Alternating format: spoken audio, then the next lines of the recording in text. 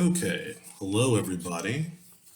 I am the Mindful Cyber Mystic, and I will be delivering a lecture to you on the tarot. Some of the topics that we're going to be discussing in relation to the tarot are going to be dealing with number theory, number definitions, the hero's journey, the definitions of each tarot archetype. Then we're going to go into the major arcana, the minor arcana, and then using your intuition with the tarot.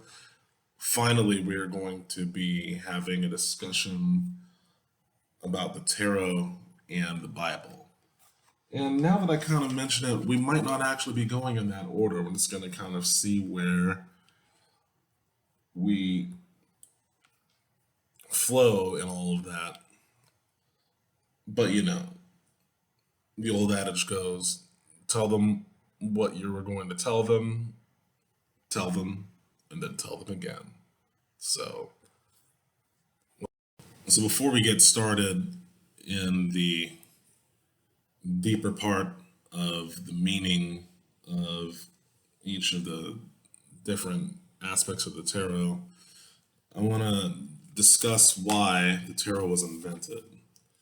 Now, the earliest known deck was said to have been created in the first century AD, and has been traced to a Coptic Egyptian church. But the reality is we don't actually know when the tarot was created.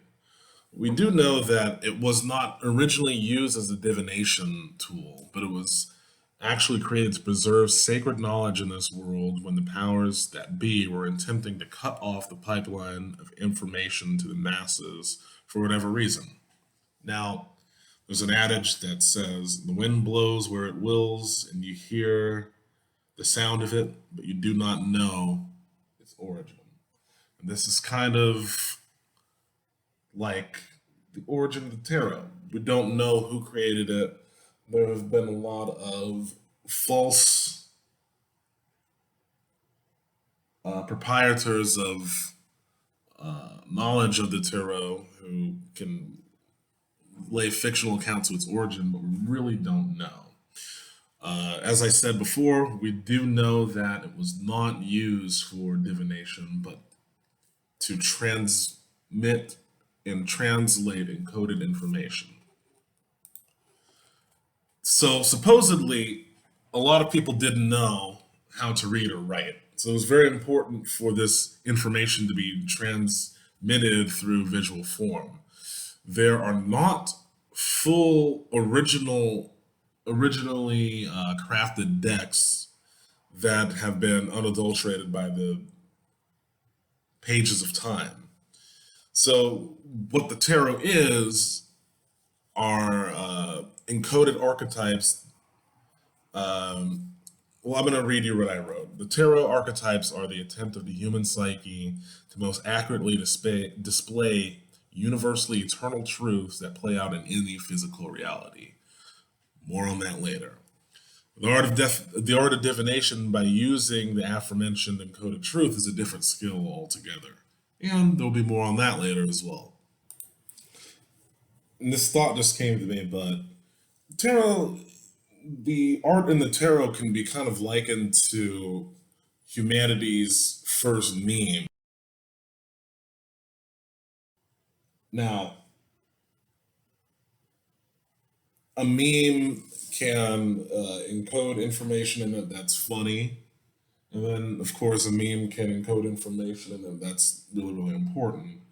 And as we kind of progress in censorship culture, you're seeing a lot less edgy memes that kind of, talk about things that maybe like a teenager would laugh at. Of course, which I'll add an example um, of visually. You can encode memes that kind of talk about some kinder and softer things about dealing with emotions. We've all seen memes, and a meme has a written component, but the visual component, of course, contains the emotions that are supposed to be transmitted, and the words are more like a prompt.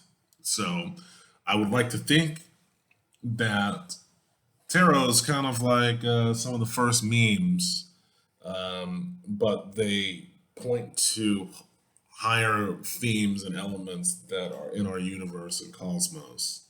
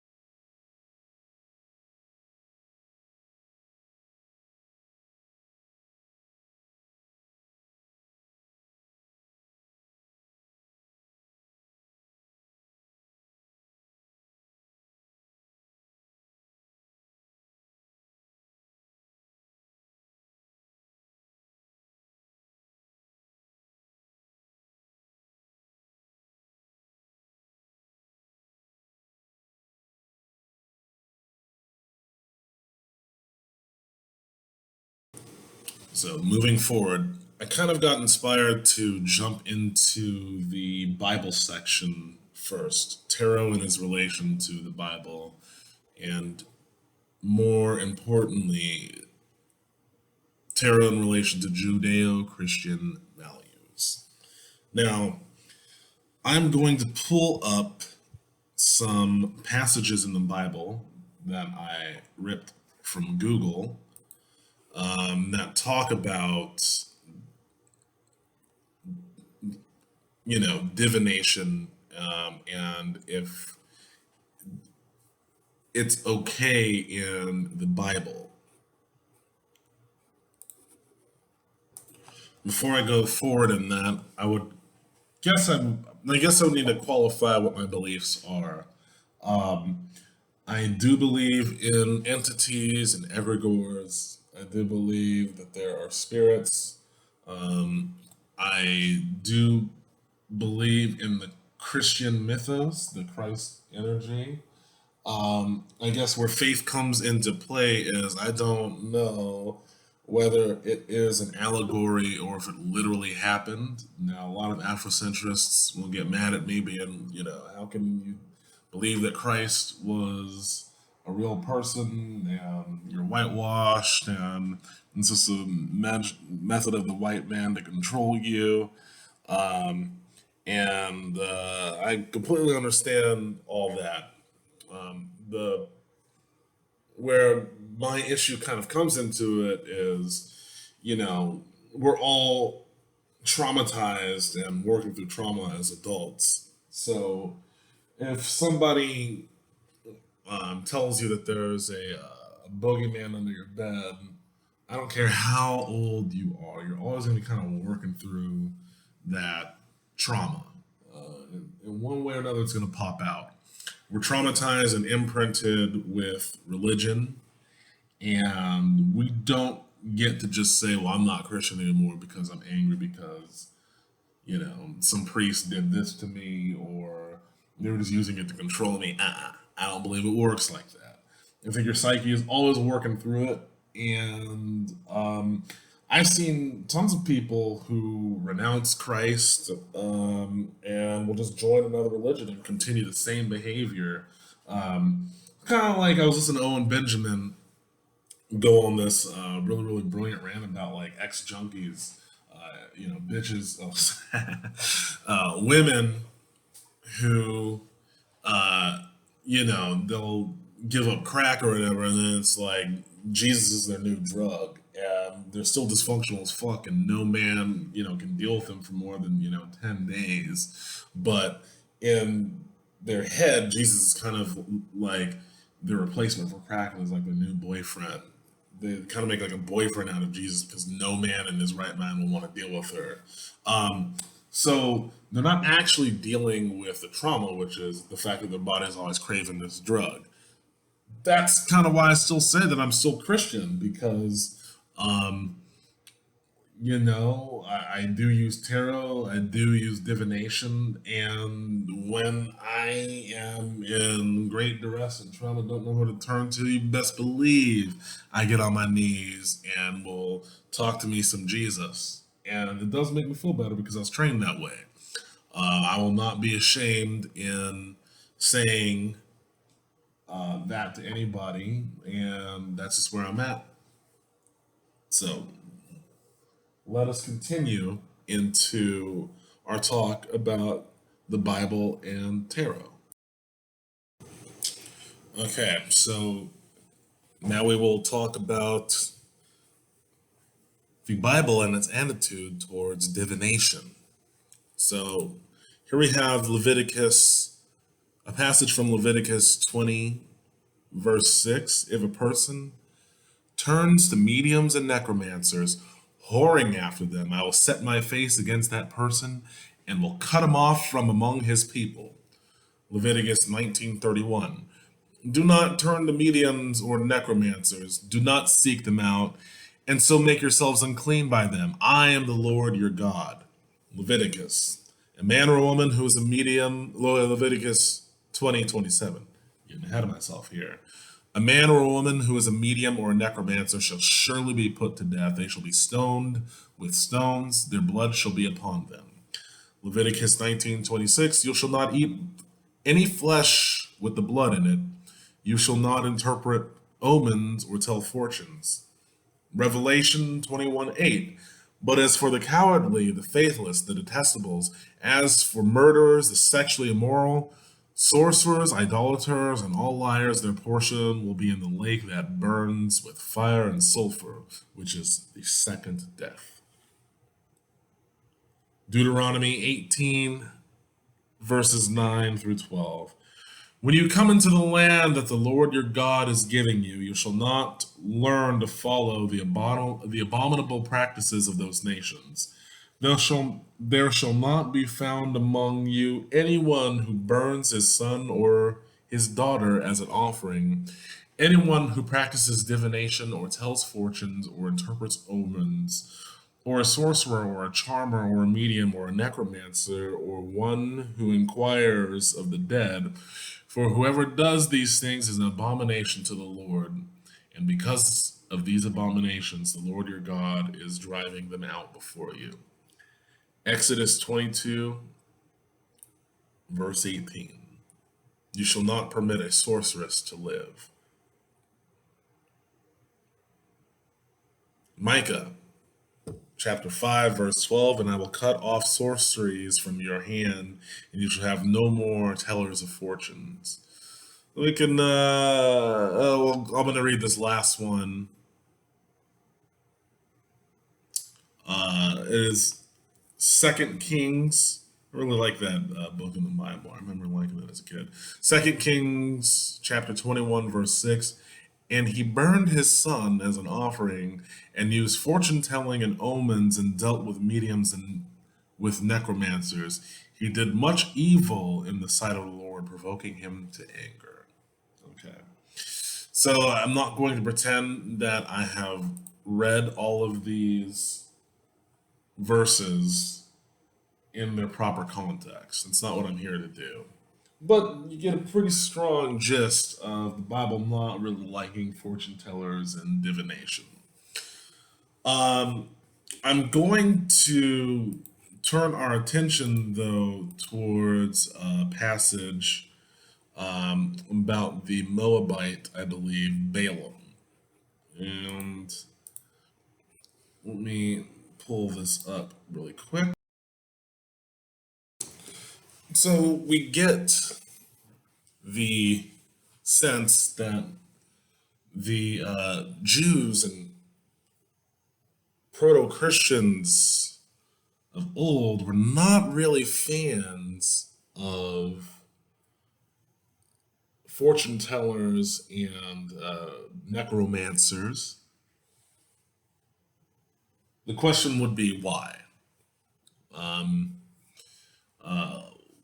Clearly, we could see in some of those passages that it was kind of maybe seen as like a stepping stone to something more sinister because maybe the spirit world would be real, but once you're open to it, they start asking for things like blood and sacrifices. And it seemed that there was a person that, killed his own son. So we're not really talking about people who are working just to connect with synchronicity. And we're going to get into the difference between divination versus synchronicity in a minute. It seems that these witches and warlocks and necromancers and fortune tellers were tied into a spiritual system that we don't really know a great deal about in terms of today because we get a lot of propaganda against Christianity in the Bible. Of course, we've all, been victim to, greedy preachers and that sort of thing. But there's really a hidden occult system that kind of tied into like child sacrifice and all this other stuff that was tied in with it. So it wasn't like just like the Jews had their priest system, and there was a pipeline and different tribes that did certain things, like the Levites studied under the Kohanim tribe. The Kohanim tribe were the priest class of the Jewish people, the people of Israel, and the Levites would be the ones to help assist them in the duties of the temple for the priest class. It seems that these other necromancers and fortune tellers have their own culture and rites of passage as well.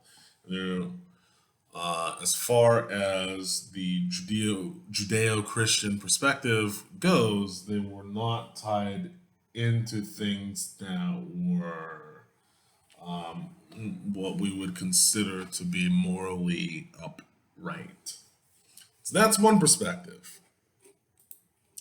I think part of the reason that I still consider myself to be Christian or at least Christian based is I have friends that are in um, various different systems, and I have a friend who's in I think Yoruba or Palo Mayobe or something like that. We were talking, and it's kind of strange because I hear spirits and I hear spirits talk, and I can't explain it. And we were talking, and I was giving him a reading and just kind of talking about my just what I got from interacting with him. And I had mentioned to him that he has like a Native American spirit around him or whatever. And he wasn't what while I was doing the reading, he wasn't really revealing too much. And every time I give a reading, I'm kind of like really nervous. Like, is this shit real? Am I just making shit up? Am I just engaged with my imagination? So after the reading's done, his jaw was kind of dropped to the floor, and he was like, "How were you able to pick up on so much?" And it's like, "Yes, I do have a Native American spirit." And he revealed to me that it was a spirit that was given to him for the sake of time. I'm going to say it by his grandmaster, but that's not what they call them in Palo, but that's what I can remember right now. And it's basically a spirit that they kind of have bound or trapped in a talisman that he feeds the spirit through different rituals or whatever, but has a spirit performing tasks for him, almost kind of like a genie in a bottle. Now, um, I won't call myself the most researched individual. Well, that never really sat right with me. You have a spirit captured that you kind of have enslaved, and okay, well, I tried to keep an open mind. I still talk to this guy from time to time because I generally believe that most people. I could be naive because I grew up with a platinum spoon in my mouth, but I generally believe that most people aren't evil, that they're just misguided or acting out of pain. And as a Christian, I'm not really allowed to elevate myself above everybody or anybody else because we're all basically designed the same, just at different angles. So, as we're talking, he keeps on saying, like, oh my God, you'd be so powerful in Paulo. Starts talking about my sexuality and how I have access to both the feminine and masculine powers, being that I'm into both guys and girls, And it was really, really cool at first because, finally it's like somebody can like see my gifts and see me or whatever. But, um, uh, he revealed to me that he thought that somebody was pulling on my spirit and he wouldn't reveal how it was done with the method of somebody going through the ether and you know pulling my spiritual life force from me. He wouldn't explain it, and he kept on egging me on, saying that I would be so powerful in Paulo. I just need to like join a house. Now, the weird thing is outside of the religions that come and knock on your door, or the ones that are kind of visible. So you have like Buddhism, Catholicism, Judaism to an extent, the Jehovah's Witnesses, whatever. I think Mormons, they'll tell you what the fuck you're getting into, but all these other motherfuckers like Freemasons, Paul Myobe, all this other stuff. It's kind of like you don't really get the true information up front. You have to join and commit and start doing ritual and all this service before you really get all the information. So you're not really able to make an informed decision, and that's just not. That's for me just kind of bad business. Now I could be naive, um, but that's just me. So, um, but I'll never forget the fact that this conversation that we had was he was just so nonchalant, like, yeah, I have a spirit that services me, and it's like, well, what the fuck's gonna happen to you when you die? Is somebody gonna, bind your spirit to a bunch of your ground up bones, and then you have to like, is that the system? The problem is that the you don't get a straight answer until you join, at least with him. So how is this tying into the Bible's attitude toward divination? Um, you know, some college girl who's into Wicca and buys a tarot deck, maybe a Rider Waite deck, and starts doing tarot reading with their friends. Um, that's um, it just sounds like really, really innocent. But at the higher level and in terms of what they're engaging in and how it relates to history, it's like we really don't know what we're really tapping into. That's kind of the gist that I'm getting with God's attitudes and warning towards Israelites. Now, we also do not have the original translations of the Bible on display, nor will we ever have that unless we all go and storm the Vatican. Even then, we're just going off what a bunch of guys say. This is kind of why the tarot and how I'm going to explain it is going to be so crucial, because you are going to get a glimpse into um, symbols in the tarot that speak to divine patterning. Um, Now, going back to my friend who was in Paulo, and kind of the allegory that I'm trying to impress upon you in relation to the Bible's attitudes towards pagans and necromancers. Um, there's kind of a fine line, um, and that there's kind of a fine line that I'm not willing to personally cross, even in my curiosity. I'm not willing to rape anybody. I'm not willing to kill anybody. I'm not willing to kill my own child um, to sacrifice. In fact, the whole idea of Jesus Christ is the fact that he's kind of the last sacrifice that you make. Now, I have a lot of issues with Christianity. I'm not here to proselytize any of you guys. This is purely educational.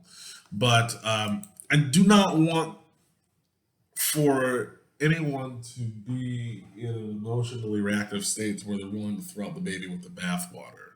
Um, I believe that the Bible warns us against divination for a very, very, very specific reason, and it is to prevent us from going on the slippery slope into hedonism, decadence, and child sacrifice and ritual murder.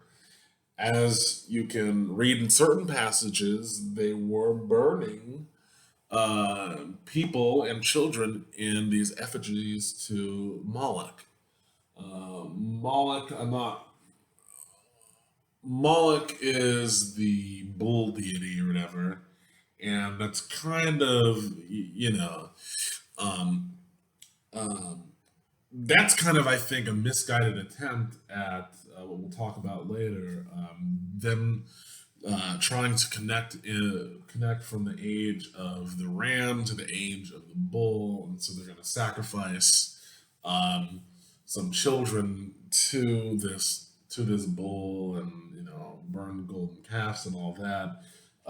Really, the information they have, I believe, is misguided because um, the information is already encoded in the sky. Like, you don't need to worship a clock. We'll get into more of that later. Now, for the next part.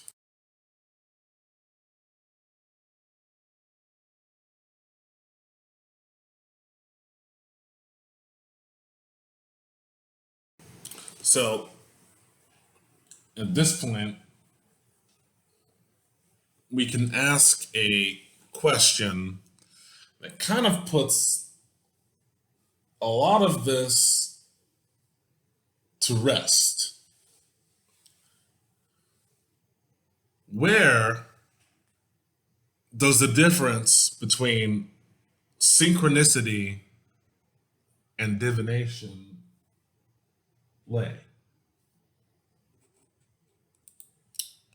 And we generally have an idea of what divination means, but the definition of synchronicity is the simultaneous occurrence of events that appear significantly related but have no discernible causal connection. You know the story of Balaam in the Bible. The Moabite.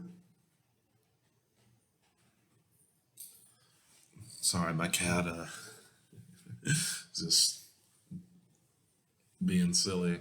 The story of Balaam in the Bible kind of has this theme where God appears to Balaam in a dream. Balaam is a Gentile, of course. I think the Jews have seven Gentile prophets or something like that. This is Wikipedia information. That's watered down, so I don't want you guys thinking that I think that I'm some sort of like hotshot scholar, but I do my best.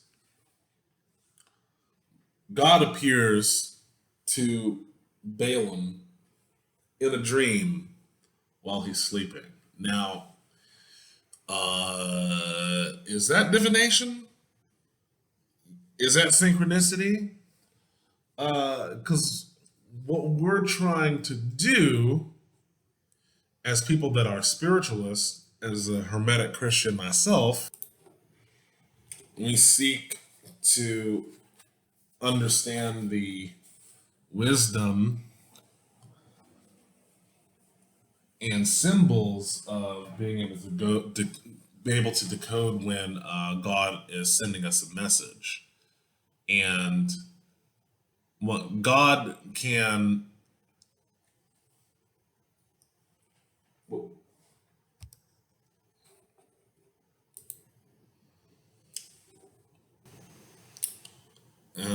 Sorry, I have a little bit of technical difficulties.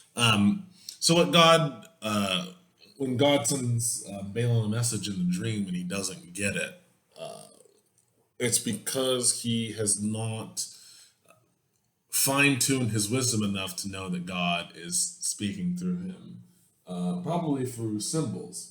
Now, eventually, God sends down an angel as clear as day, and that angel stops him in his tracks and tell him, "Fucking, get your ass in gear and don't go to that city and try to prophesy against the rising kingdom of Israel." And then, eventually, he comes, he falls in line. Um, Most people today are not seeing angels, although some. I actually think. I actually think that there is a pattern that I keep on seeing with a lot of people who are saved who come into Christianity.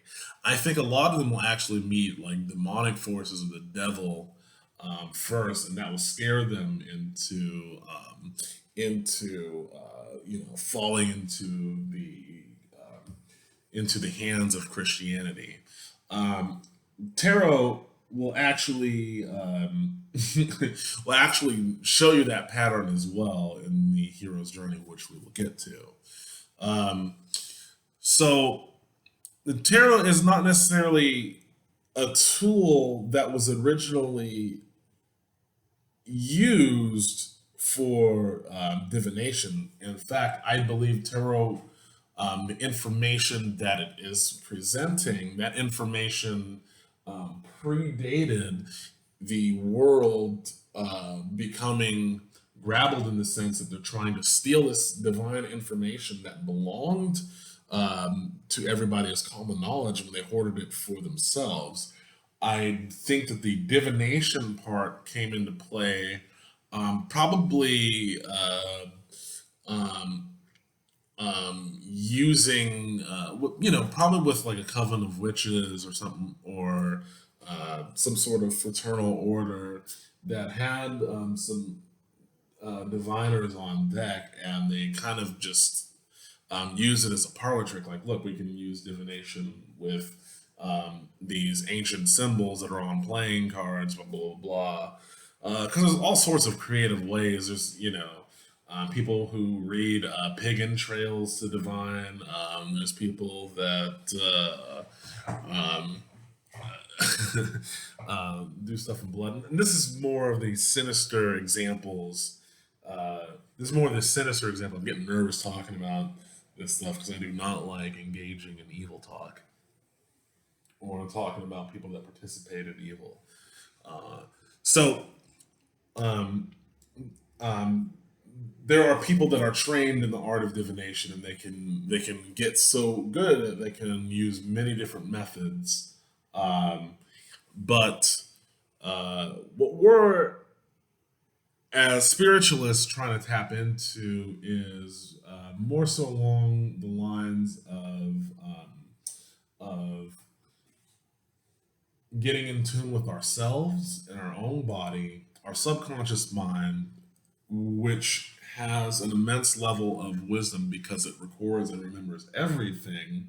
So we can draw upon our body memory for wisdom. We can draw upon God for guidance, and we can draw upon these ancient symbols to kind of know what we're looking at. Now, in my talking earlier, when I was talking about this guy having this basically this Indian spirit that he has kind of tethered to him via way of these rites and passages. Mind you, I encourage you guys to go out and get more information because I could be totally, this could just be like a spiritual rite of passage. Like, hey, you are a slave to some humans in Apollo for maybe like 700 years, and then you ascend to like a paradise. I don't know, but moving forward, I'm going to be exposing my ignorance to you guys, just to kind of dispel the myths and the attitudes and why Christianity has probably I would say a viable reason to be skeptic of divination. There's a Reddit thread that I encourage you guys to check out that talks about synchronicity and the Bible. And one guy wrote, "Since I've had it, some interesting things have happened in my relationships to its content." He's referring to the Bible. What I would call Bible synchronicity resulting from randomly flipping it open. This is a great technique that I would think is better for intermediates. I think it's more important when you're just starting out to study because your mind is kind of like a sponge still. You're going to have lots and lots of questions, and none of them are going to be answered, but your subconscious mind will gobble it up and then make sense of it later. So, if you're more intermediate, I would suggest maybe doing some Bible synchronicity. Uh, I'll continue reading this guy's comment. For example, I've recently spent a lot of time pondering Jesus's exclamation from the cross that is a reference to the opening of Psalm 22. And right after I got my Bible, I flipped it open randomly, and lo and behold, it opened to Psalm 22. I took it as a good sign and then thought little of its sense. Yesterday, however, while walking around, a thought occurred to me about a thought occurred to me out of the blue regarding God speaking to Job from the whirlwind. Last night, I did another random flip open. Bingo! It opened right to the part where God is speaking to Job out of the whirlwind. Does anyone else have a synchronistic relationship with their Bible? Okay, and this is what I'm talking about. Um, Now, he didn't go to a fortune teller um, do some ritual. He just wasn't thinking and had an intention and a thought, and then it manifested via synchronicity. How many times will you be thinking of somebody? You'd be thinking of a motherfucker, and then all of a sudden that person just texts you, or somebody will just say their name aloud, speaking to but they're speaking to somebody else. This is synchronicity. That's not divination. Um, and so, without further ado, I would like to close this portion of talking about the Bible in relation to the tarot and its intention and get into its original function, what it is truly intended for.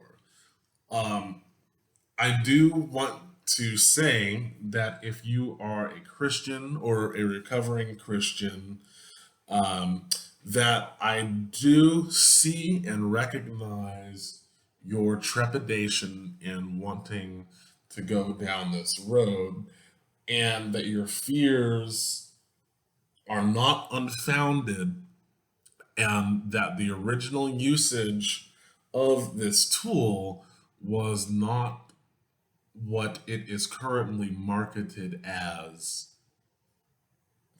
Oh God, that was kind of a mouthful.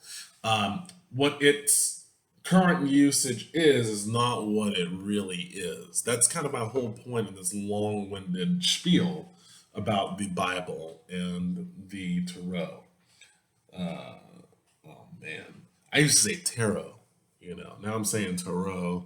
Uh, oh God. Okay, so we're going to move more into the lecture about the hero's journey.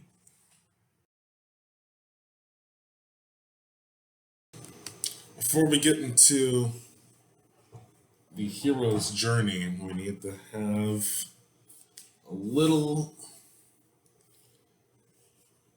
lecture on the nature of numbers.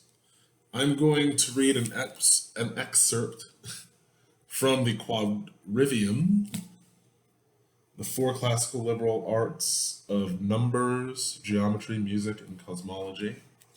Okay, so here I go. What is a number? How do we distinguish the one from the many, or for that matter, the two from the three? A crow disturbed by four men with guns is going to hide under its tree, will fly away and carefully count them home again from a distance, one by one, tired and hungry, before returning safely to its nest. But five? Crows lose count at five. We all know certain things about certain numbers. Six circles fit around one. There are seven notes in a scale. We count in tens. Three legs make a stool. Five petals form a flower. Some of these elementary discoveries are actually the first universal truths we ever come across, so we simply forget about them. Children on distant planets are probably having the same experience of these elementary quanta. The science and study of numbers is one of the oldest on Earth, its origins lost in the mist of time. Early cultures wrote numbers in pottery markings, weaving patterns, notched bones, knots, stone monuments, and the numbers of their gods. Later systems integrated the mystery under the magical medieval quadrivium of arithmetic, geometry, music, and astronomy, the four liberal arts required for a true understanding of the qualities of number. All science has its origins in magic and ancient schools, and in the ancient schools, no magician was unschooled in the power of number. These days, the lore of the sacred number has been usurped by a tide of quantitative numbers not covered in these pages. So now we're about to talk about the hero's journey. But before we do that, I'm going to go ahead and jump a little bit into the theory of the tarot in relation to numbers. Um, I'm also going to give you guys some definitions about the classification system in the tarot. Um, right now, I'm going to go from 1 to 10. Now, ones in the tarot are called ace or aces. Um, so, aces represent birth, beginnings, creativity, and solid foundations. Twos are representative of partnership, but they also represent a hollow victory. Threes indicate luck, opportunities. This is where our partnerships in twos grows into a team. Fours represent homes, houses, and belonging. Fives generally represent challenges, obstacles, and fights. Sixes can indicate victory, glory, success. Sevens talk about defiance, negotiation, and defense. Eights tend to have to do with letters, employment, messages. Nines will talk about delays, injuries, and sickness. Tens will talk about stress, burdens, hard work. You know what?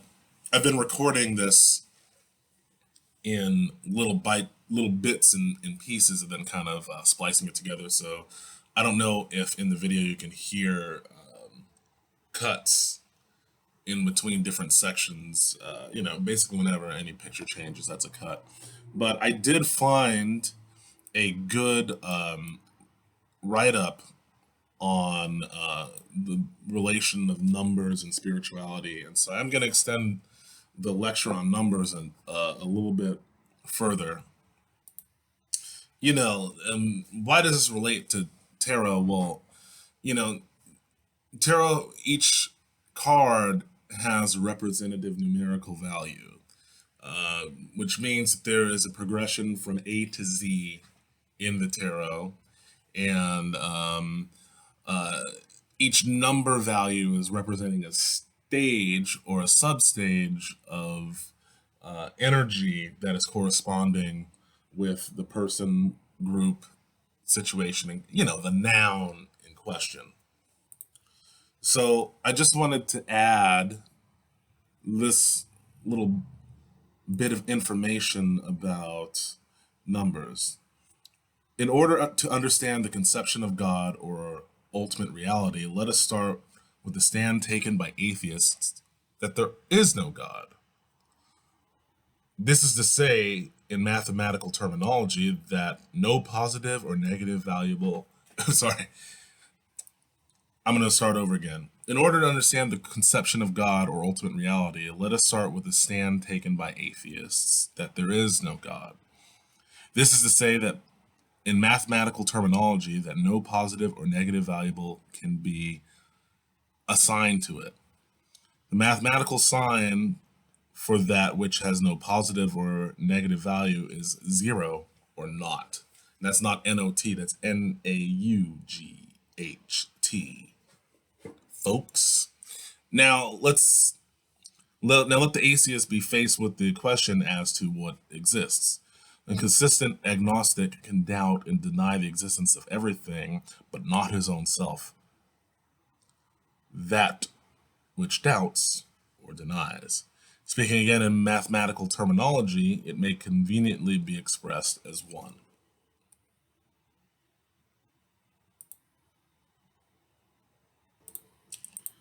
So, look at the magical function of zero. As you go on adding more and more of that which does not exist, like zero, to the right side of that which exists, one, it goes on swelling and multiplying itself. There is hardly a comprehensible limit to this expansion, and the Upanishads have rightly categorized this expanded infinite as bigger than the biggest. Then start adding zero to the left side or the negative side of one, the function of negativating will, I like the decimal point. The addition of more and more knots will gradually bring the one closer and closer to zero. Again, there can hardly be any limit to this shrinkage of self, and the Upanishads have rightly categorized it as smaller than the smallest. One may think that problems are coming from the outside, but most of our problems are coming from the inside. This paper attempts to discuss some of the major problems of human existence and relate these existential problems with mathematical expression and dive deep into mathematical correlation in an effort to get some insight in their solutions. So, now, what I expressed earlier about the tarot being a visual representation of universal truths, that statement kind of ties into the understanding that the numerical system in and of itself is trying to do the same thing. And, not everybody is good with numbers. And, when you're building a civilization, you can't teach everybody how to read and write when you got a farm. So, obviously, having a visual representation can condense a lot of these ideas into visual form and thus allow the subconscious mind to have a basis or a foundation of understanding these universal truths. So now that we understand what the place of numbers in a progression or the progression of numbers and their importance in relation to the tarot is, we can begin to get into more of the philosophy of the tarot or the philosophy of the nature of the tarot. So I'm going to begin to start a lecture on the hero's journey. What is the hero's journey? Well, I'm going to Wikipedia right now because my memory, it is what it is. And I'm going to read an excerpt from Wikipedia. In narratology, I've never heard. Oops. I guess my special bath potion is up. I'm gonna hit pause here. All right, I'm back. Okay. We're going to talk about the hero's journey in relation to the tarot. Now, the hero's journey is a progression of events, and I'm going to be reading an excerpt from Wikipedia again. Okay, thank you for, holy shit. Okay. In narratology and comparative mythology, the hero's journey, or monomyth, is a common template of stories that involve a hero who goes on an adventure, is victorious in a decisive crisis, and comes home changed or transformed. And earlier figures have proposed similar concepts, including psychologist Otto Rank and amateur anthropologist Lord Raglan, who uses hero narrative patterns in terms of Freudian psychoanalysis and ritualism. Okay. Eventually, hero myth pattern studies were popularized by Joseph Campbell, who was influenced by Carl Jung's analytical psychology. Campbell used the monomyth to deconstruct and compare religions. So I'm going to read to you the pattern of the hero's journey. And just a reminder,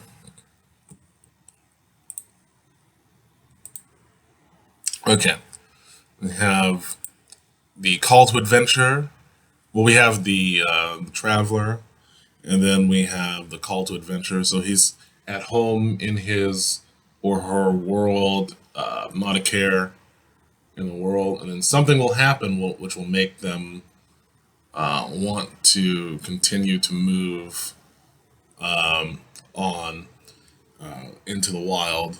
So we have the call to adventure, the supernatural aid, the threshold guardians, meaning like you can't pass through here. And we have the threshold, and your threshold is where the beginning of the transformation happens. After that, we have the helper. So this is a person along the road who will, either give the person a sword or give them a ride, and then they'll meet their mentor, somebody who tells them what the challenges up ahead are and how to be prepared for it. And of course, at this point in time, the traveler isn't really in the mindset to understand what the fuck is going on. So it's not going to take the words of the mentor seriously. Then we have the temptations and challenges, and we have a helper who gives them an item or a piece of advice or a ride somewhere or something like that, and then we have the abyss, which is the death and rebirth. So this is the lowest point of the journey that we're talking about. In tarot, it would obviously be the death card, but we'll get into that later. Now, what is the bottoming out for? The bottoming out for is actually the death of the ego. The ego, let me get a fucking definition for ego. Because we're talking about this hero's journey is a process of discovery and transformation. The ego, I'm looking for a definition right now. The ego is the part of the mind that mediates between the conscious and unconscious and is responsible for the reality testing and the sense of personal identity. Now, we live in this world where everything is identity politics, and I don't know whether that's a good or bad thing. But I made that comment to stress that and identity is important. To go through an experience where you bottom out and your whole identity, your sense of self is transformed is a pretty big deal. It's not just a casual thing that can uh, throw your mind and psyche into chaos and have you do some really really drastic shit. And so it's this point when your ego dies and you're stripped away of nothing. You have to choose, or the hero must choose where the fuck we're going from here. Okay, now that I got that part ironed away, let's get back to the hero's journey. So we have the revelation, which is a bottoming out, the abyss, the death and rebirth revelation happens. Then we have the transformation, right? The transformation is when after the ego is shattered and it's kind of like a rebuilding process with the new tools and identity that has been formed. And then there's the atonement. There is the basically saying it's kind of like a come to Jesus moment where they have to admit their mistakes or confront their follies or their weaknesses along the journey, and then we have them back at the threshold, which is the gift of the goddess. It's where they get the goodies. It's where they defeat the enemy. It's where they defeat themselves, or they get the prize, and then we have the return back home, back to zero, right? In the photo that I have, laid before you, you know, it's a circle, right? The photo is um, in kind of a circle, and the reality of this is unrelated. You don't have to memorize this or anything, but it's really a spiral. You got to think of the hero's journey kind of like a slinky. So even though in a two-dimensional plane it's appearing as a circle, you're actually traveling up a endless spiral. And this is kind of like the nature of reality and the tarot. The tarot has the hero's journey, and the hero's journey portion of the tarot would be described as the major arcana. And I'm actually not going to go too far into that, but I want you to remember the hero's journey portion of the tarot is segmented in the major arcana.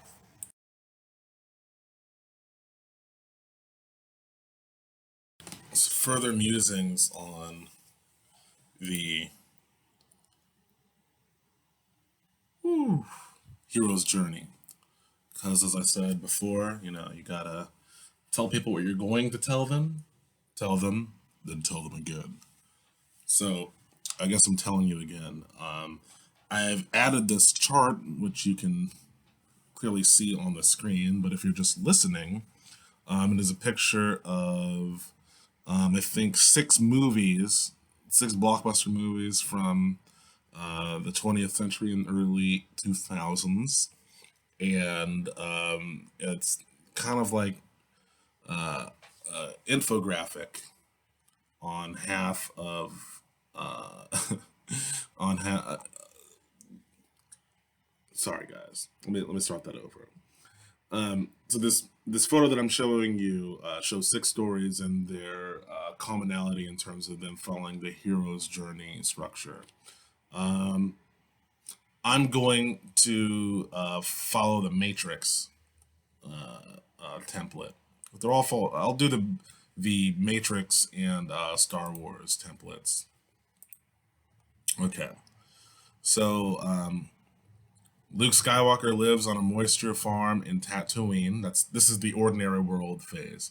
Luke Skywalker lives on a moisture farm on Tatooine. In the Matrix, Thomas Anderson lives a double life as a regular citizen and Neo as a hacker in his office. They didn't do a good job with the, you know,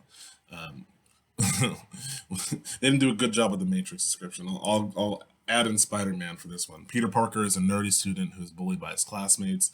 Simba is an heir to the throne in their prime lands. This is the ordinary throne. This is the ordinary world in the hero's journey. Then we're gonna we're gonna go to the Call Adventure. Neo receives a cryptic messages referencing the Matrix. There's actually misspelling in this. I'm not normally this bad at speaking. Neo receives cryptic messages referencing the Matrix. R2D2 gives Luke a message from Princess Leia asking for Obi-Wan Kenobi to help her. So then we have this one, the refusal of the call. Luke is reluctant to accept Obi-Wan's offer. Neo talks to Trinity but isn't sure if it's a dream. Then we have the meeting with the mentor. Obi-Wan gives Luke his father's lightsaber and offers to train Luke to be a Jedi. Morpheus tells Neo to take the red pill or the blue pill. I'm going to throw on Peter Parker. Uncle Ben advises Peter that with great power comes great responsibility. So then we have the crossing of the threshold. Luke accompanies Obi-Wan to Alderaan to deliver the plans for the Death Star to Leia's father. Neo chooses the red pill and wakes up for the Matrix. Peter stops Uncle Ben's killer and realizes that he must use his powers to stop a crime. We have the tests, allies. This is the challenges and temptations. Morpheus trains Neo to fulfill his role as the one who will free humanity. And I think there might have been some reluctance on Neo's part to believe that he was the one. Han Solo and Chewbacca agree to take Luke and Obi-Wan to Alderaan. Peter becomes Spider-Man and takes photos for the Daily Bugle. So these are the tests, and this is like kind of the temporary world that has been cast out, or sorry, not cast out. This is the temporary world that has been undertaken, and the temporary world is, of course, contrasted to the ordinary world, which would be Peter Parker's a nerdy student who's bullied by his classmates, and then Luke Skywalker living on a moisture farm in Tatooine. So this testing phase is kind of, like I said, a temporary world, and the threat of this temporary world is that it could become permanent should the person fail at what they are undertaking. So Neo could have just been trapped in Morpheus's ship and could never jump between buildings and is just destined to eat gruel and fall every time he takes a leap from a building when he is back in the simulated Matrix. Luke could have had his father's lightsaber and then gone back home to that moisture farm in Tatooine and really had like a cool lightsaber. Probably would have been extremely, would have had like a moist. Well, I thought Luke's parents were like killed or something like that. Anyways, I think I might have jumped ahead a little bit, but you kind of, you know. So once the threshold is crossed, a challenge appears. So Spider-Man, of course, um, loses his you know his Uncle Ben, and emotionally speaking, for the hero being stuck in the state of existence would not be optimal. Now, human beings are highly adaptable and can adjust to any situation, but when there is, I would say, a chance for a better way of living that would take some risk to attain, now you have some legit skin in the game. So after the first threshold of is crossed and the temporary world is established, the hero doesn't know that the world is temporary, but it's a risk for it to be not, and it's either going to get better or completely worse.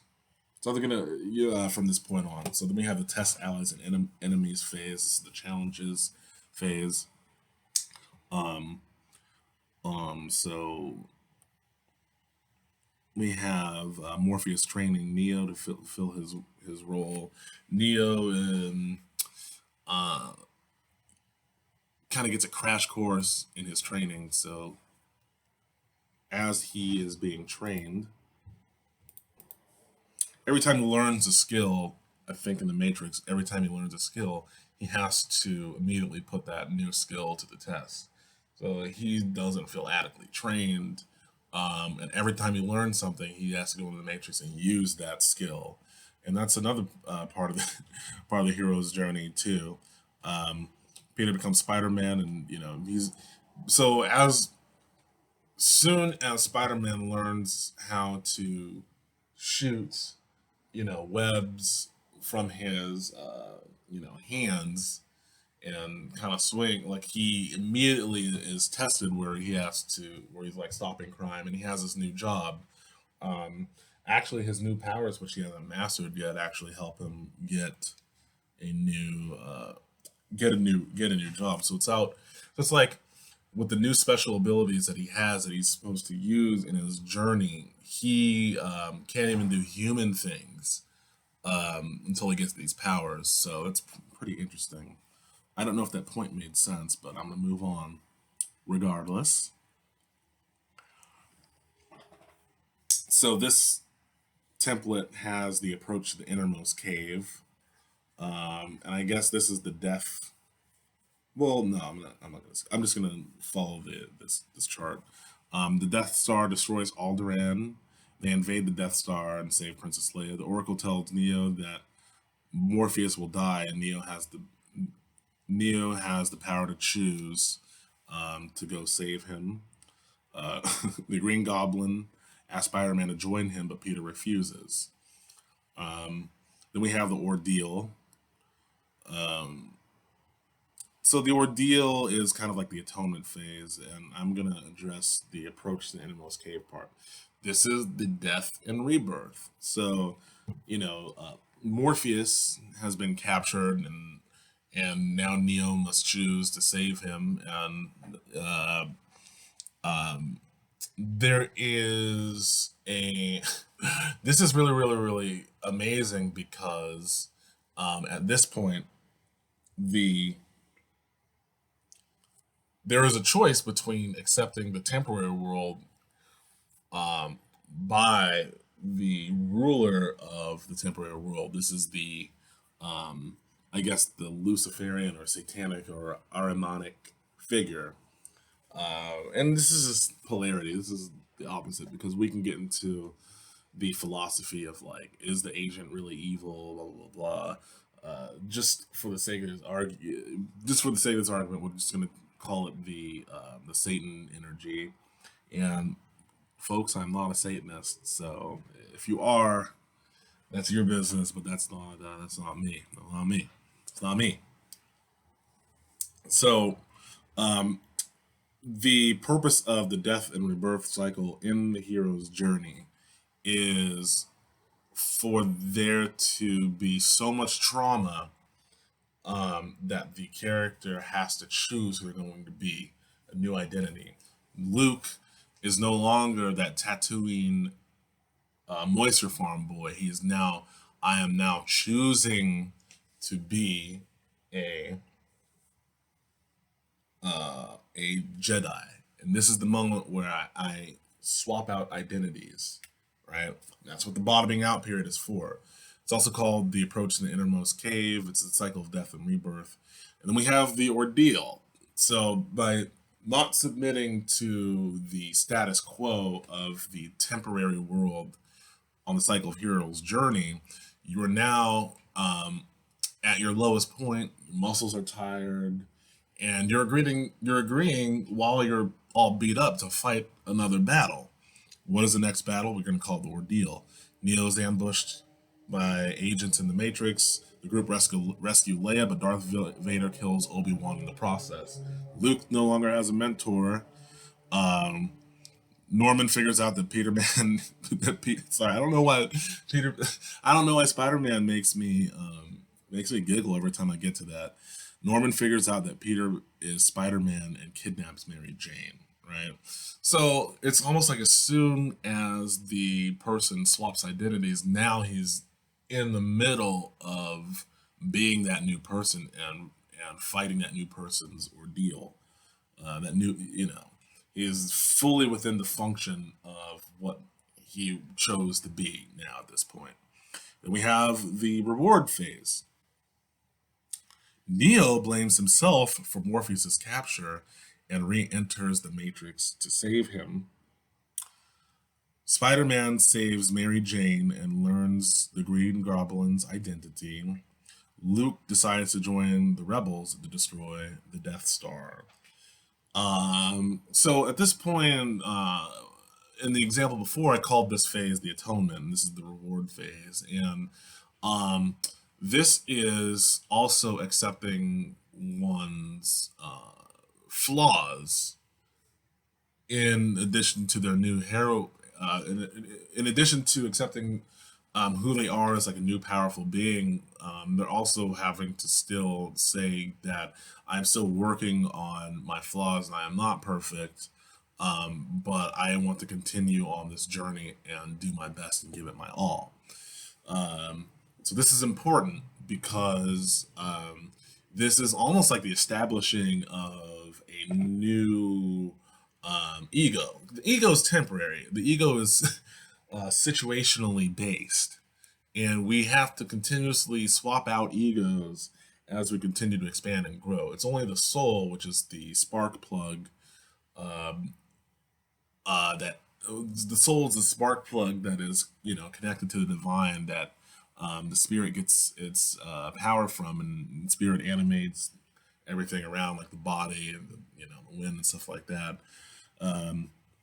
Whew, that was a mouthful.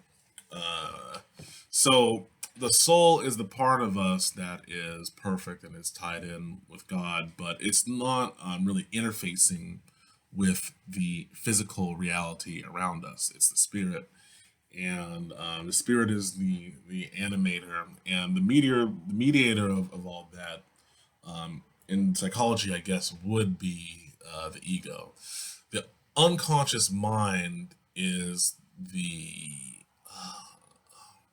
I don't want to say that the unconscious mind is the soul, because the soul is beyond all of that. But the unconscious mind is probably, I would say, the unconscious mind doesn't have as much of it's less fixed. No, sorry. The unconscious mind is more fixed, and the ego is not as fixed. That's why we create our shadow selves and can blow up at a person, when we feel slighted or why we go into denial. That's all ego stuff. Subconscious mind. Um, Subconscious mind is kind of like the great recorder that kind of records everything or whatever. Um, I'm getting like a little flustered, so I'm gonna pull back on talking about the psyche stuff for a second. Okay, so moving down this down this road of the hero's journey.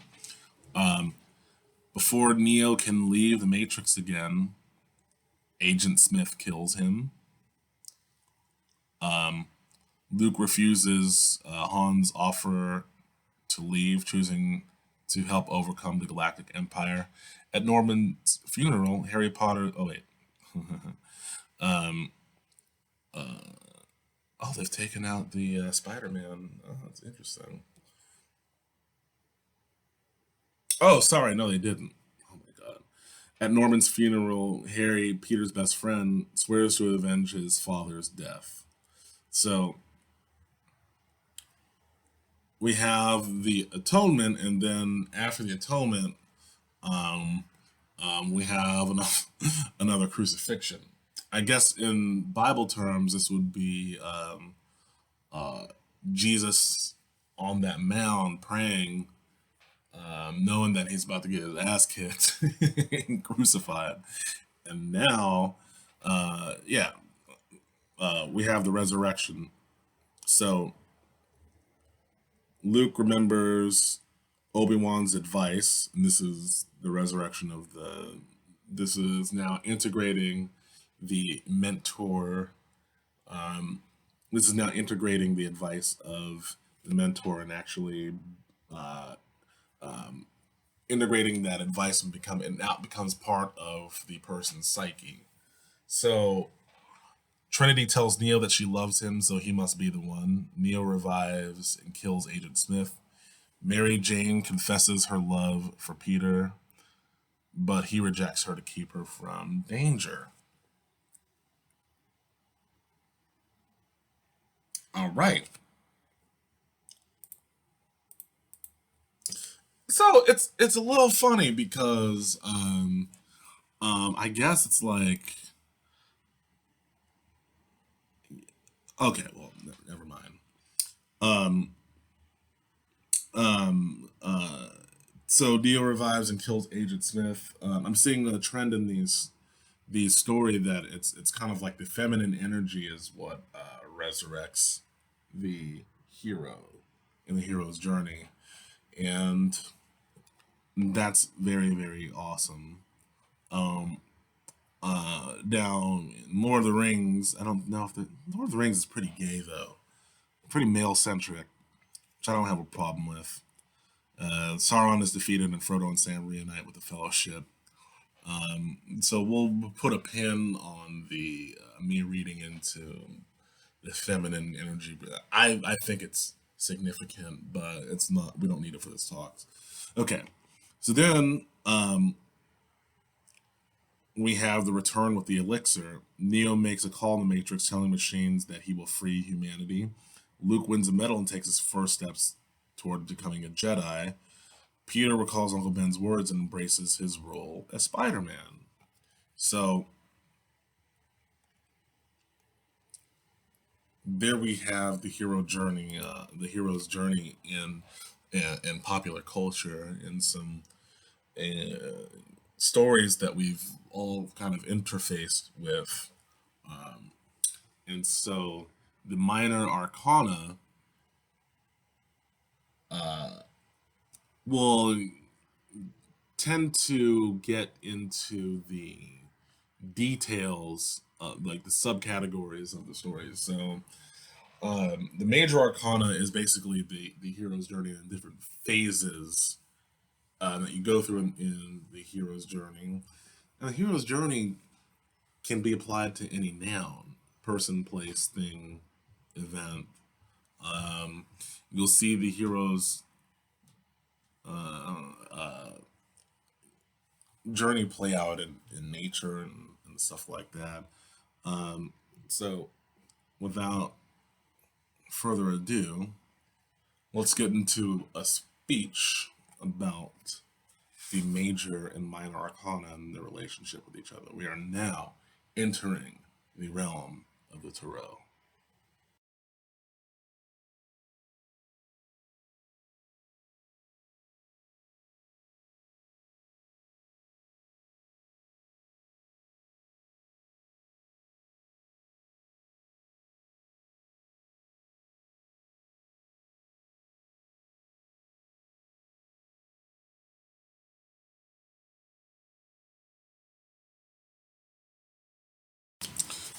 So we are now going to get into the major and minor arcana descriptive speech.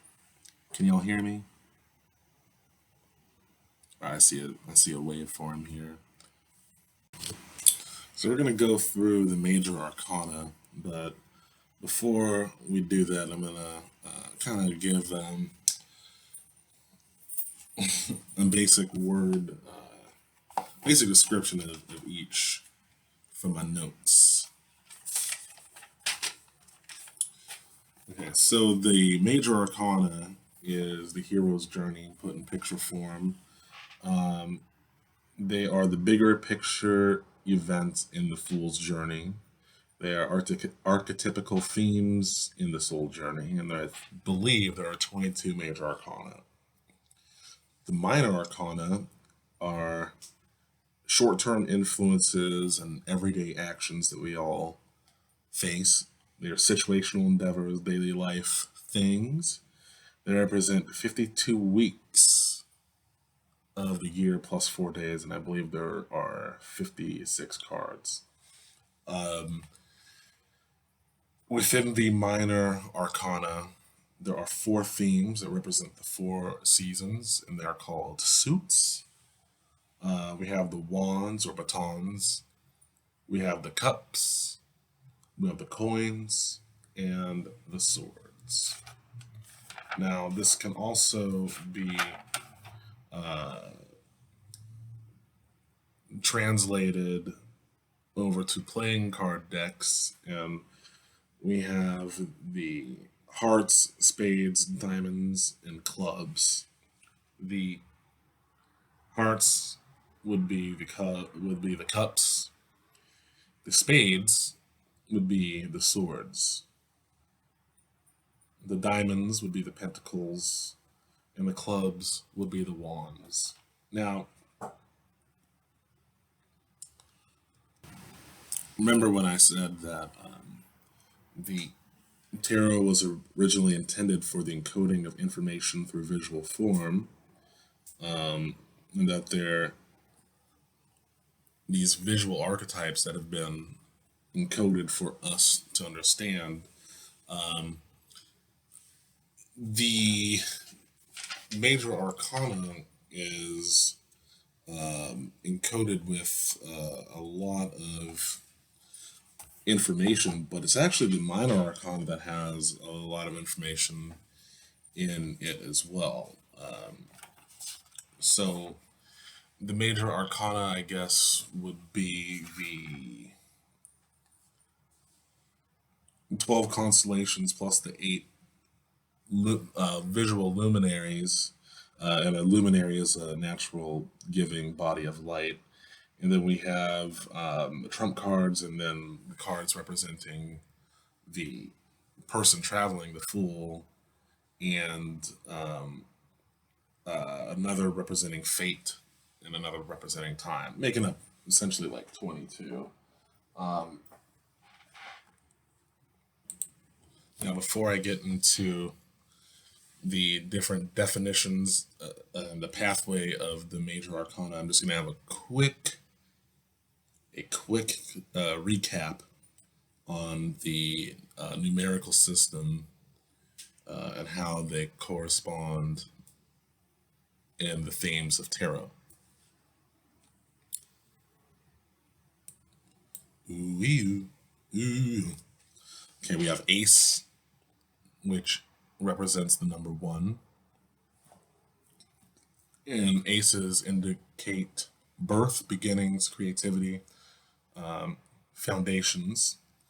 2 represent partners, can also be indicative of a hollow victory or a premature victory. 3s represent teams, partnerships, opportunities, luck. 4s represent belonging, homes. 5 represents challenges, obstacles, fights. 6s represent victory, glory, success, triumph. 7s represents defiance, negotiation, defense. 8 represents messages, letters, employment. Nines can indicate sickness, delays, or injuries, waiting. Tens indicate stress, burdens, hard work. By the way, this doesn't mean that this it can all these things represent the relation to these themes. So, you get the number 10, you're not going to be like, oh, this means like a stressful period is coming. It could mean that this is how you've handled your stress. A nine could, this is how you handled the delay or the injury or the sickness. Eight is how you handled. So we'll get into that in a little bit. And we will now get into the full explanation of the major arcana now that we've had that recap.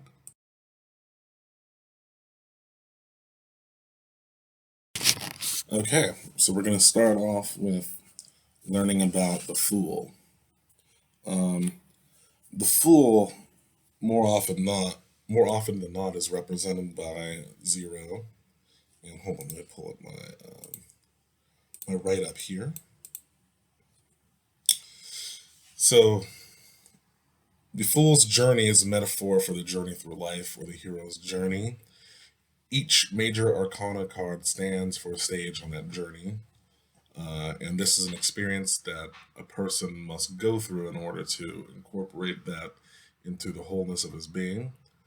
There are 22 major arcana cards, and the Fool is the beginning. The Fool is represented by zero. Zero is a part of the number system that is really a placeholder for things that are unmanifested.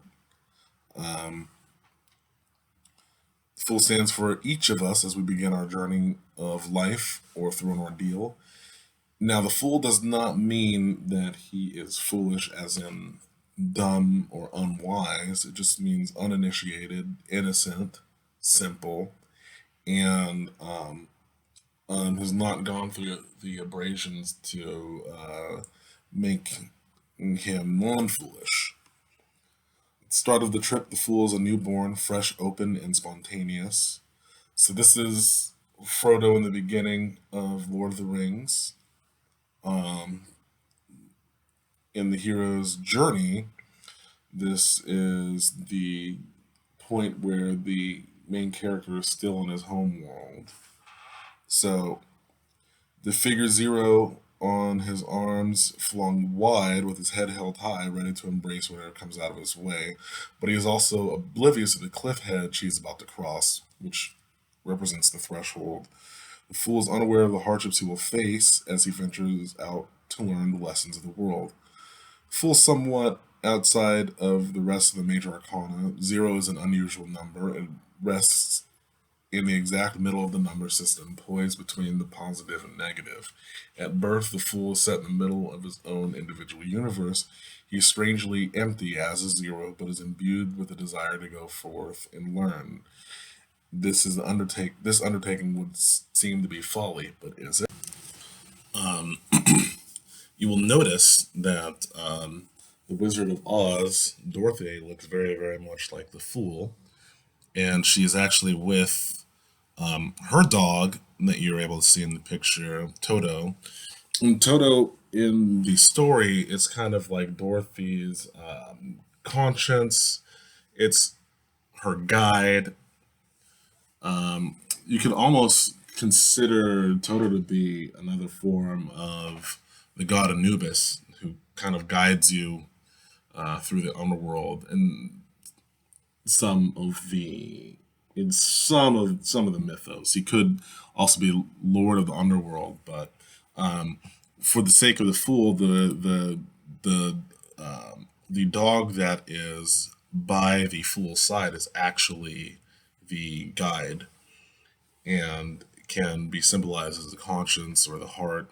The animal totem, it's not always going to be that the person in question has an animal guide. For Luke Skywalker has R2D2, but there is some sort of external stimulus that is by the Fool's side at all times. This could also be a spirit guide as well.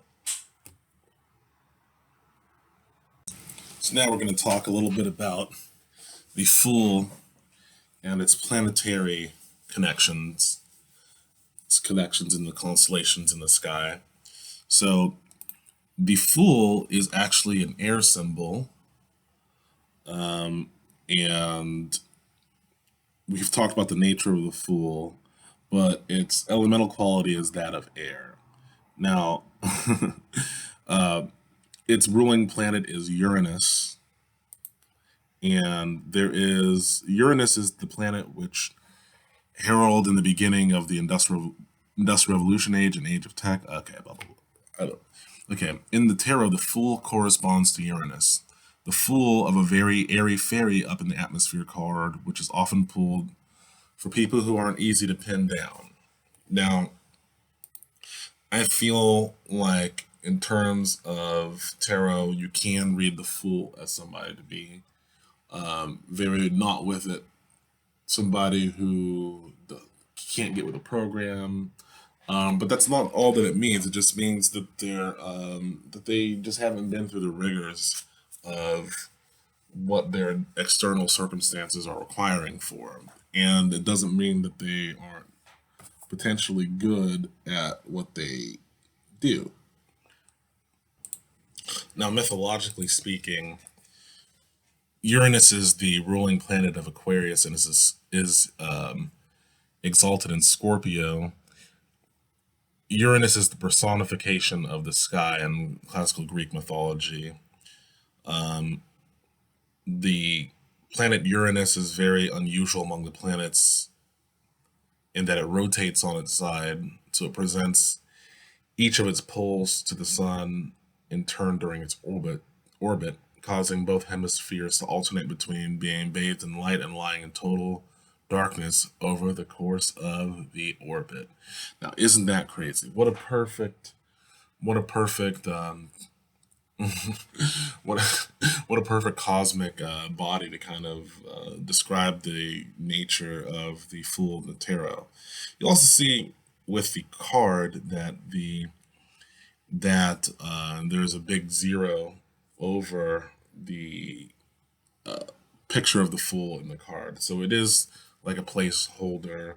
Zero means the potential is unactualized, unmanifest. So the fact that the planet Uranus can, kind of tilt on its sideways and switch polarities shows that the Fool has not been the Fool archetype. It's kind of showing its nature. Astrological interpretations associate Uranus with the principles of ingenuity, newer unconventional ideas, individuality, discoveries, electricities, invention, democracy, and revolutions. Uranus, among all planets, most governs genius. So, the Fool as a planetary body, as an archetype, actually corresponds to untapped genius. Now, I guess the nature of Howard Hughes in the movie The Aviator would be a good example of genius. So sometimes having all the answers can kind of box you in and not keep you thinking inside the box. The Fool perceives no box, and therefore it can kind of be anywhere at any time and show up at the right place, and have that beautiful strike of lightning in terms of an idea, and then actualize it. What the hero's journey, though, is refines the Fool in terms of the rigors of life in order for the Fool to experience the fruits of his genius insights.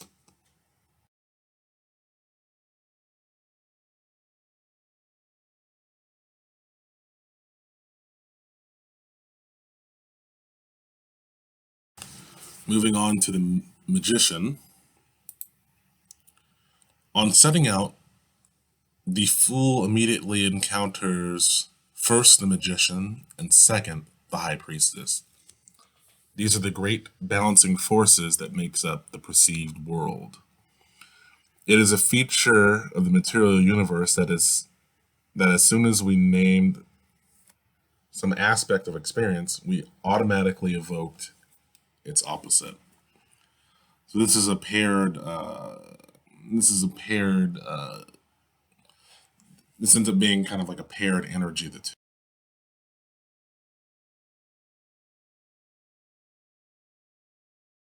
All right, so we're going to talk a little bit about the magician again. Now, I want you to look really, really closely at this picture, and you will notice that the magician has a crystal-like wand in his hand, and it's pointing toward the ceiling or the sky. And then he has a table with three other things. And what are these three other things but a sword, a cup, and a pentacle? So right off the bat, there's kind of like a foreshadowing of the different elements that are going to come into play within the hero's journey. But we have the wand or baton, the cup, the sword, and the pentacle. That's fire, air, earth, water. I'm not sure in that particular order.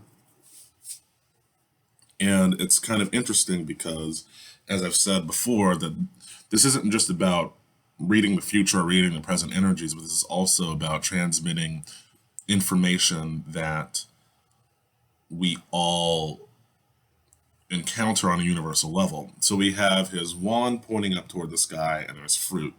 Then we also have his, well, there's not fruit, but there are plants that are in bloom, like flowers. And when he points to the ground, there's also some flowers or fruits or something, and it's going to change from deck to deck, but they're also growing on the ground as well. So the theme of as above, so below is encoded within this image that we're looking at. Above the head of the magician, we have the infinity symbol, and we have I, well, really the number 1. So this is the beginning of the journey. And so what we're going to do is now go into depth more about the role of the magician. But I just kind of also noticed something. I don't expect everybody to be able to listen to this lecture and be able to read tarot off the bat. Because Rome was not built in a day. Although maybe if he had learned the proper archetypes of the tarot, he could have manifested it in a day. But I also want to point out something cool. Now, this is the Rider-Waite deck that we're looking at. This is not the traditional Marseille tarot. I'm using this deck as an example because it's one of the most widely known decks, one of the most rudimentary decks that most people who picture tarot have an idea, have like a preconceived idea of what tarot is through this imagery. Okay, let me get back to what I was saying. Kanye West said some like really really interesting shit when he was talking about he was talking to Nick Cannon in a recent podcast after Nick Cannon got his ass handed to him by the media. And he said, there are airplanes that go up to Mach 5, but the easiest way to go fast is when you're traveling in the air, or is it when you're traveling on the ground? He's like, it's easier to hit Mach 5 when you're in like a snowmobile, or this is theoretical physics we're talking about, but it's easier to hit Mach 5 when you're on the ground, or gliding across the earth in like in some sort of snowmobile rather than being in the sky. That was a mouthful. What am I trying to say? Well, there's obviously more magnetism in the core of the earth than there is in the atmosphere. There's more gravity. So it's kind of interesting that in this picture we're looking at the ground and there are more plants in bloom on the ground and there are plants above head. There are fewer plants, and I'm definitely reading into this, but this is how you kind of get into the tarot.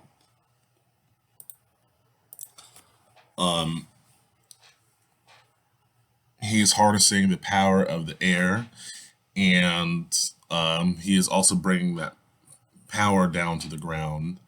And I did make a mistake earlier. There's actually a wand on the table. So he's using his magic wand, which is separate from the four elements that we will encounter later on. Now, this is actually kind of crazy because when you encounter the magician in the tarot, there's an unconscious choice being made here.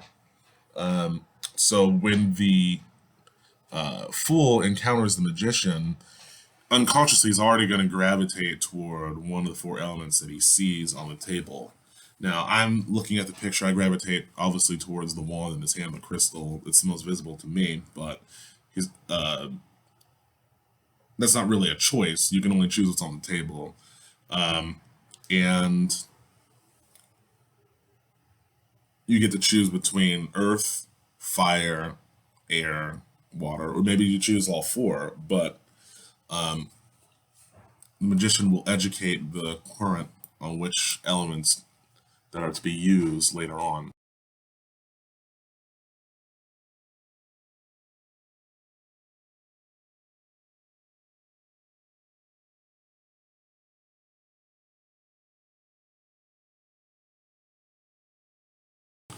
So in the Rider-Waite deck, I think the Fool is actually just following the smell of the rose, which is pretty interesting. So wherever his nose is taking him, he's just blindly following the rose smell no matter what. You know, every rose has its thorn, as they say. Now, I'm at this website right now called psychedelicmadelinerose.com. It's kind of talking about the matrix and the hero's journey within the tarot and how they intersect. Now, it says an interesting perspective on the magician is that the magician's role is to prepare the world for the arrival of the fool. It's probably why he has the four elements on the table, which he is choosing to wield and manifest with. The magician is the pontifex, the bridge builder who has a task of connecting the above within the below. The sun is the fool is the son of God manifesting as the fool. In the Rider-Waite deck, the fool follows the smell of the rose looking backward while walking forwards towards the abyss.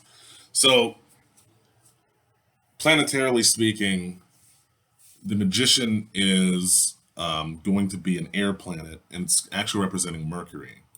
Now, the god Mercury is a little bit of a trickster and a Christ figure himself, but he is also the patron god of, I think, musicians, magicians, travelers.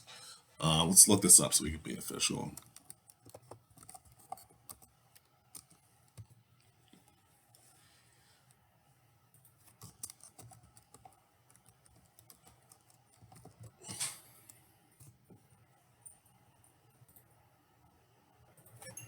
Mercury is also the god of commerce, communication.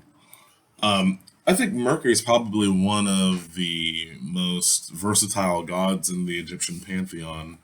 Of course, this is not the only within the Greek tradition. There are different deities that all kind of relate to Mercury. Jesus being one of them. Or is it? So we also have Hermes, who is the Roman equivalent of Mercury, and he rules over wealth, good fortune, commerce, fertility, and thievery. And also He's very, very quick and would be considered the god of the winds. So right off the bat, we have the fool kind of descending through air. And when he meets the magician, he's in a more denser form of air. And the magician is actually repairing the bridge for him to go out of so slowly out of the air element into the physical world.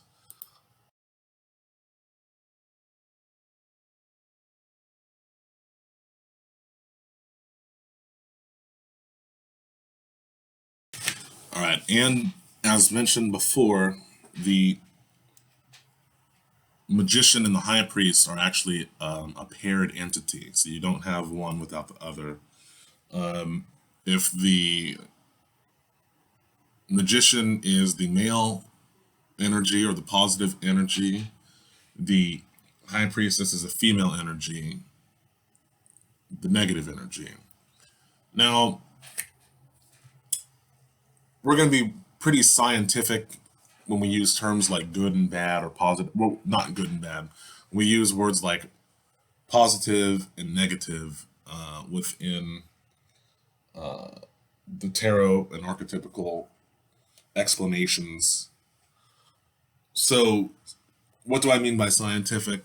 Well, if I say this is a positive energy, we're talking about the forces that push, and in addition to that, the forces that pull. So, the magician's energy pushes outward, the high priestess's energy pulls in.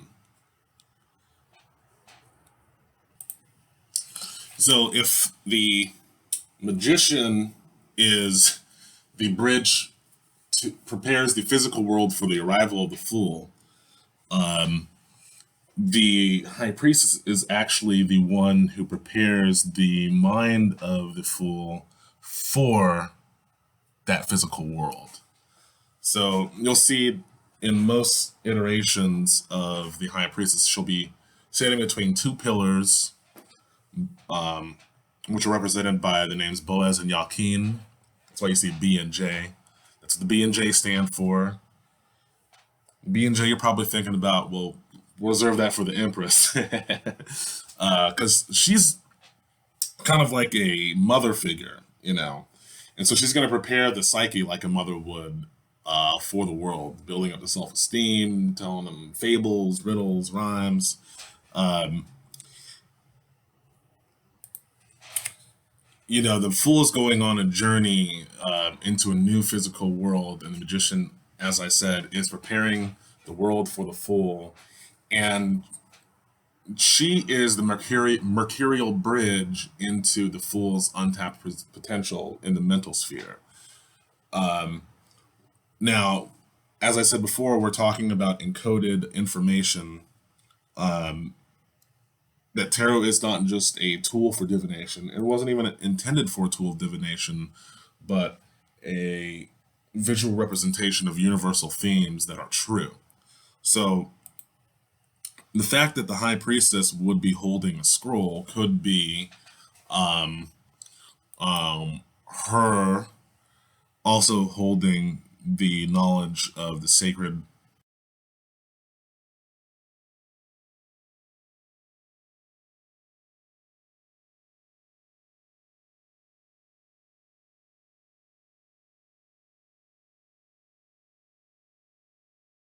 So the high priestess could also be holding this sacred knowledge from the Akashic records. And because she has been built into the system as an archetype, I'm going to remind you guys what an archetype is. Archetype is an idea, symbol, pattern, or character type in a story. It's any story element that appears again and again in stories from cultures around the world and symbolizes something universal in the human experience. Archetypes are always somewhat in question. After all, no one has studied every culture in the world. That would be impossible. So we never for sure we never know for sure if something is truly universal. The Oracle has, as an archetype, encountered Neo before, knows exactly what to give him. We're going to look at the picture of the High Priestess from the Rider-Waite deck. Getting excited. So within the background, there are some plants that appear to be growing in like a rod-like shape. Within that background, there's some sort of like gray backdrop. So it almost looks like she's standing in front of what looks like maybe a portal, but I could be reading into that. At her feet is a crescent moon, and I'm going to look into what type of moon that is in a second. In the middle, by her heart, we have a cross. And because each point in the cross is equidistant from the center, it's not the traditional Christian cross, or is it? Then we have a hat that she appears to be wearing that has a sphere in the center and then two kind of crescents pointing outward. And we're going to explore what that could mean.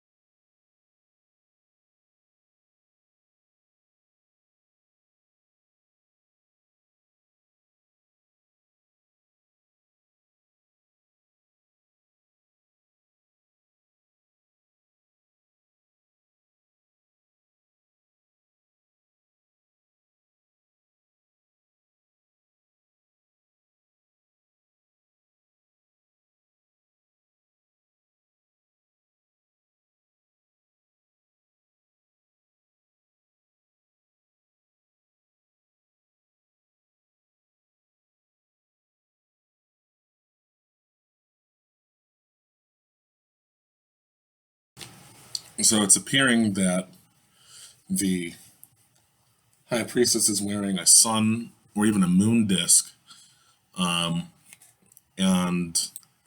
that is placed above her head. Now, a sun disk is worn as a protective talisman by both the living and the deceased to obtain the favors of the gods. To the ancient Egyptians, the sun disk represented creation and the source of light and an emblem of rebirth and resurrection. Now, I'm going to call moderate bullshit on that. I think the Egyptians were a lot more scientific than we give them credit for. So that's just not a very in-depth description, I think, of what's going on. But it's also talking about the nature of light and how it travels as well. Oh, pardon me. If I get into that, we'll never get on with this lecture. Now, the moon that is by her foot is at a waxing crescent shape. So a waxing moon is where after a period of darkness, I said womb. The moon is beginning to receive light from the sun again, and it is a womb-like reference because the magician can represent the sperm fertilizing the egg, and the high priestess being receptive to the fool, is probably open. Is probably allowing the egg to be open to be fertilized. That is a one metaphor we can look at, but there is definitely a waxing crescent moon phase that is present in this, and it is at her foot. Now, I don't believe that the high priestess is the one that gets fertilized, but I could be wrong. And I encourage you to study as much as you can. But the science behind the waxing crescent moon phase is pretty simple. It's about the period in which the moon begins to get illuminated by the light of the sun once again after the darkness created by the new moon phase. That first light brings optimism and a chance at a new start for those interested in looking at the moon phases from an astrological point of view. We'll find more about that later. As one side of the moon becomes illuminated as we enter the waxing crescent moon phase, a small crescent shape appears, meaning less than half of the moon is in light. As the illuminated area of the sun expands, will eventually the first quarter moon phase. So this is the beginning of a new phase represented within the high priest signature in the Rider-Waite deck.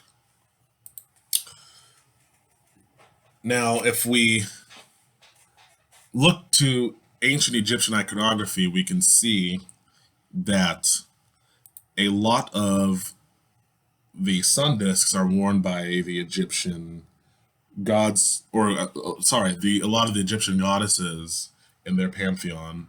One of the most popular being Hathor. Now, I'm not going to give you too much information regarding the Egyptian gods because a lot of that information, I believe, is grabbled. Grabbled meaning the full iteration of what the symbol means is given a cloaked depiction to the public, and there's more going on than we really know. The reason I say that is there are certain times in your life where you can just be zoned out, you know, just gazing at the moon or the sun. This happened to me last year. I was like gazing at the sun during the California wildfires that summer. So the whole sun was kind of cloaked this grayish haze, much like the backdrop in the High Priestess tarot deck.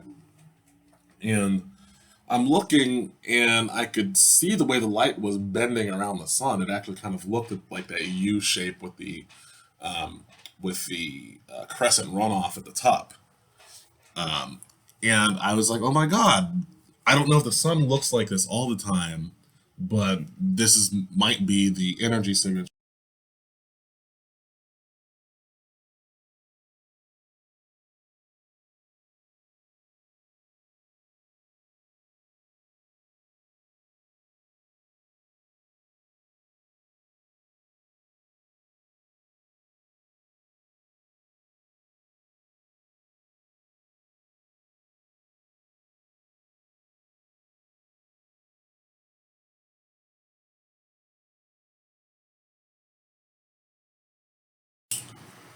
So moving forward, we are going to journey on into the world of the Empress. Now, whereas the High Priestess is kind of like a spiritual mother, the Empress is more akin to a physical mother archetype. She represents fertility, abundance, the soft material world, and the mastery of that. She has the fertile ground from which things have grown. She's done it before. Freya would be a good goddess that would probably relate to the Empress archetype. Most depictions of the Empress have her pregnant, meaning not only is she so abundant that everything around her is growing and sprouting, but she has life within her room and within her womb sprouting as well. Now, ironically, I don't know if ironically is the right word. She has the planetary signature of Venus. And I believe that she is wearing a starry crown on top of that. Lucifer, son of the morning, I want to take you out of earth. So so she's holding a scepter. She has the heart with the female insignia on it. Insignia. Signature, I don't know. She has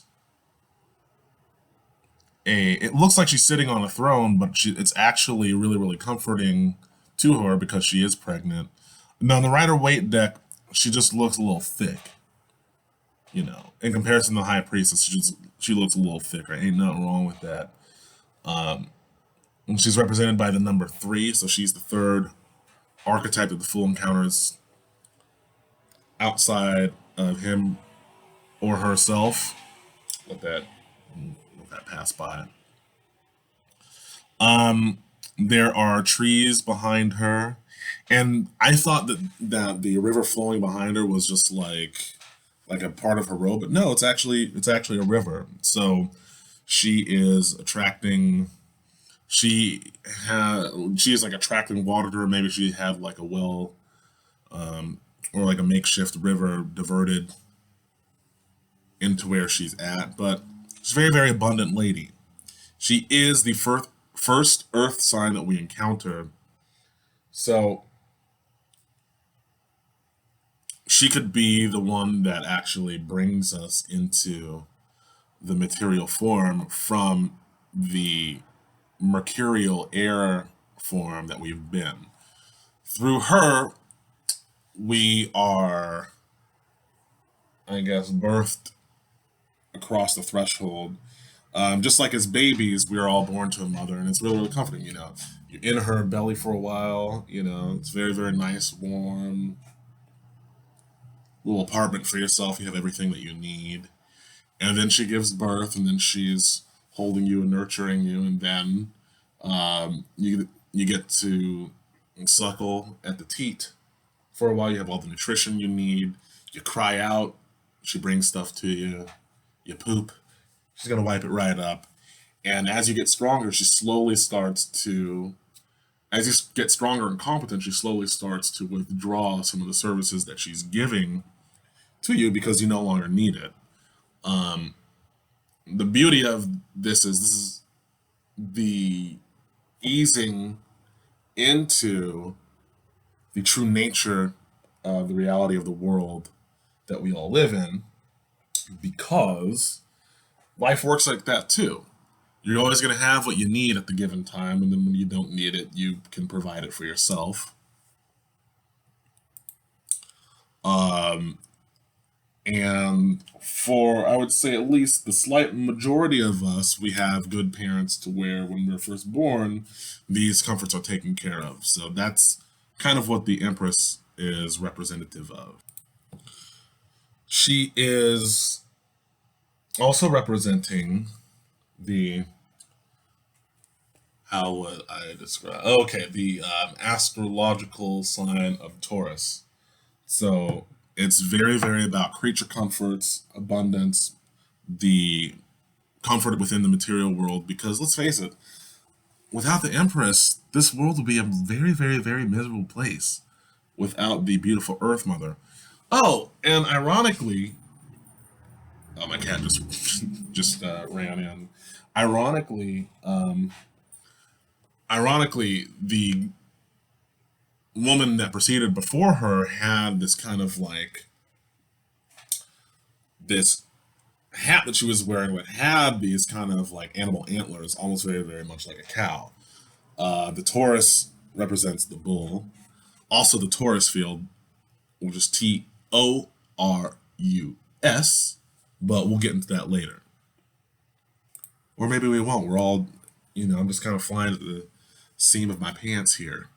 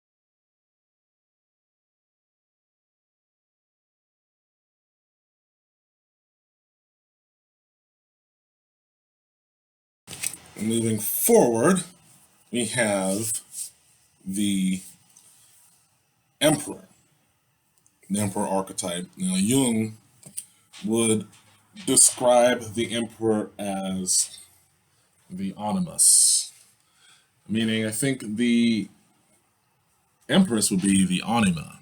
Now, the animus is the perfectly developed father or male archetype. The father archetype typically represents the way fathers or fatherly people are depicted or perceived in the world around us. Such people usually are very harsh, strict, and have a very disciplined and systematic approach towards life. They are the ones who go out there, work hard, and bring in the bacon, so to speak. When they are at home and in their territory, they are also the absolute rulers. So, make no question, this in the Matrix would obviously be Morpheus.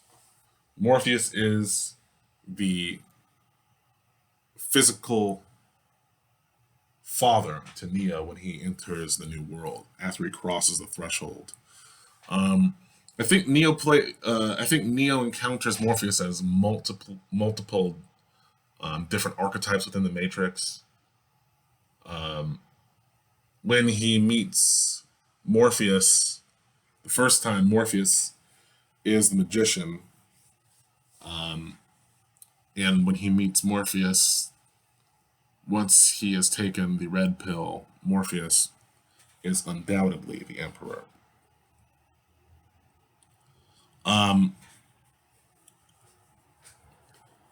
The Emperor has a scepter that kind of looks a little bit like an Ankh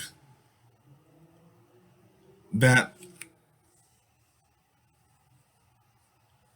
is a little bit different where it has like an orb in front of it. It has the number 4 in Roman numerals above his head. And so I'm gonna return to my recap of number theory. 4s represent homes and belonging and houses, right? So he rules the home. You can tell by his white beard that he has some wisdom that comes with age. Um, he's wearing armor, so he's ready to fight at a moment's notice.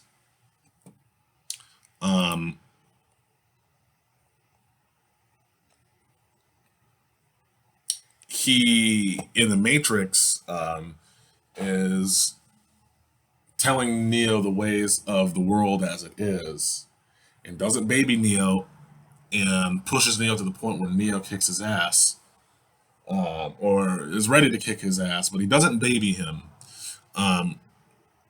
Trinity also has a little bit of this harshness to her. You don't play with her, and actually, in the spiritual realm, the Divine Mother is the more harshest, but her nature is a dual nature where she can be very, very soft. Neo gets Trinity's more softer side towards the middle and the end of the movie once he has earned her trust. But well, I don't know. I haven't seen this movie in a really long ass time. I implore all of you. Some of you are fucking so young that you haven't even seen this goddamn movie. So, I may be showing my age here, but just watch the movie. So, the Emperor is a card of fatherly authority.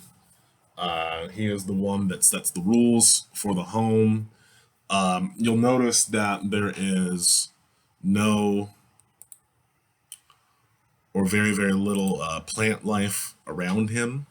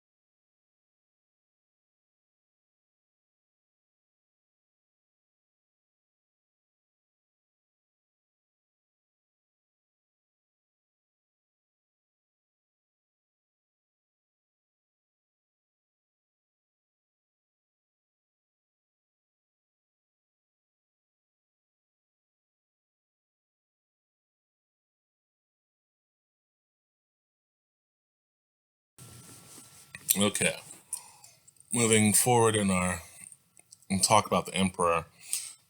Astrologically speaking, the Emperor Tarot is a fire energy, and it is represented by the Aries zodiac,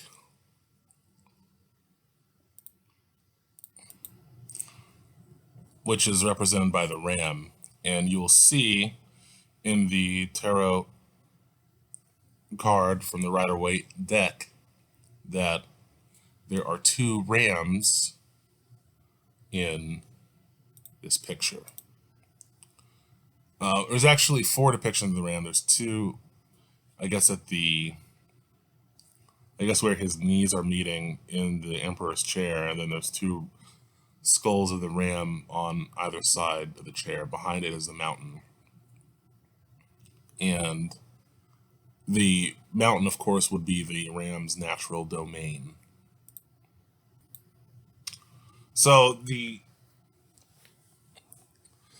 actual disciplinarian nature of the emperor is kind of a muted energy because an emperor will dole out punishment if need be, but it's really one of keeping order so that learning can take place.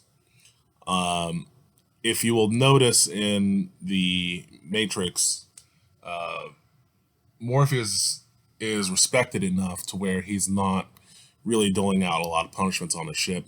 Obi-Wan has the respect of Luke Skywalker. There's not like really a lot of discipline taking place. There's a lot of learning.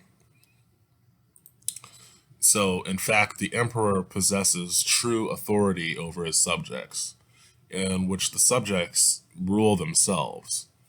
And he has already fought and won and earned that energy signature to where that would take place. So, in the tarot, when you get the Emperor card, it is one that could speak of governance. It usually is talking about somebody who will provide the environment necessary for growth and subsequent prosperity. You can also see the Emperor as somebody who likes to go out and conquer. Rams are very, very, very, very, very confrontational and aggressive, and very domineering. But they're good at it. So the Emperor, as an energy source, will be more of a rational thought. Will be one who has status, material security, stability. The nature of this card is the nature of power, willpower, self-control, and the positive aspect of what having a father figure in your life is. And make no mistake, you're going to look at this card and you're going to see a solitary figure, but you're not going to see what it is that they're looking at, nor is the card going to show the Emperor in deep contemplation. So you're not going to know what's on their mind. But because it's representing Aries, I actually think that Aries is the least refined of the fire signs. I think it's Aries, Leo, and Sagittarius. Sagittarius would be the most refined. Leo is kind of in the middle. So the Emperor has the nature of an Aries, so it's passionate, motivated, confident, likes to be first, but is more community minded, and they can be relentless, stubborn, headfast, fastidious. They have quick tempers. Very, very, very, very, very, very, very, very quick tempers, but Um, and they're also compatible with other fire signs. Um,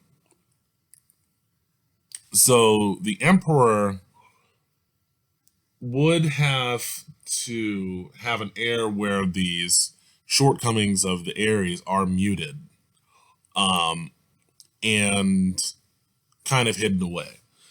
Just like in the Matrix series, Morpheus, in the first one, he's just very, very stoic. I mean, he's stoic throughout the entire series. I'll make no bones about that. But uh, this that scene which is like, I remember when you used to dance, and so Morpheus used to dance. The Emperor used to dance. Um, but in their more refined state, they are trying to build a community, save a community, conquer other lands. They do not do complication, and I don't know if they have the loyalty that the other fire signs have. They have a loyalty to their mission. So the Empress creates from her emotional state. The Emperor creates from his will. Um, he has the divine will of the universe. The Empress may represent chaos, and he represents the law. Um, he is the Yang to the Empress's Yin. Um, and these are parental energies. Um, sometimes when we are supposed to rein in our impulses because other people are depending on us, we'll pull the Emperor card. Sometimes when we need to rein in our impulses and grow up a little bit, it's because we are in the midst of the Emperor and we just don't know it. So so the idea of dominance over the mind and the heart will always come into play with the Emperor. To conclude our talk about the Emperor is the mastery of mind. So through the Emperor, the fool learns which behaviors are paramount, which behaviors are necessary for his well-being, and which behaviors and guidelines are to be done away with. So he's going to venture out of his home that was ruled by the Emperor and begin to explore more of the world. And now the ruler of the day becomes culture, and he begins his formal education. So the Hierophant represents the surrounding cultures, the belief systems that will inform the fool's decision making going forward. The Hierophant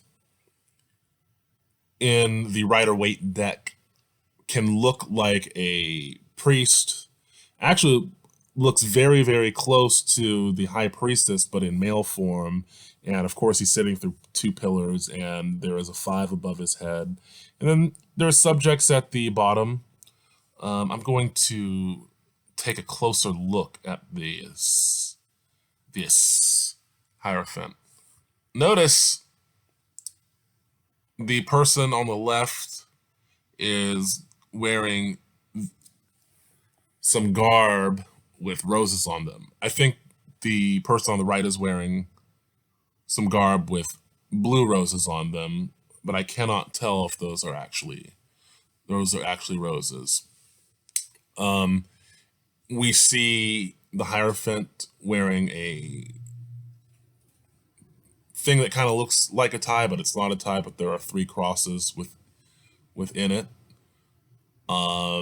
He has his fingers pointed toward the sky, and he has a scepter in his left hand.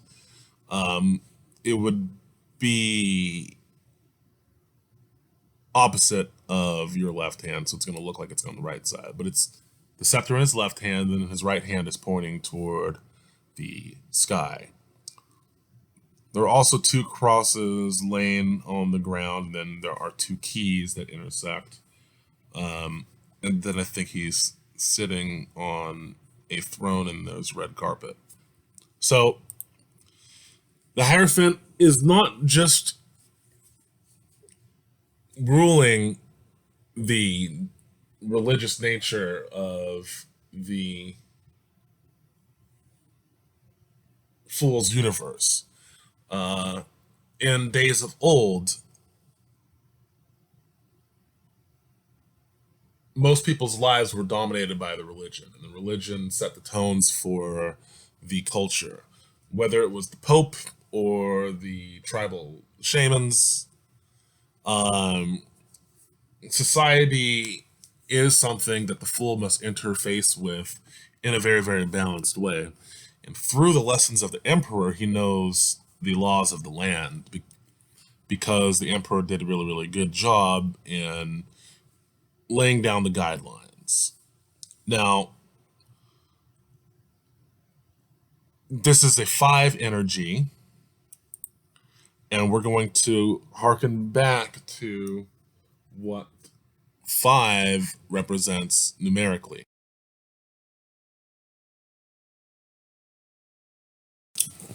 So, since the Hierophant is represented by the 5, I'm going to read an excerpt from the Quadrivium. The quality of 5 is magical. Children instinctively draw 5-fold stars, and we all see its fizzy, energetic quality.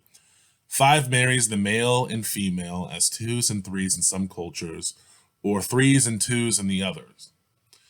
And so is the universal number of reproduction and biological life. A Fibonacci number, it is also the number of water, every molecule of which is a corner of a pentagon. Water itself is an amazing liquid crystal lattice of flexing isohedra, these being one of the 5 platonic solids, 5 triangles meeting at a point. As such, water shows its quality as being that of flow, dynamism, and life. Dry things are either dead or they are awaiting water.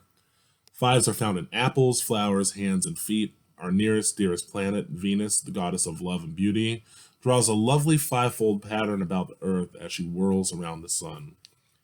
Our most universal scale, the pentatonic, is made of 5 tones, the black keys of the piano. And of course, they're grouped into 2 and 3. Pure harmonic intervals involving the number 5, like the major and minor thirds, 5 to 4 and 6 to 5, are found in just intonation, ergo in classical Indian tuning. 5 is a diagonal of a 3 by 4 rectangle.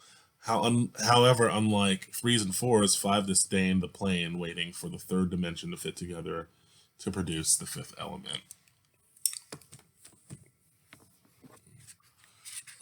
And then I'm going to harken back to this explanation from the Tarot of the Divine. The Hierophant is a divine figure and teacher who shares the rules, rites, and rituals to follow as a community. There is a place for everyone and everyone in their place. She encourages the comfort and support of the group, the path well trodden.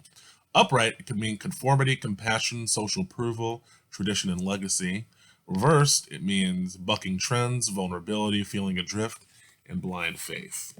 So, what culture is supposed to do, the Hierophant's job in directing culture has to marry the masculine together in an orderly way and provide some culture, some rituals and customs that allow them to live in harmony as a group. Within the tales of the hero's journey, if the culture is good, then the Hierophant is upright, and conformity is obviously a good thing. There's something flawed within the fool, then the journey becomes like, how do I learn to live in the confines of the society, and how do I connect with the right people so I can learn these lessons to be able to live within this world. Now, if the world is fucked up like that of the Matrix, where you're getting machine milk from a machine, and they are about to destroy the only human city, then there is a bucking up against the laws and customs of the day in order to fight for a better world. So let us look at what the ruling planet of the Hierophant is. Oh, look at that. The Hierophant rules Earth. It is ruled by the constellation of Taurus.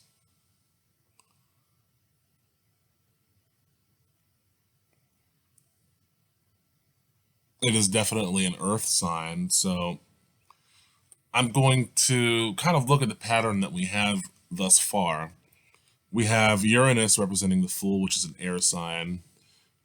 The Fool travels slightly into denser air and finds himself at the planet Mercury, which is also an air sign. Then the Fool finds himself with the High Priestess, and from Mercury he goes to the Moon. Then, with the Moon being a water sign, that is a more solid density in comparison to air. So from the water, he goes to the Earth, visiting the Empress on planet Venus, and that is an Earth sign. And then he gets put through the fire.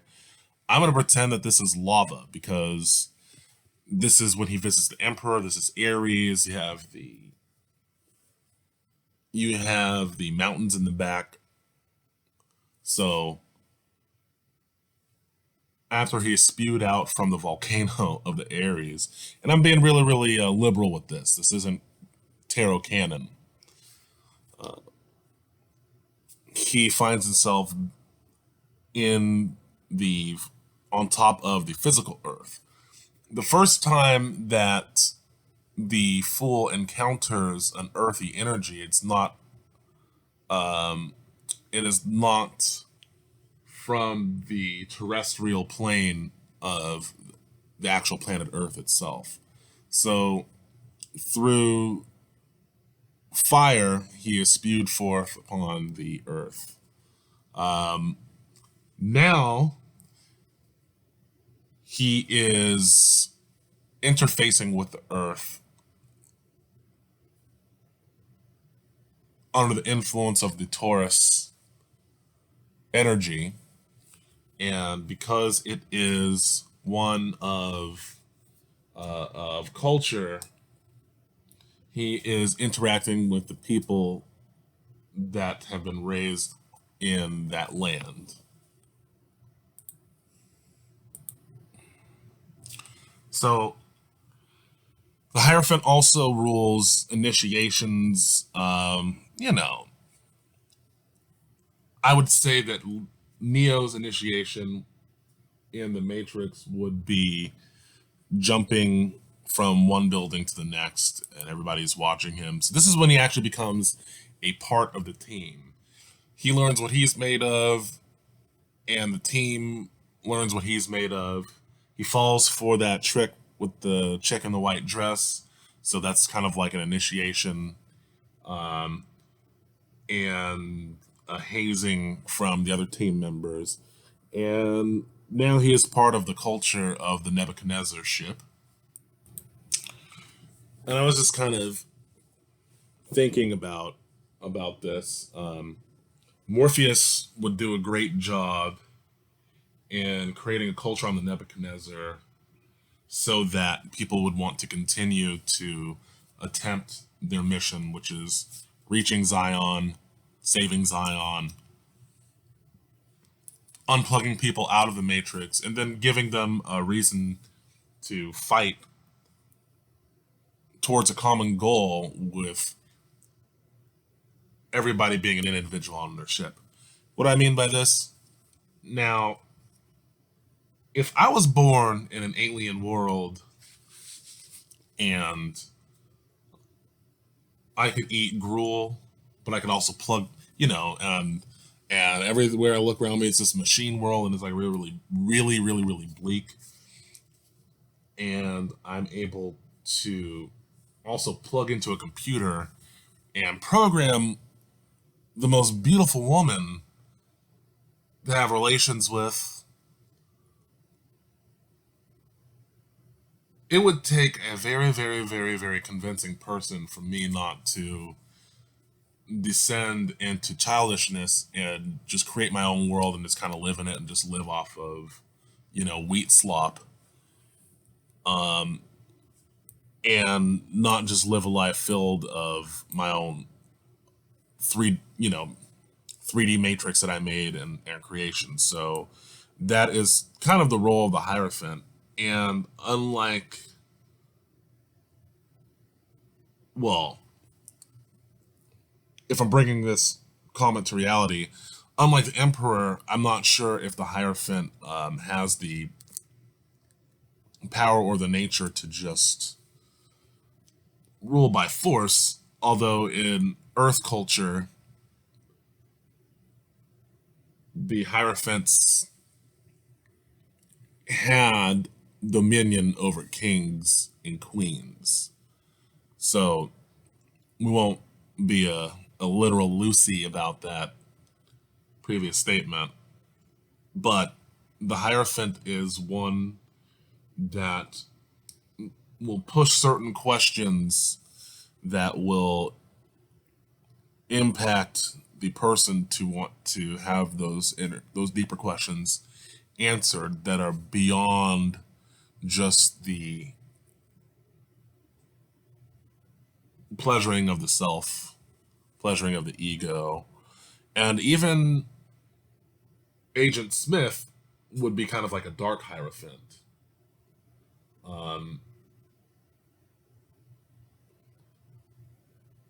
They need the other players in the game to do their job, and they have to create the culture in which these people want to play by the rules toward a common goal. So, in conclusion, through the influence of the Hierophant, the fool learns to be part of a group and also be true to himself within those parameters.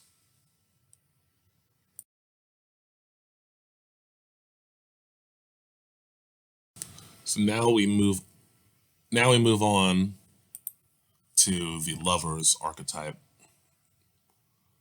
This is one of the most confusing cards that people run into, although once you develop an intuition and develop your own meaning that you prescribe to these cards, it can mean whatever you want. But the lover's card is represented by the air and is represented by the Gemini constellation. It is definitely an air sign. It is represented by the number 6. Now, 6 in Christianity, is the number of the beast, 666. I think all adds up to 6, I believe.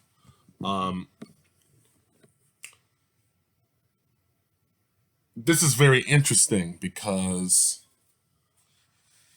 in Kabbalah, the 6 is kind of like a gateway card. It's like you can go left or right. The lover's card is about the choice for self-centeredness or the choice for love and relation. It is the crossroads card, so to speak. We can't have a negative connotation with the number 6, and I kind of fell into this trap myself, just due to Christianity. But the 6 is about a meeting of the opposites. And in that meeting of the opposites, one gets to choose what one's nature will be henceforth. Now, I'm going to pull back from being hyper philosophical about the number 6 and actually get into the meaning of the lovers. The lovers card represents romance, opposites attracting. The duality, balance of carnality, physicality, and fire versus spirituality, emotions, and water. The pair emphasize the importance of communication and herald unimportant crossroads. Upright, this can represent love, harmony, trust, a leap of faith, choice. Reversed or imbalanced, it means unreliability, separation, second guessing, and a conflict. Continuing on with our Matrix theme, according to the psychic MadelineRose.com, the lover is a card of both love and choice. It says here, in the scene where Neo is about to step out of the backseat of the car and out into the rain, he changes his mind because Trinity wins him over. It seems obvious that at this stage of his journey, the fool wants to experience a deeper connection, a heart-centered union with a partner. The partner at this point, now obviously Trinity's hot, and the partner is also the idea of going into the true world. With Dorothy and the Wizard of Oz, pardon me, with Dorothy and the Wizard of Oz, this choice would be when she chooses to go on the journey on the behalf of the good witch, the pink witch. So that is the choice. Now, if Neo truly wasn't ready, he would have gone back into his apartment and stayed in the world of that particular version of the Hierophant.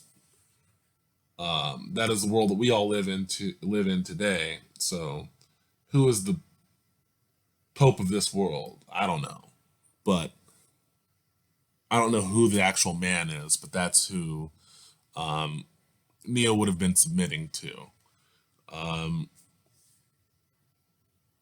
The choice, whether upright or reverse, is always going to be a leap of faith. But the choice to love without having all the information except the prompting from one's heart and not their libido is a risk. You'll notice, and we're going to have a little echo back into the nature of the Emperor.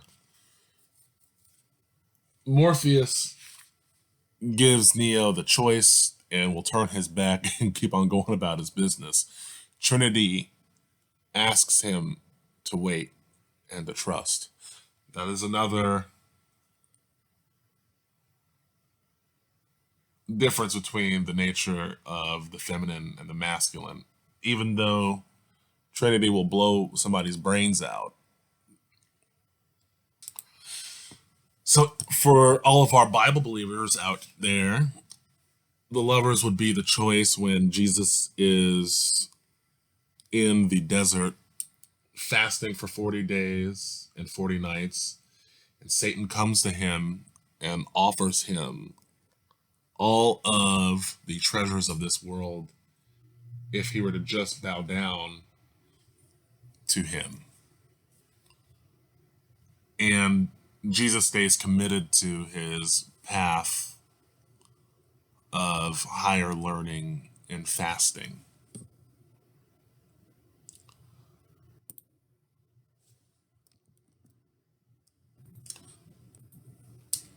So I'm going to read an excerpt from the quadrivium about the number 6. The hexad, like its graceful herald, the snowflake, brings perfection, instruction, and order. The marriage, by multiplication of 2 and 3, even and odd, the 6 is also a number of creation, with the cosmos made in 6 days, which is a common theme in Scripture. The whole numbers that divide other numbers are known as their factors, and okay, I'm not going to get into this. I'm not going to make the same mistake that I made last time. I'm just going to stick with the first paragraph on this. So Owen Benjamin, famed comedian who's always in trouble for talking shit, had a beautiful off-the-cuff treatise that he wrote about Sinner Man, the popular song by Nina Simone. And I believe that song is in 6/8 and has a rhythm pattern where it's just like and I am pretty sure that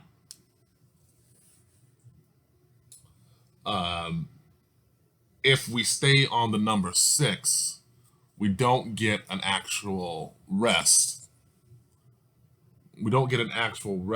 And so we're just constantly moving, constantly moving.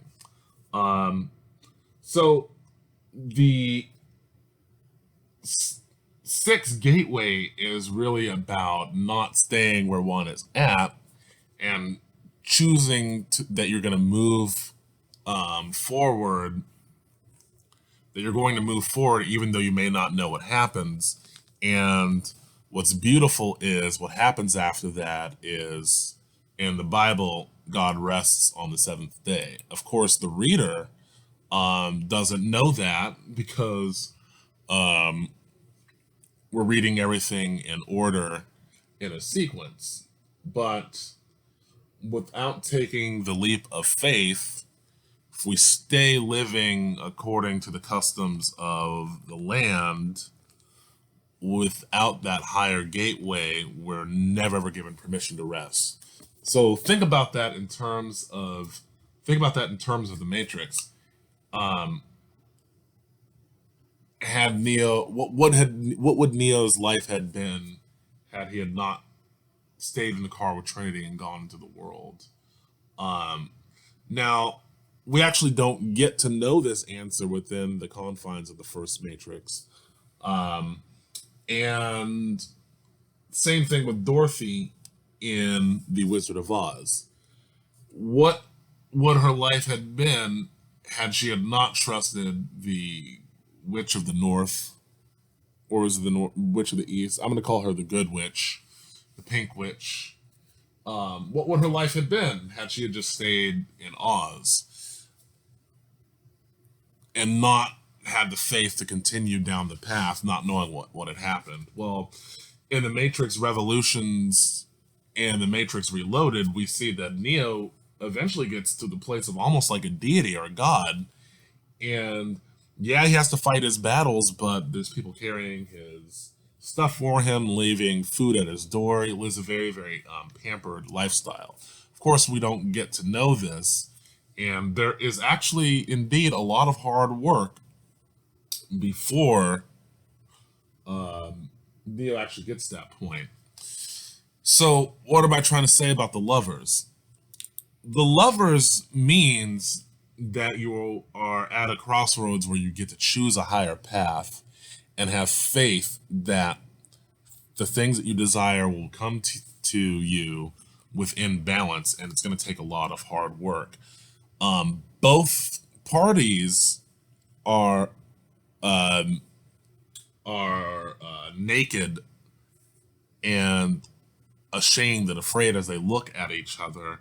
It's kind of like, I don't know, I don't know, I don't know if I should do this, but they may even be driven by their carnal desires.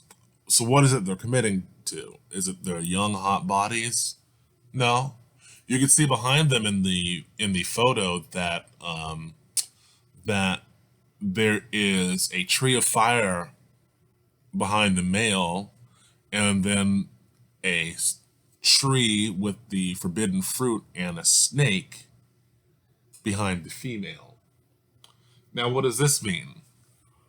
I'm going with my own interpretation that the male has this destructive energy, the female has this kind of like wanton greed energy, and behind them is a mountain, and above them is a herald of heaven, an angel, that represents, I guess, maybe both of them unified.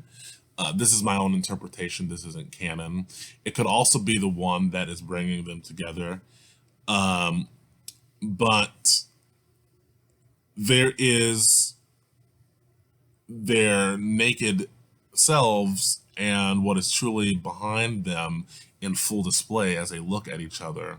Now, funny enough, the woman is looking upward and the man is looking directly at the woman. So the man is actually following the cue of the female still. So there's still a little bit of, well, she's hot and I'll follow what the fuck she's doing.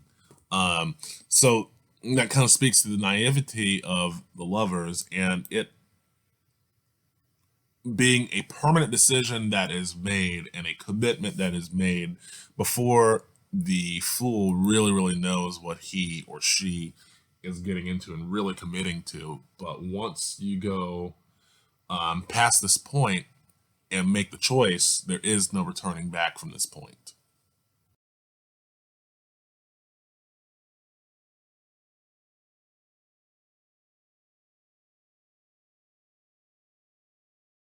So next up we have the Chariot. Chariot is one of the cards that I struggle with memorizing and understanding the most. It is the seventh archetype that the Fool runs into. People will generally say that the Chariot is about triumph, willpower, overcoming obstacles, and I think if you look at the picture, it can be a little hard to decipher. We have two sphinxes in opposite colors. So we have a black sphinx and a white sphinx on either side. We have a man with a star on top of his head, wielding a scepter in his right hand. We have the kingdom behind him. We do not see that there is anything connecting the Sphinx to the man with the scepter. Yet, the general understanding of this card is one of forward movement. Now, traditionally, the card is interpreted to mean that there is movement, like that there is a chariot, so there could be, it could represent a spaceship, a car, tractor, whatever, pulls you forward. But I think in this case, even though the fool is being pulled forth by the Sphinx, he doesn't have to use a leash to control them or have any reins around their neck. The chariot is about harnessing emotions and charging down a straight, clear path where the prince may have floundered before. He has learned from his mistakes and now blazes forward confidently. Now, in Spider-Man, the archetype of the chariot, or the gaining of the power of the archetype of the chariot, would be when Neo jumps from one building to the next for the first time without falling. That is the power of the chariot. And he has to overcome his self-doubt to internalize the lessons and the wisdom that Morpheus gave him before. In Star Wars, the best example I could give you would be when Luke Skywalker is in the swamp during The Empire Strikes Back, and he has to learn how to make his ship levitate out of the mud. And he finally achieves this through the mastery of his emotions. Now, just like with most of our fathers or authority figures who have a male energy, they'll say stuff to you and it's almost really jarring to take in, almost humiliating. If you watch The Last Dance with Michael Jordan, he'll talk about how his father would be working on a car and ask him to get an Allen wrench, and he'd bring him a monkey wrench, and he's like, "You're useless. Just go inside with your mama. That's all you're good for." You know, that's kind of the negative aspect of the energy of the Emperor. Yet, that summer, I believe, Michael had, well, no, I'm not going to try to quote them series off of memory, but within a year of that incident, a year or two of that incident, Michael was starting to build up his confidence and winning local basketball games. He wins local basketball games and has mastered his willpower and emotions. This is the energy of the chariot. Now, the chariot is actually a water energy, and it is ruled by Cancer, which is a lower octave of the moon, I believe. It's definitely a water sign. This would be kind of a cup's energy, but we'll get into that a little bit later. So, the moon rules Cancer, and the chariot is represented by Cancer. Now, the first time we got a glimpse of the energy of the moon, it was through the veil of the High Priestess. And now, well, the High Priestess introduces the querent, or the fool, into the realm of the subconscious mind. Then the Empress kind of nurtures the querent, or the fool, and the Emperor gives tough love, demands rules, demands respect. The Hierophant also imposes some other outside influences on the fool. The Lovers, or Gemini, makes the fool choose in the midst of having all these influences thrown at him, and it is through the chariot that he gets to revisit the veil of the moon in a grounded way and gets to integrate all of these other archetypes before under this energy in order to move forward. So, without further ado, I'm going to read another excerpt from the Quadrivium. And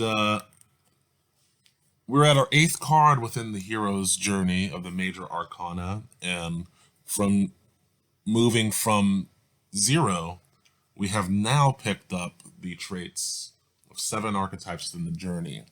1 for each chakra, maybe. I could be wrong. But we will read from the Quadrivium about the number 7. 7 is the virgin, standing quite alone and having little to do with any of the other simple numbers. In music, a scale of 7 tones emerges as naturally as its 5-tone scale, and there is also even 7 related classical modes. Like all numbers, 7 embodies the number preceding it. Spatially, it functions as the spiritual center of the 6, as 6 directions emanate from a point in space, and 6 working circles surround a 7th restful one in a plane. The moon's phases are widely counted in 4 sevens, with a mysterious moonless night or two completing its true cycle. Our eyes perceive 3 primary colors of light: red, green, and blue, which combine to produce 4 more: yellow, cyan, magenta, and white. According to the ancient Indians, a vertical rainbow of 7 subtle energy centers, or chakras, runs up our bodies.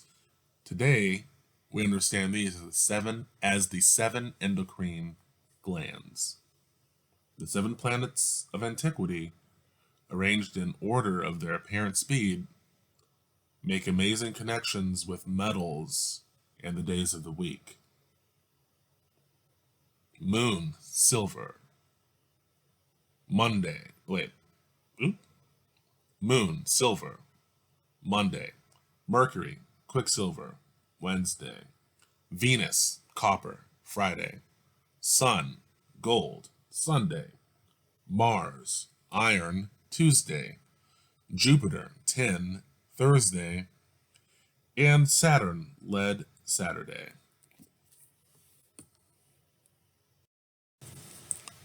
So now we move on to the Strength card. The Strength card is represented by Leo and is a fire sign.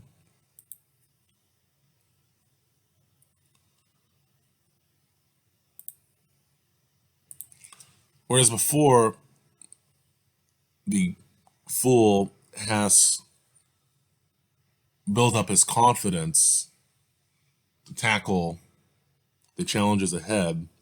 It is at this stage he is building his strength. Most of the time it'll be building strength in the physical manner, in the physical plane, in terms of the hero's journey interpretation. My interpretation of the Strength card is a little different.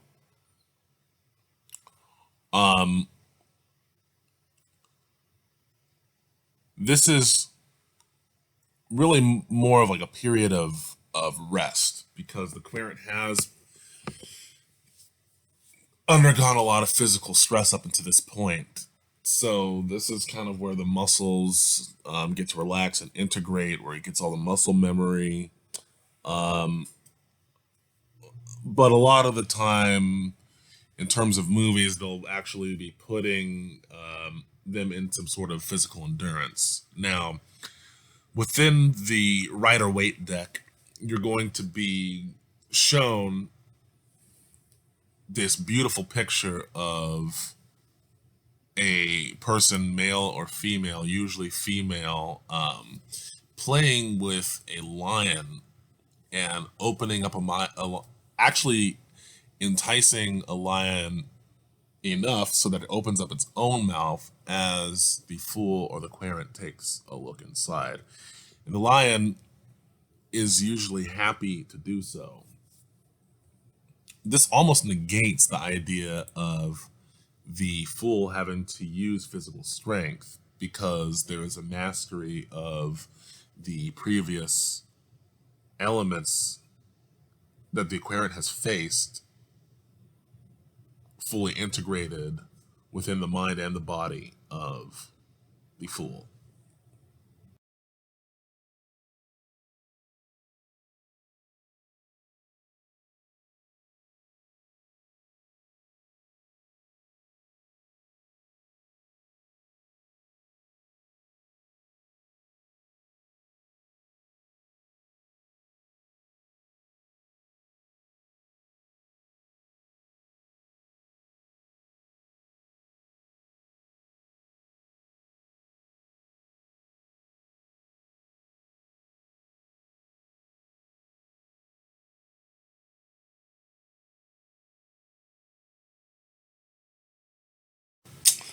So the strength card does have an aspect where after this challenge is mastered, his relationship with his inner monster is mastered. That is what the lion represents. The lion would be, of course, the impatient ego of the fool. During this part in the hero's journey, there's a lot of difficulties. There's a lot that he has to master. He has not yet had the time to truly rest. And at this stage in the game, there's usually a lot of setbacks and disappointments, triggering one to fall into a pit of despair and disillusionment.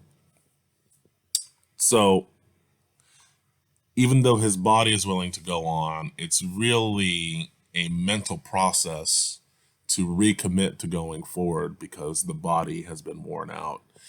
The strength card is a card that talks about the next phase of mind over matter when there is no one else to impose rules and regulations on you as the emperor was, when one must obey the self. And once the challenges show up, in order to access that mind over matter state without the external stimuli, one goes within and has to learn the attributes of patience and tolerance. The softer power of a loving approach and self talk is what tames the inner beast and inner lion within. So, next up, we have the archetype of the hermit. This is one of my favorite cards. It's one of my favorite album covers by Led Zeppelin. Although not my favorite album of theirs, but I digress. So, what is the hermit card indicative of? The hermit card is about a period where the fool gets a break from the new world that he is in. He gets a reprieve from the physical and emotional toll that has been thrust upon his path. And he gets to finally gaze inward and ask the question, why? Why am I doing this? Is this worth my time? What am I really trying to achieve? Do I have the strength to continue forward? Now, This usually precedes either a low point or some world shattering information, but this isn't necessarily the stage where the fool has reached the abyss. That comes later. But this is where the querent or the fool understands that he's still alone in the universe. Though he is in a different world, the circumstances remain the same.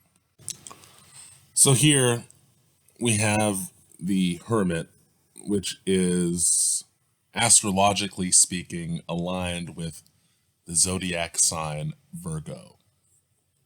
The nature of a Virgo is to be humble, self-effacing, industrious, practical. Under the surface, they're frequently kind, sympathetic, natural.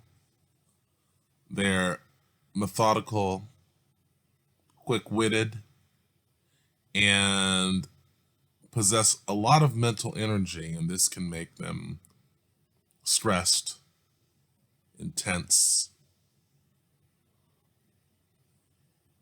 The ruling planet of Virgo, of course, is the planet Mercury. So this is back to the Hermetic god, and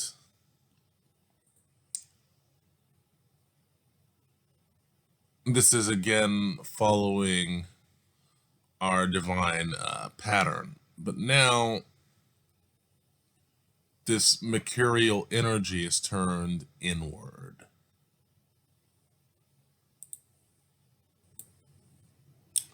Whereas with the strength card, a lot of the questions and self-talk and inner mastery was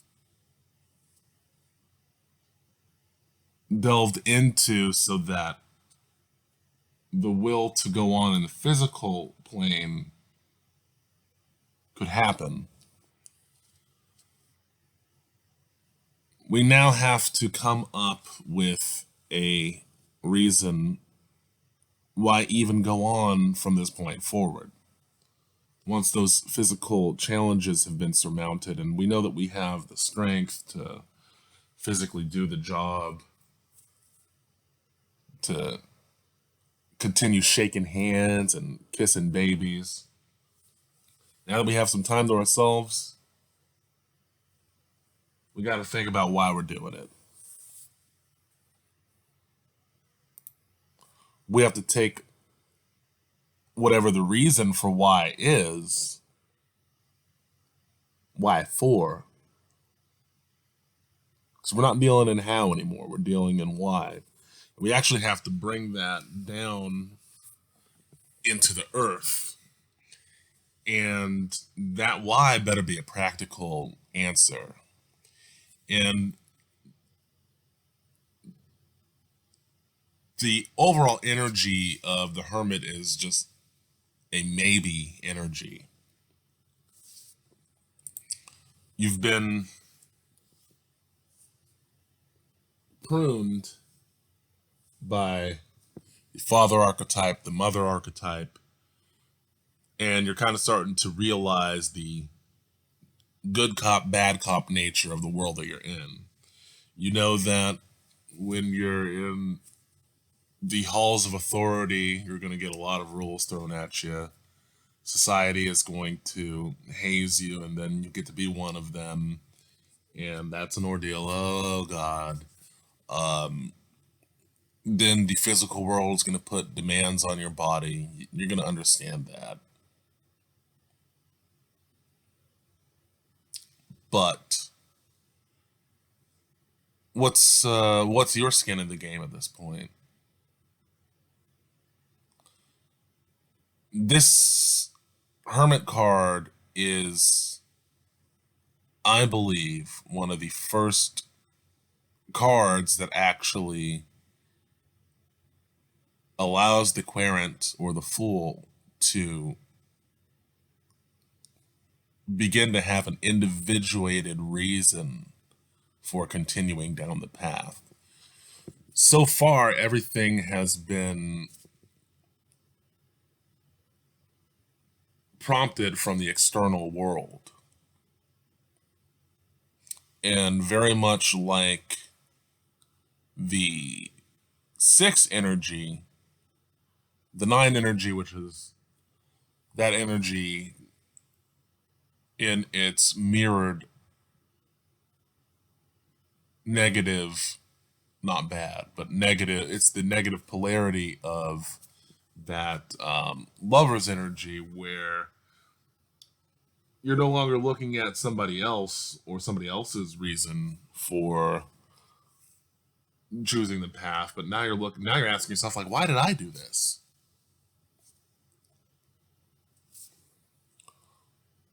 Now, the Hermit card is represented by the number 9. Number 9 is, in terms of numerical theory, a card of waiting, contemplation. It's also a card of completion as well. I think that an excerpt from the quadrivium would do us well, because according to the quadrivium, 8 often signifies a transition between heaven and earth as a bridge between the square and a circle. 9 has its own vibration. The strength card is represented by number 8, and that is a resting period too, but it's also a period where the fool is still having a lot thrown at him. And so you're not necessarily novice in the path anymore, and you're kind of transitioning more to a mature energy. Now, with the Hermit, you're at the 9th archetype. And according to the quadrivium, 9 is the triad of triads, the first odd number, and with it, something extraordinary occurs. For the first 9 numbers can be arranged in a magic square where every line of 3 in any direction has the same total. This ancient number pattern was first spotted 4 millennia ago on the shell of a divine turtle emerging from the Lo River in China. 3 times 3 is 1 more than 2 times 2, and the ratio between 9 and 8 defines the crucial whole tone in music. The 9 to 8 ratio seed from which the scale emerges as the difference between the 2 most simple harmonies in the octave, the 5th, 3 to 2, and the 4th, 4 to 3. There are 9 regular 3-dimensional shapes, the 5 platonic solids, and the 4 stellar Kepler Poinsot polyhedra. 9 appears in our bodies as the cross-section of the tentacle-like cilia, which move things around our surfaces, and the bundles of microtubes and centrioles essential for cell division. 9 is a celestial number of order, and many ancient traditions speak of 9 worlds, spheres, or levels of reality. Cats know they have 9 lives, dress to the nines whenever possible, and seem to spend most of their time on cloud 9, wherever that is.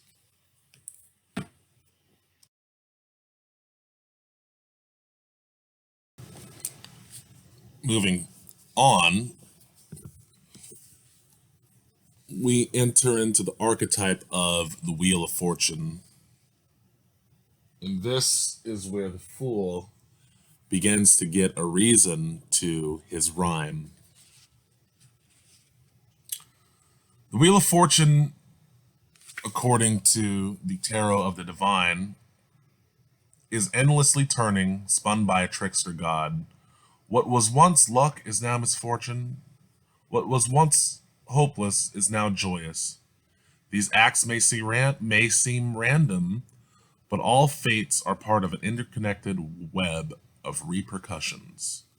Upright, this can mean fortune, an unexpected windfall, karma, destiny, cycles, and it could also mean bad luck, a lack of control, the past, misery, and disappointment. Considering where the fool was, I would say that the why has been found, and there is an understanding of how everything connects. So, with the wheel turning, the wheel of fortune, there is another circumstance thrown to the fool, and because of his understanding of how everything interconnects, he's not reluctant to jump in and continue to go down this path of his. Now, if we look at the Wheel of Fortune card, traditionally we will see four winged creatures and then a sphinx atop. Those letterings look Hebraic, which is really Phoenician, but we'll talk about that in some other time. And I think there's almost like a trickster red devil like creature. And there is a snake on the left hand side. Really, the right hand. Oh, well, we'll get into that. It's not important. Interesting enough, these four winged creatures have books that they are reading or writing in. And the Sphinx has a sword. So the Sphinx having a sword kind of denotes like an air quality to it. Probably the air that kind of spins the wheel, but that is just conjecture on my part. According to Google, in the four corners of the Wheel of Fortune are four winged creatures, each associated with the four fixed signs of the zodiac: Aquarius, Scorpio, Leo, and Taurus. Now, the angel represents Aquarius, the eagle represents Scorpio, the lion represents Leo, and the bull represents Taurus. Their wings signify stability amidst movement and change, and each holds the Torah representing wisdom. Now, I'm going to bet that the original Wheel of Fortune didn't have the Torah on it. It was added later. But the fact that they have wisdom probably rings true to me, and should for you, I believe.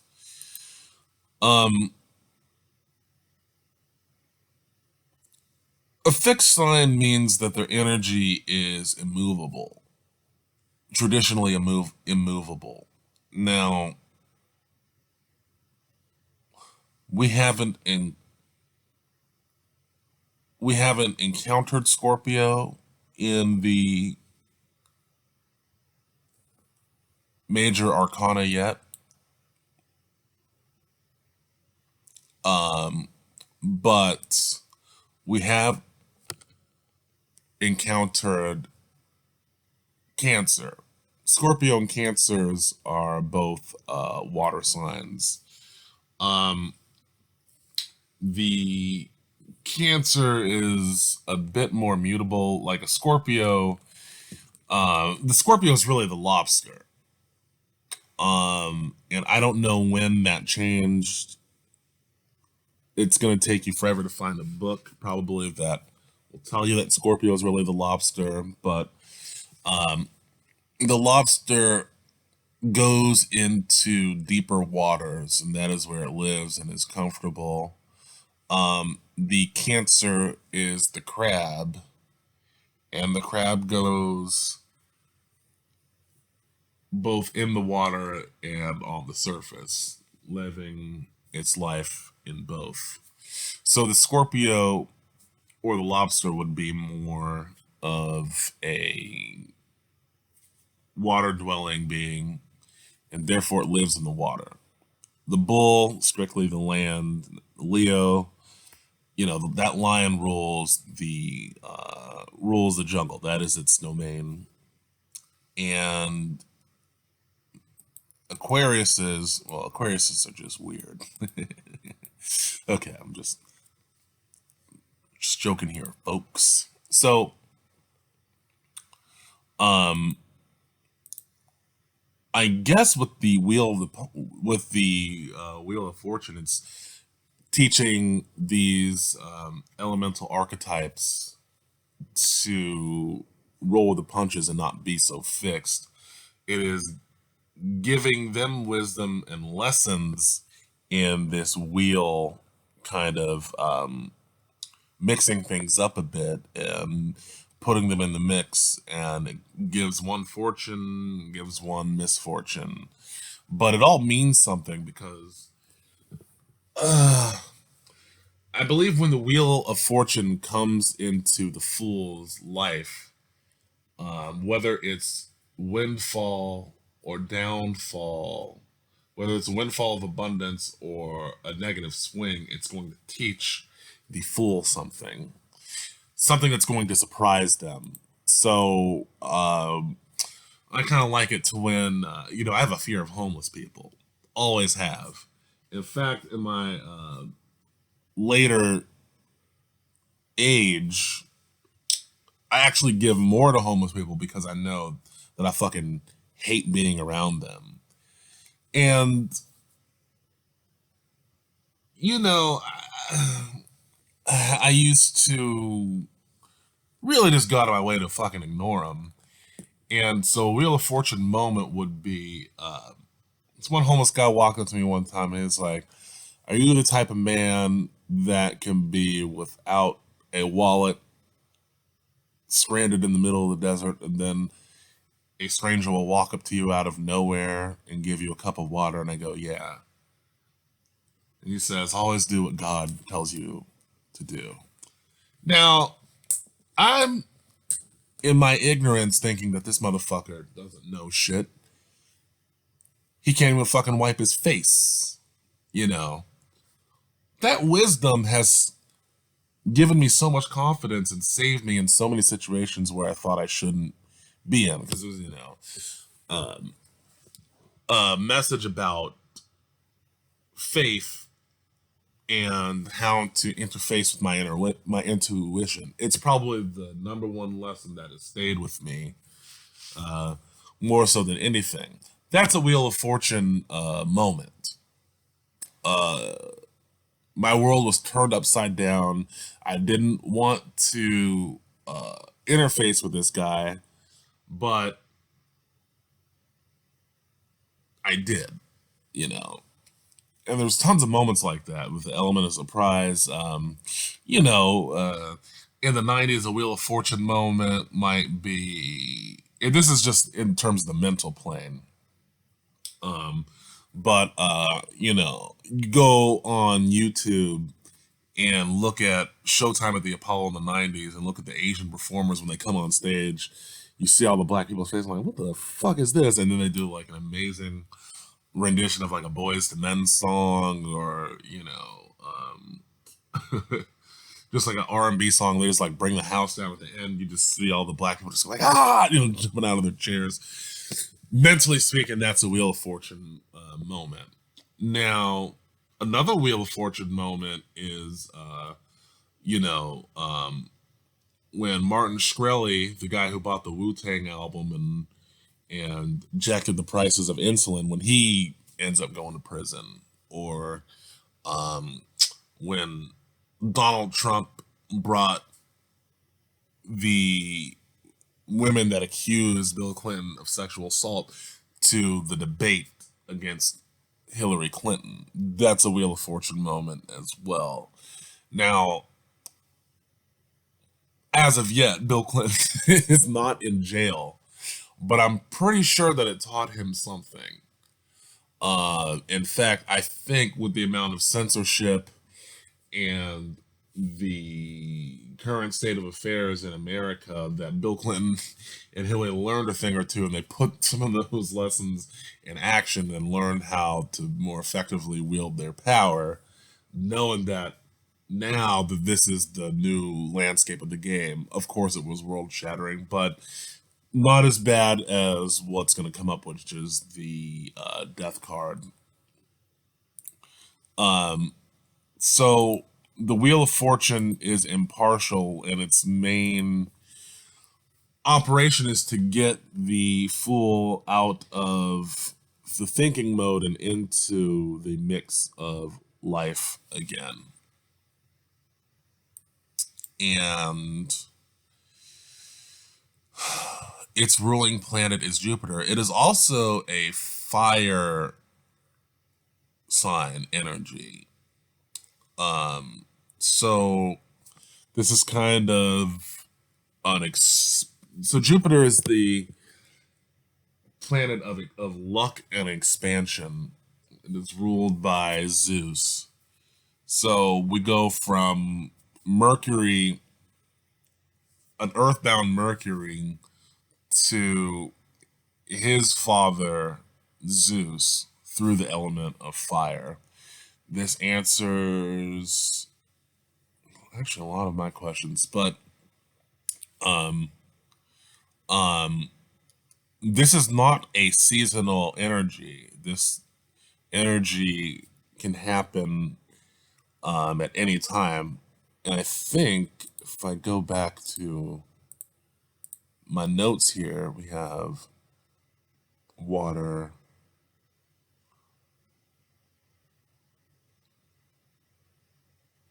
So we have all the seasons, I think, within the Wheel of Fortune. All the fixed energies of the four seasons are contained within this wheel. And I do not know why there is a Sphinx atop. So I'm going to pause this and kind of look into it. For the sake of time and sanity, I'm not going to go super in depth into the Sphinx. I think Wikipedia isn't as reliable as it used to be, but for the time being, we can kind of get a general understanding of what the Sphinx is. The Sphinx is a mythical creature with the head of a human, a falcon, a cat, or sheep, and the body of a lion with the wings of a falcon. In Greek tradition, the Sphinx has the head of a woman, the haunches of a lion, and the wings of a bird. She is mythicized as treacherous and merciless and will kill and eat those who cannot answer her riddle. The deadly this deadly version of a Sphinx appears in the myth and drama of Oedipus. Unlike the Greek Sphinx, which was a woman, the Egyptian Sphinx is typically shown as a man. In addition, the Egyptian Sphinx was viewed as benevolent but having ferocious strength, similar to the malevolent Greek version. Both were thought of as guardians and often flanked the entrances to temples. So the Sphinx is a custodian and guardian of sacred knowledge. And I think the Wheel of Fortune is the Sphinx's domain, and maybe the Sphinx is putting the fool within this wheel. And so the Wheel of Fortune is really one of opportunity. Whether it is presented to you by misfortune or fortune, what you do with that misfortune or that fortune is going to be your answer to the Sphinx's riddle. And I believe that's as good as the time as any to move on to the next subject.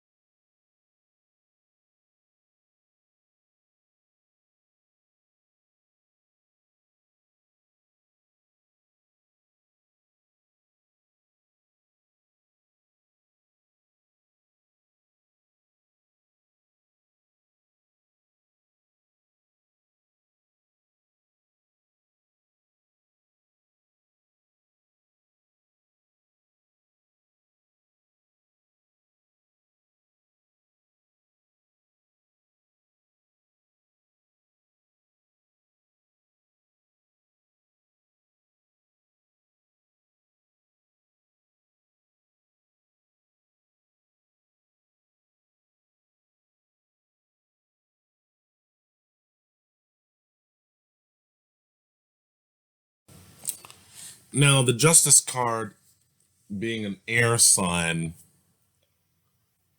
and also being a feminine archetype as well, means a lot because the male archetype delivers authority, rationale, law, and now we're getting this authority from a more feminine source. Now, in the Matrix, the Oracle tells Neo he is not the one. Clearly, later in the series, we find out that Neo can do a bunch of stuff that only the supposed one could do. In the middle of the Matrix series, maybe Matrix Reloaded, Neo confronts the Oracle again. Well, not confronts, but is petitioning her for more of her services, some advice. And he understands that she doesn't give him the answer. She tells him what he needs to hear at that moment. Now, this theory that I'm bringing forth is not original. It comes from the psychicmadeleinerose.com website.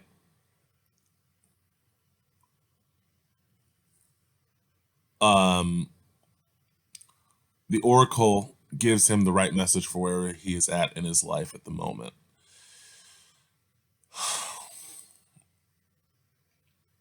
This is also a little confusing because they say the fool now takes responsibility for his past actions, while justice gives a message of objective facts, rationality, and responsibility. Well,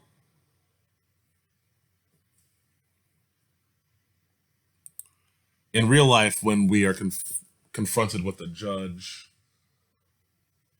we understand that the judge, at least in the American legal system, gets the verdict from a jury and then deals out a sentencing or whatnot.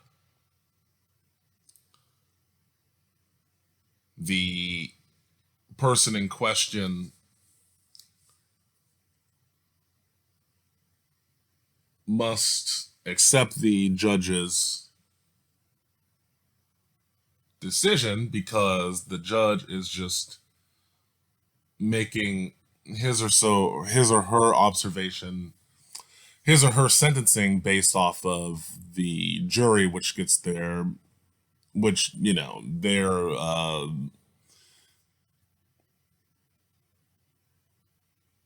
looking at the evidence presented to them about the uh, the person who is being brought up to be judged, I guess, in a trial. I don't know how good of an example that was, but I will get to the point. I think that this card also talks about the fairest decision being made. Usually, when I look up definitions of the Justice Tarot, especially in its upright positioning, they do talk about a turn for the better in legal matters. That's a typical. That is a typical description of the card. The Tarot of the Divine description is justice is power wielded with both intelligence and impartiality. It is making decisions with all parts of the facts and accepting the consequences of any choice made. It is the punishment of the corrupt and the promotion of the deserving. This stage of the tarot with this archetype means that wherever you're at, an emotional appeal will not be heard, nor will charm or influence or favorability, but just an assessment of where one is truly at, what one's past deeds were. And it is completely impartial. To get a better outcome when the justice card is present next time, after this quote unquote sentencing, the querent will know what to do in order to get that result. I believe the justice card to be a gateway energy within the tarot deck. So it's a stage in the hero's journey where the truth must be defined, acknowledged, and honored. And the consequences are paid out based off what truth is revealed and honored.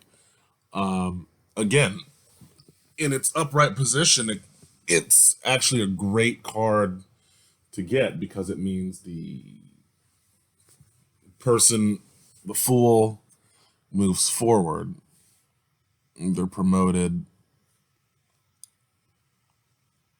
Their skills are acknowledged. And if the querent hasn't been performing at their best, the sentencing usually ends up being one where it's like an episode of atonement. So really, it's a beautiful card that helps facilitate the bringing things back to full circle, and it just brings everything back in balance. That is the true meaning of this card. And as I said before, astrologically, the Libra is the zodiacal representative of the Justice card. So we're gonna delve a little bit deeper into the traits of a Libra. I'm gonna read this excerpt from allure.com because it's actually really, really descriptive. I really like their description of Libra. Libra is an air sign represented by the scales. Interestingly, the only inanimate object of the zodiac. An association that reflects Libra's fixation on balance and harmony. Libra is obsessed with symmetry and strives to create equilibrium in all areas of life. These air signs are the aesthetic oriented people of the zodiacs. Ruled by Venus, the planet that governs love, beauty, and money, Libras adore high art, intellectualism, and connoisseurship. Suave Libras need to surround themselves with stunning objects and create environments that reflect their exquisite tastes. Accordingly, these air signs make excellent designers, decorators, art critics, and stylists. While Libra's opposite sign, Aries, represents me, Libra symbolizes we. Relationships are paramount for Libras who find balance in companionship. They love harmonious partnerships with fashionable mates, especially those who make attractive arm candy. So,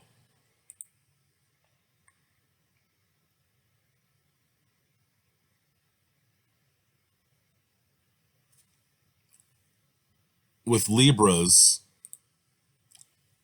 in relation to the Justice card, the Fool is kind of running back into a more, I guess, social and societal based archetype. He is back in the planet of Venus, which is ruled by Aphrodite. Give me a second to pull this up. In the Matrix, when Neo is interfacing with the Justice archetype, who is played by the Oracle or represented by the Oracle, a lot of the questions and concerns that he has are in relation to the group that he is in. Their questions are based around his responsibility to others in the group, to Morpheus, to Trinity, to the group as a whole. And the information doled out to him from the oracle was mostly positive, and also he left with a lot of direction once he got his assessment from the oracle. So when the justice card appears, that is the exchange that the fool or the person in question is being brought up against. It's not always in relation to legal matters, but it is in matters of I in relation to we. So from the past energy, we move into the archetype of the hangman. Now, hangman is a very, very interesting archetype because it is a bit like the hermit card in the sense that it calls for a bit of a pause. The hermit is a pause, and it is an earth energy. Hangman is a pause, and it is a water energy, and it is ruled by the planet and the god Neptune. Zodiacally speaking, we're talking about the sign of Pisces. Now, in the hero's journey, the fool gets into this state because he is now determined. He is aware of his shortcomings, but he hasn't encountered them yet. This is another crossroads. This is the actual humbling. This is the aftermath of the justice card. And the only way through is letting go, not being forced on the outcome, not being focused on the outcome, not trying to force solutions. This is where he realizes how much he's put in and how much he's sacrificed everything. At this point, nearly everything is lost. Kind of strange because this precipitates the this precedes the death card. But this is the actual bottoming out right here, the hangman.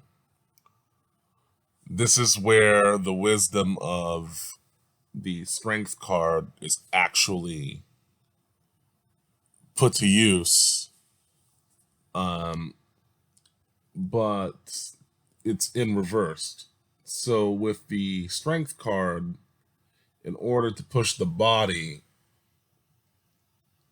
the mind must learn patience. With the hangman, the body is stopped. And the fool is suspended. The world has been turned upside down. And with the world turned upside down, there's no patience to be learned. It's actually at this spot that he confronts inner peace learns to surrender. There is a difference between patience and surrender. If you're patient while waiting for something, you know that eventually it's coming. When you surrender to something, you don't know if it's coming or not. And you're finally in a place now where the outcome of that thing coming to you truly doesn't matter. Where you let go. But at this point, there's no more fight to be had. Allegedly.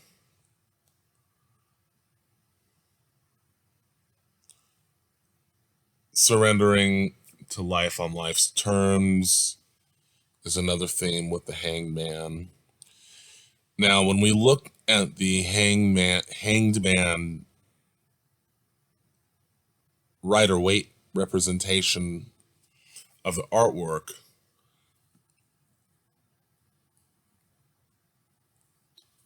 the fool still has a halo around him.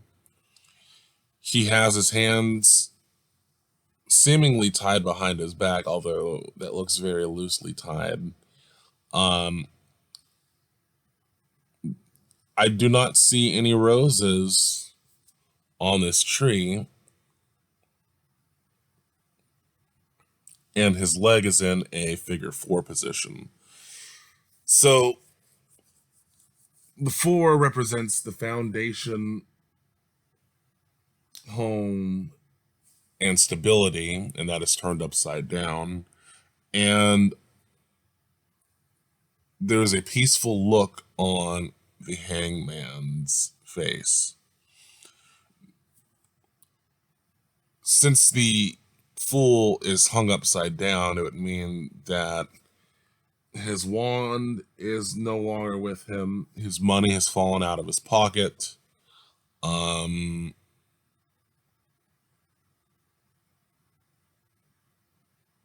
Obviously, there's no water in a cup for him. And his sword is nowhere to be seen. So, this moment, you can't really do anything. There's no urgency, no pressure, and there's nothing he can do.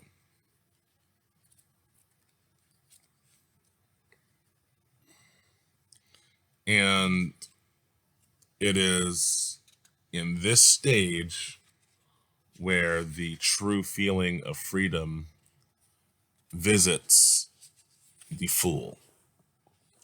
Now, I'm going to read out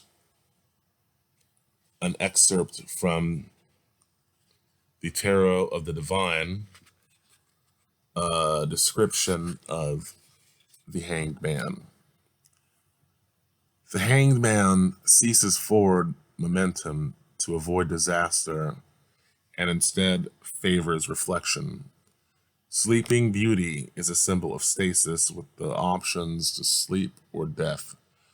She chooses to wait for more favorable conditions. Now, in every other version of the deck, there's not really a choice, but since he can't join the fight, since there's nothing to be done, he can finally rest.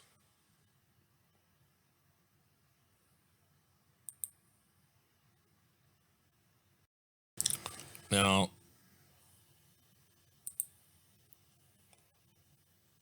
the Hangman, zodiacally speaking, is represented by Neptune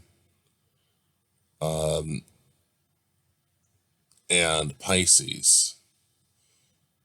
The age of Pisces is the age of the martyred god, and supposedly we're moving into the age of Aquarius, but the Hanged Man is the "My God, why have you forsaken me" card.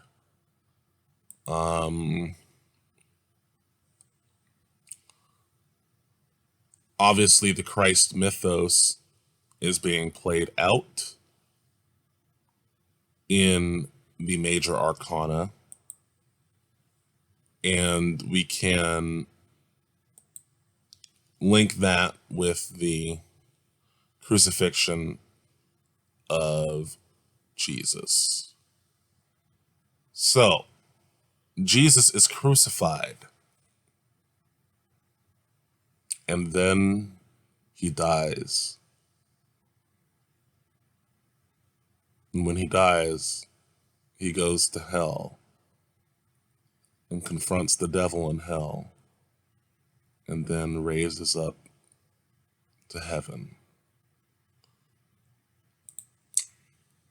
Well, before he raises up to heaven, he, you know,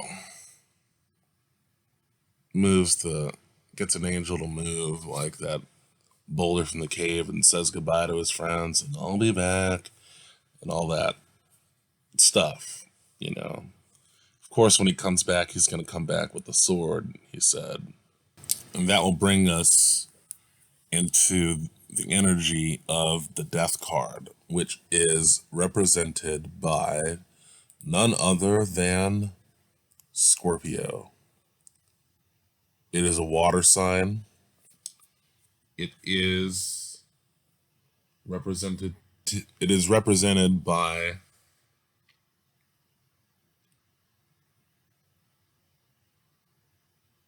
the scorpion, which I've told you before is really the lobster. And this is where we plunge the depths of the deepest waters. We have gone from the height of the heavens and the air to the shallow waters, to the earth, back to the moon, back to the earth, through the fire. Now we have finally hit the depth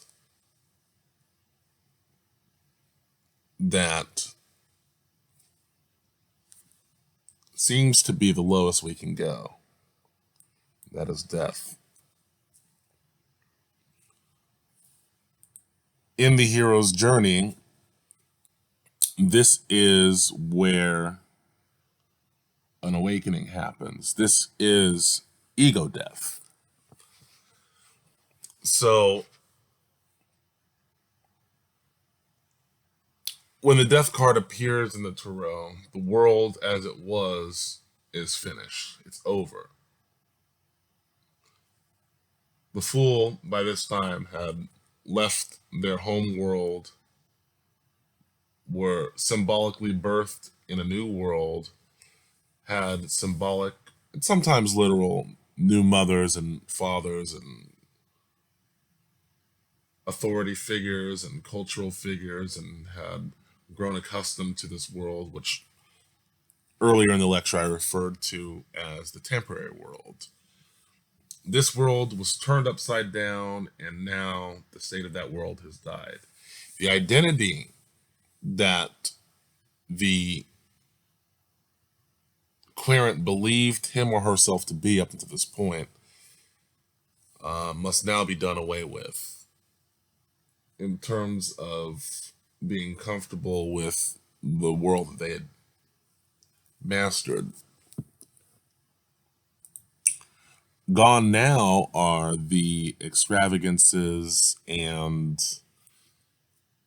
extra hugs and kisses and the times of plenty. Non-essentials are done away with, and the basics of life are embraced.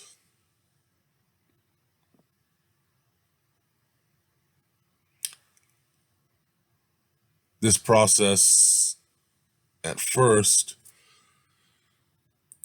seems devastating, but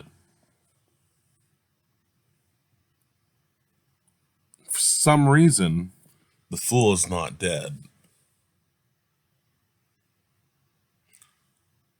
The world around him that he thought he belonged to has died, or at least how it was in a previous state. The fool is still alive. Though that world had built him up, gave him strength and sustenance, even believed in him at one point, that world is gone, yet the fool is still there.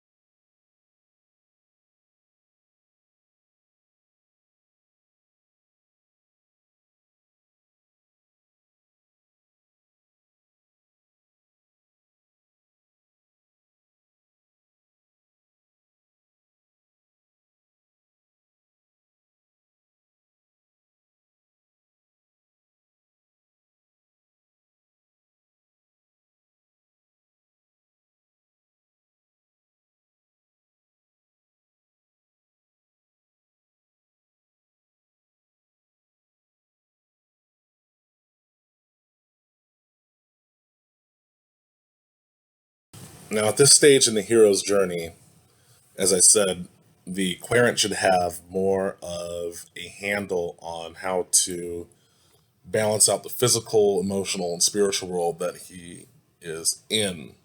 So in the Matrix, this section would be after Morpheus has been captured, they plot a rescue, and they know which weapons to get, they know the perimeter, and there isn't really much room, nor is there really a need in terms of the story for doubt from the Fool or Neo. And so, with that, I'm going to embark on reading something from EssentialZodiac.com that talks about the nature of the Temperance card and the Sagittarius archetype. In the tarot, the Temperance card, number 14, refers to the blending, moderation, and tempering of disparate elements to achieve a balanced whole that is greater and more harmonious than the sum of its parts.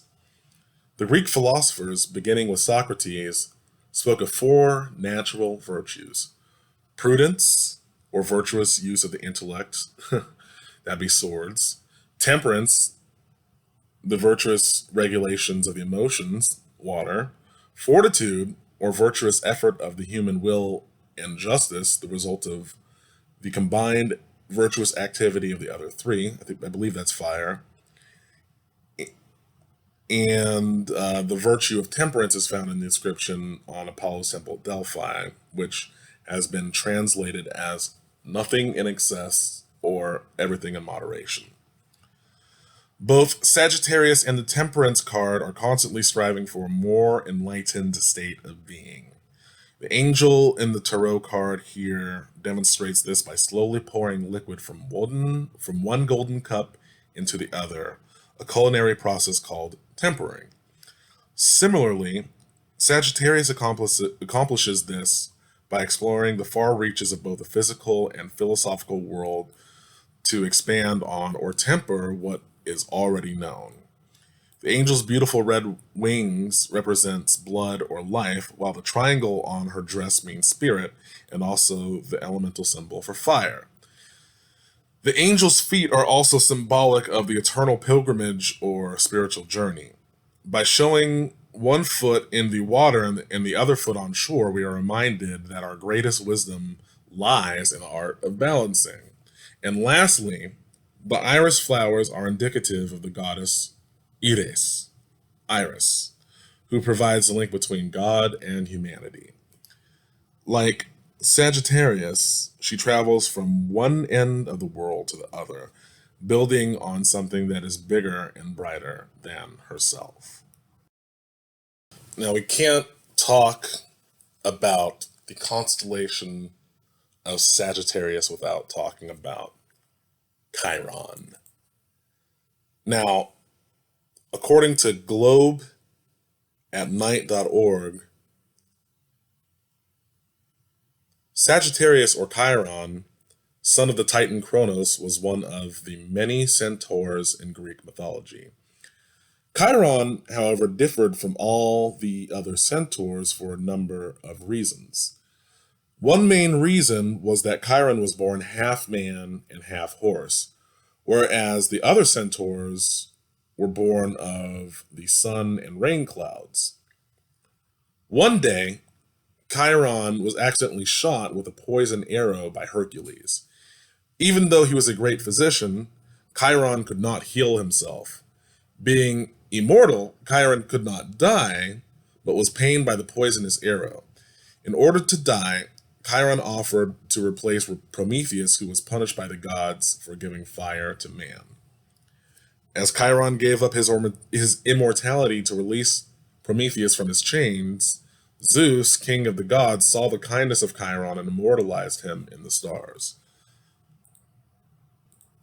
So, in relation to the hero's journey, what I'm getting from this assessment about Chiron and Sagittarius is, at this point, the querent or the fool has been harmed either mentally, physically, and definitely emotionally. but they're still choosing to go on. Now, before I was talking about how Chiron offered to take the place of Prometheus, who was punished by the gods for giving fire to man. I believe Prometheus had some sort of mythical creature come in and eat his one of his organs or intestines, and then it would fly away and they would grow back, and then it would happen again the next day. So, if we're relating this to the Matrix series, this is probably indicative of the scene where Morpheus is being tortured by the agent Smith. And Neo, like Chiron, who is wounded,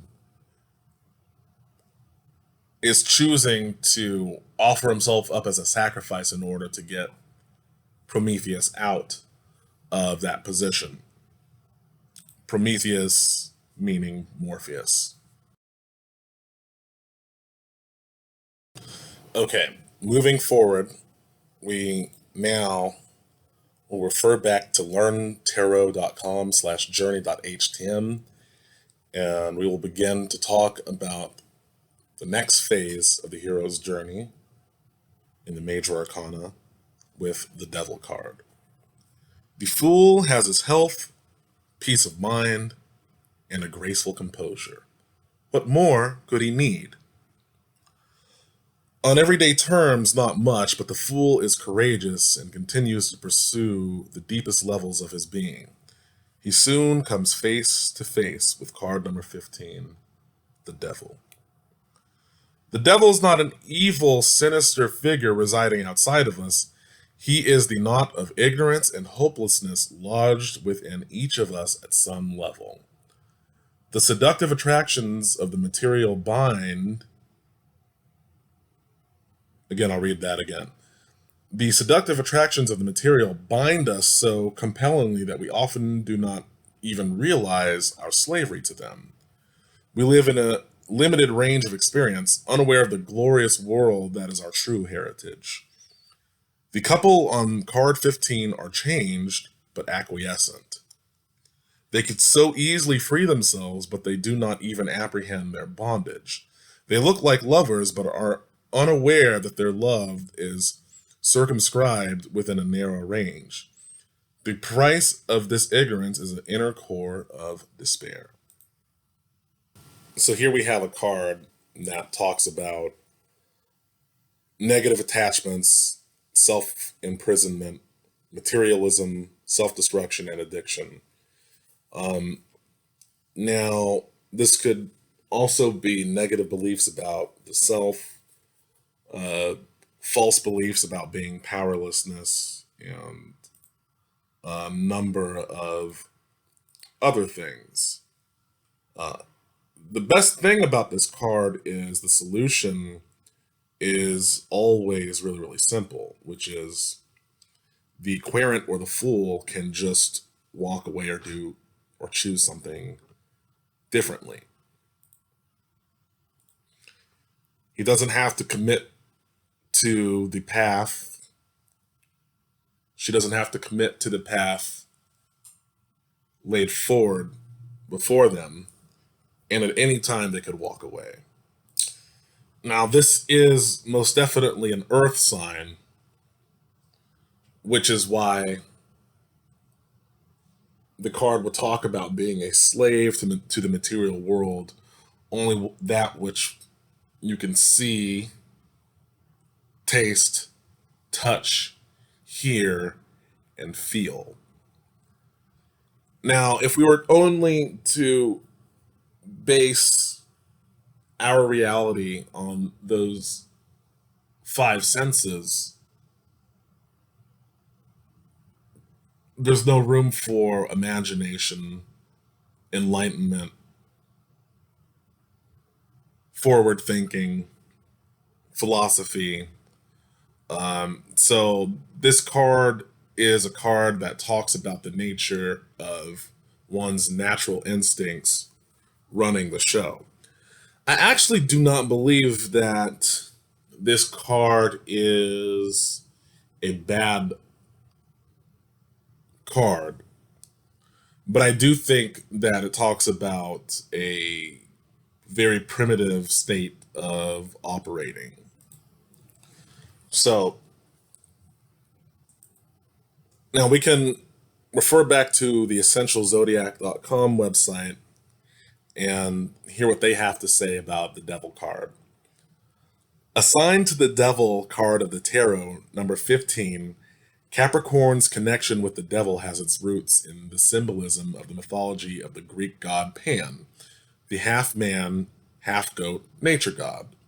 The devil is one of the most misunderstood cards of the tarot deck.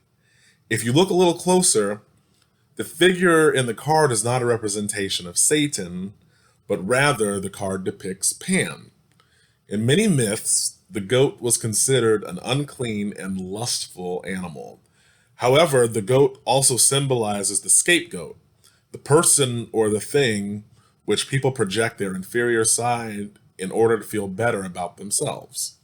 The devil has the wings of a vampire bat and is symbolic of what happens when we give full rein to the realm of our raw desires.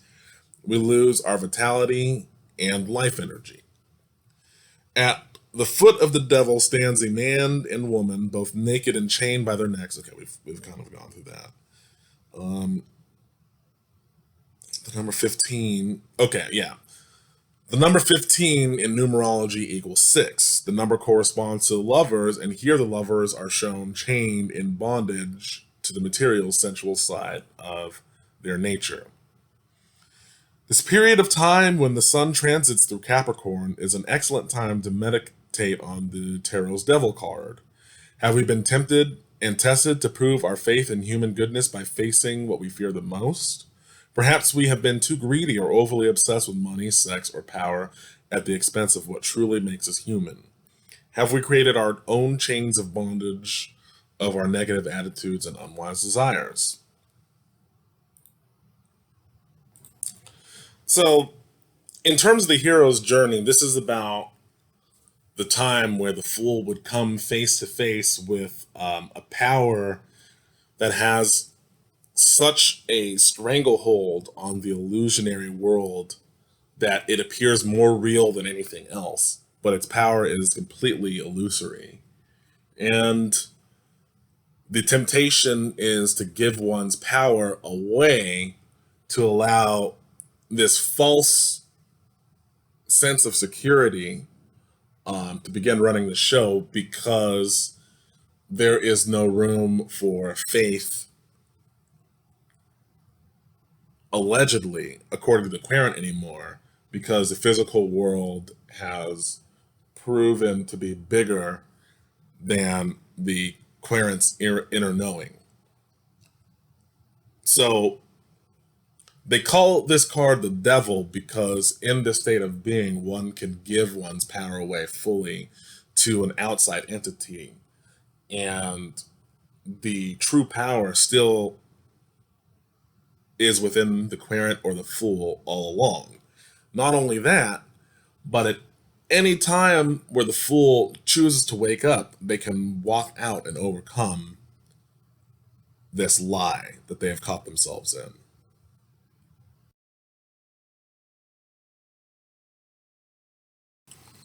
Okay, so we now move on to the next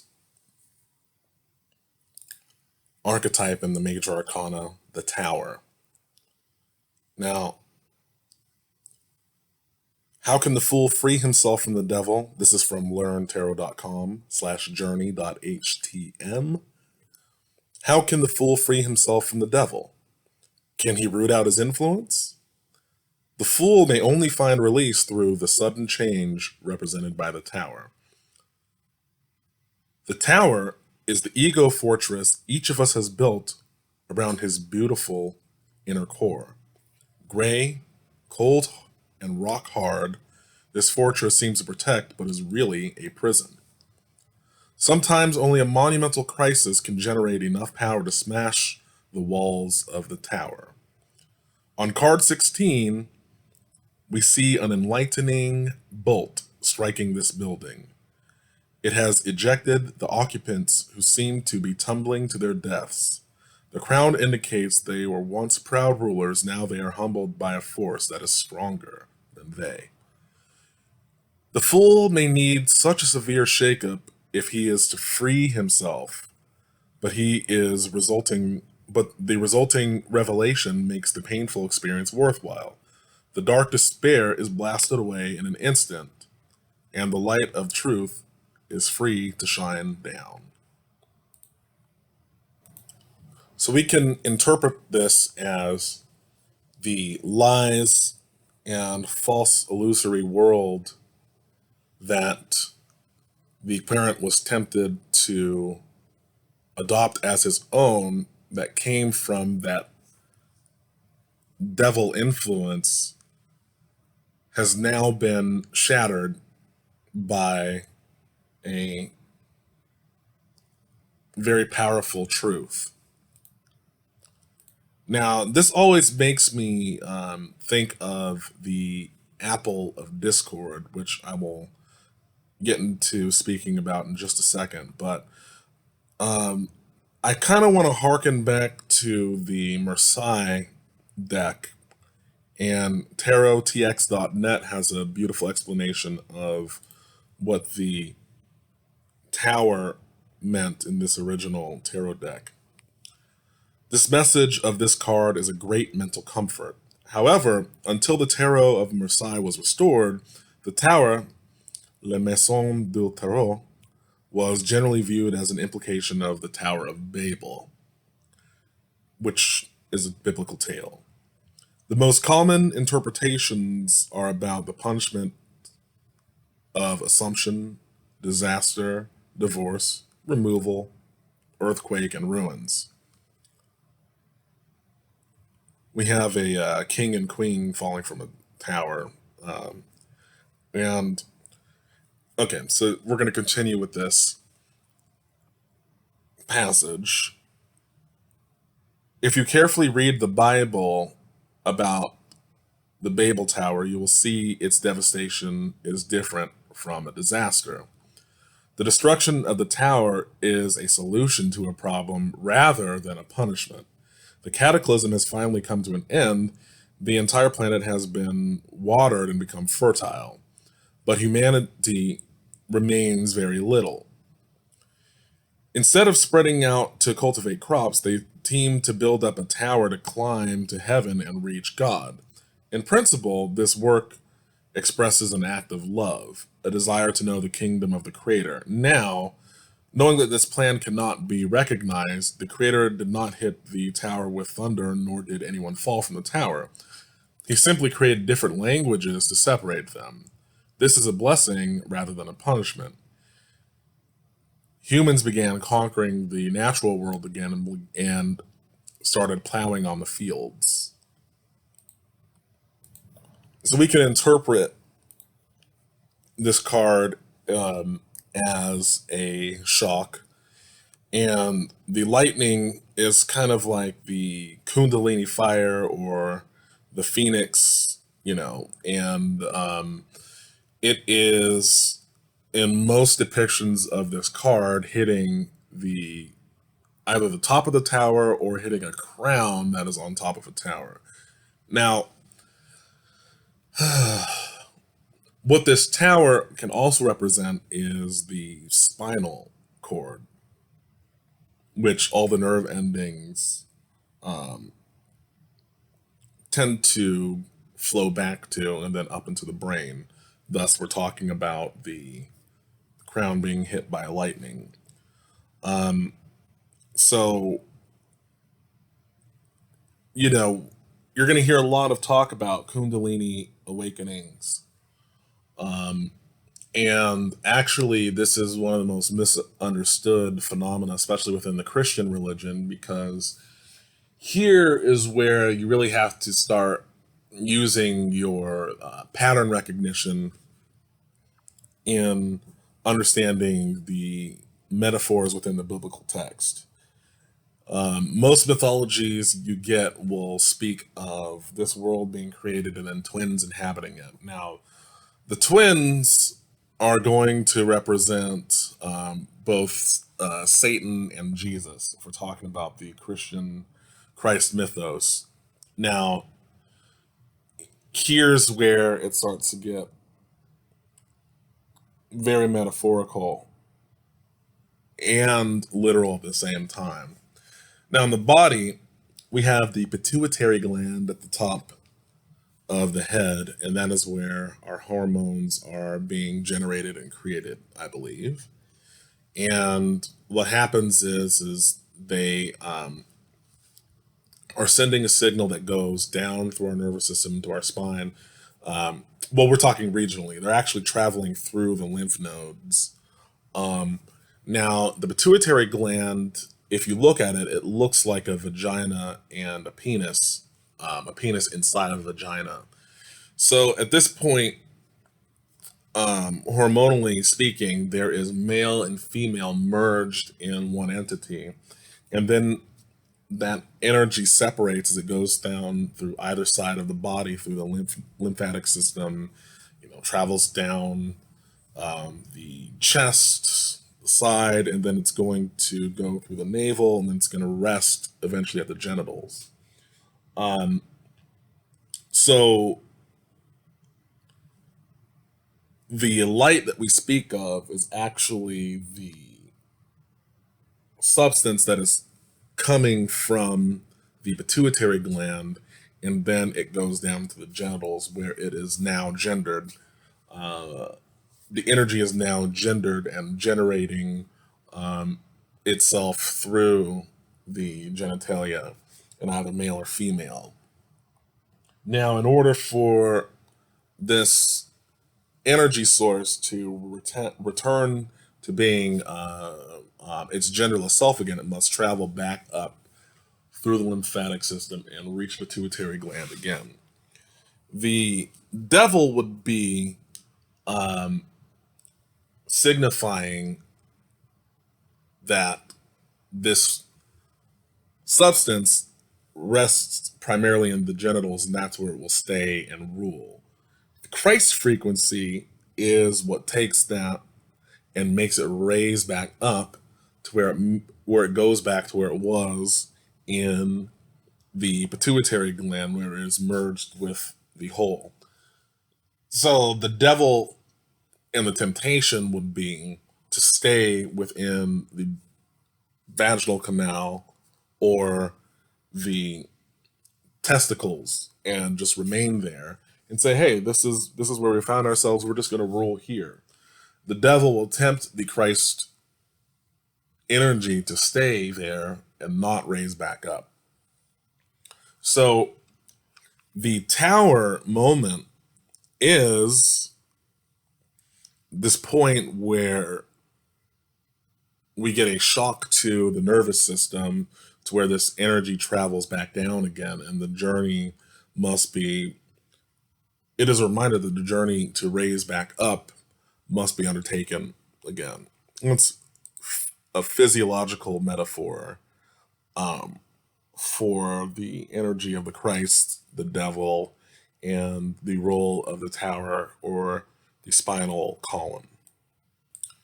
In this era where we have a huge awakening of the true genderless, bodiless nature of reality and energy, there is an attempt to make the physical bodies represent what the true light of creation is, which is formless and genderless. But in the attempt of making the physical body look like the genderless representation of God, it's actually a way to trap that beautiful phoenix Christos light into the physical body. So the devil is going to tempt you to give your power over to the physical world.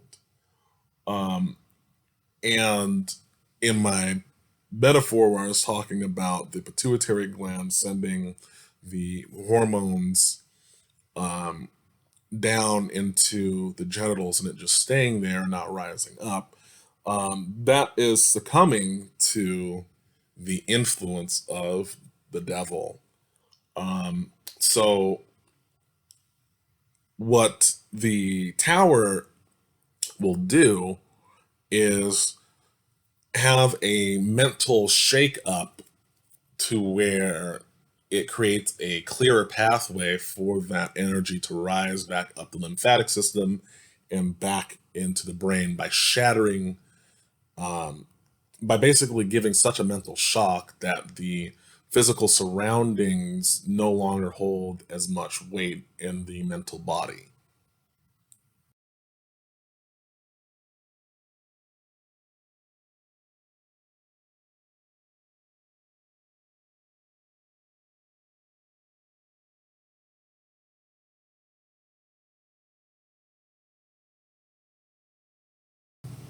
I feel compelled to really drive the pituitary gland talk home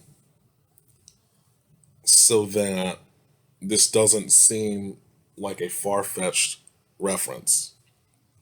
We're going to have to talk about the actual function of the pituitary gland in detail so you can understand how much this gland and the hormones that it's producing is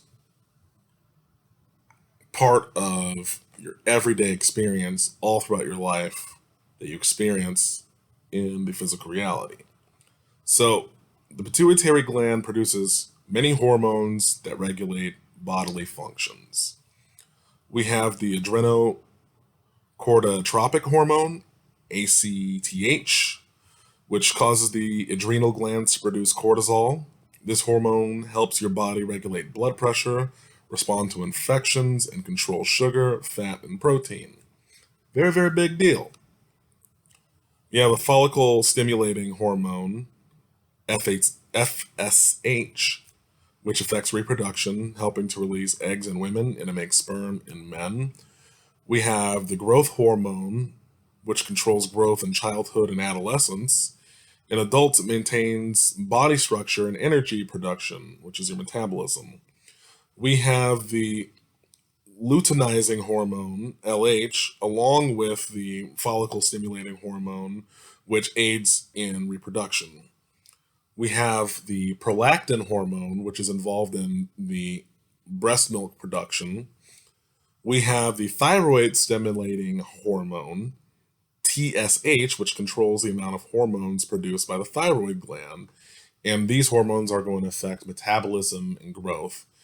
And then we have the antidiuretic hormone, which helps keep your helps your kidneys manage the amount of water in your body. We have the oxytocin hormone, which helps control of the reproductive system functions, including birth and lactation. So, for the ancient people to talk about this electricity that hits the crown, which sits atop of the tower, and then has the king and queen falling to the bottom, we're quite literally talking about the nervous system being stimulated in the pituitary gland and then the male and female hormones traveling down either side of the tower, which is the pillar, which is the spine, and then they are now at the bottom on the ground level, which of course will be the genitalia. And then they have to do work to build this tower back up again in order to get to that crown. Um, and I think the process, of course, happens again. Um, but in this process, this is how life is distributed and created. So now that the tower has been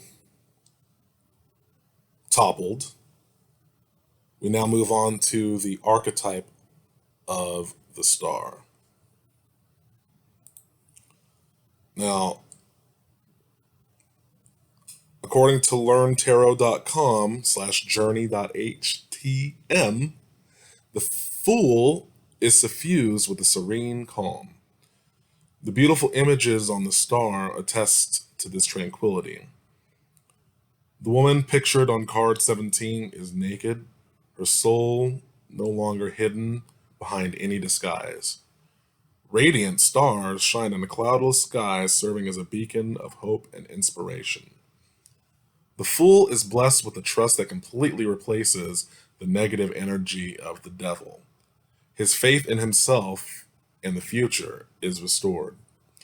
He is filled with joy, and his one wish is to share it generously with the rest of the world. His heart is open, and his love pours out freely. This peace after the storm is a magical moment for the Fool. So now we can kind of see that from the Hangman up until the Tower, there has been a putrefaction and purifying process that has taken place for the Querent or the Fool.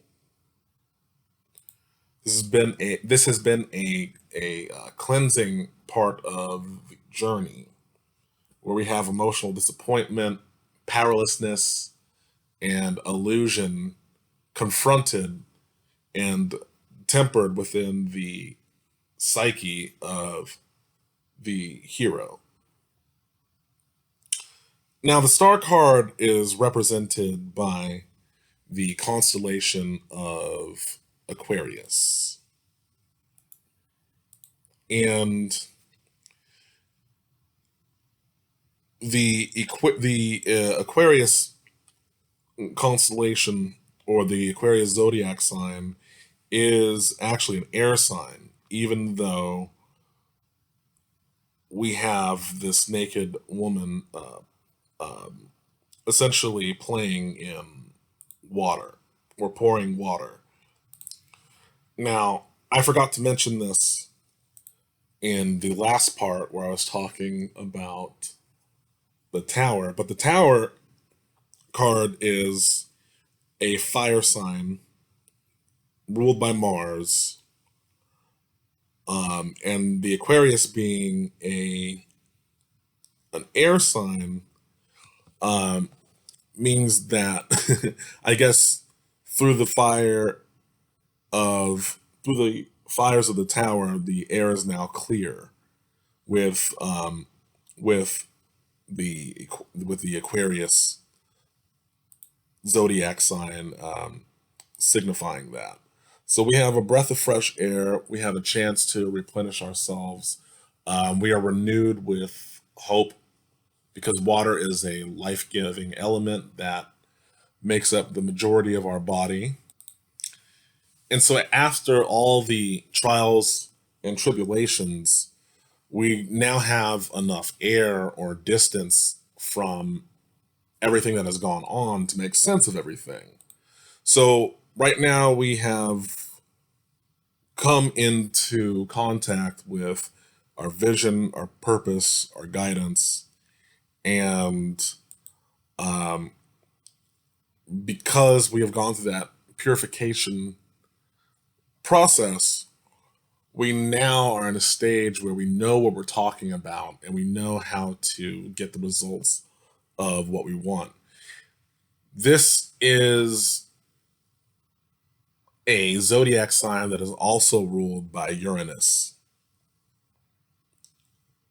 And Uranus is essentially where we began our journey, our planetary journey. And though we keep on bouncing back from planet to planet to planet, we're bringing different elements from each previous section of the journey back to these places. So the identified Uranus is now a little bit more refined with messages that come from the other elements. It's kind of like we're pinging back from one place to another to another. And we get to bring back the best of each of the previous journey to familiar places.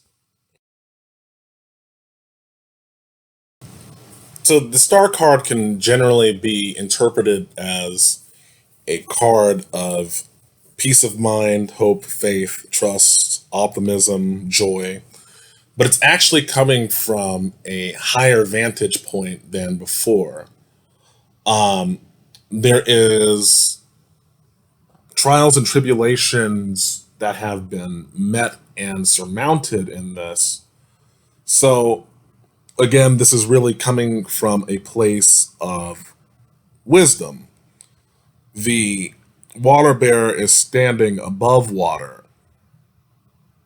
standing above the emotions, meaning this person has mastered them and knows how much emotion or water to give in each situation, how much emotion to take for themselves, how much water that a plant would need. So, this is a card of true mastery after tribulation. It's where, if this card is drawn, we can really feel that we have the right to have confidence in our faith, in our dreams, and our desires. And it's also a card saying that you're in the right direction, you know what your purpose is. And this talks about setting one's mind on the highest ideals and not wavering in the conviction of that. Now, since this is an air sign, provided that it has some stuff around it where, it doesn't really mix well, it could mean being a little bit too detached from matters, things that can be too detached from things that matter. But in the context of the hero's journey, this is the point in the movie where everything seems like it's just gonna work out.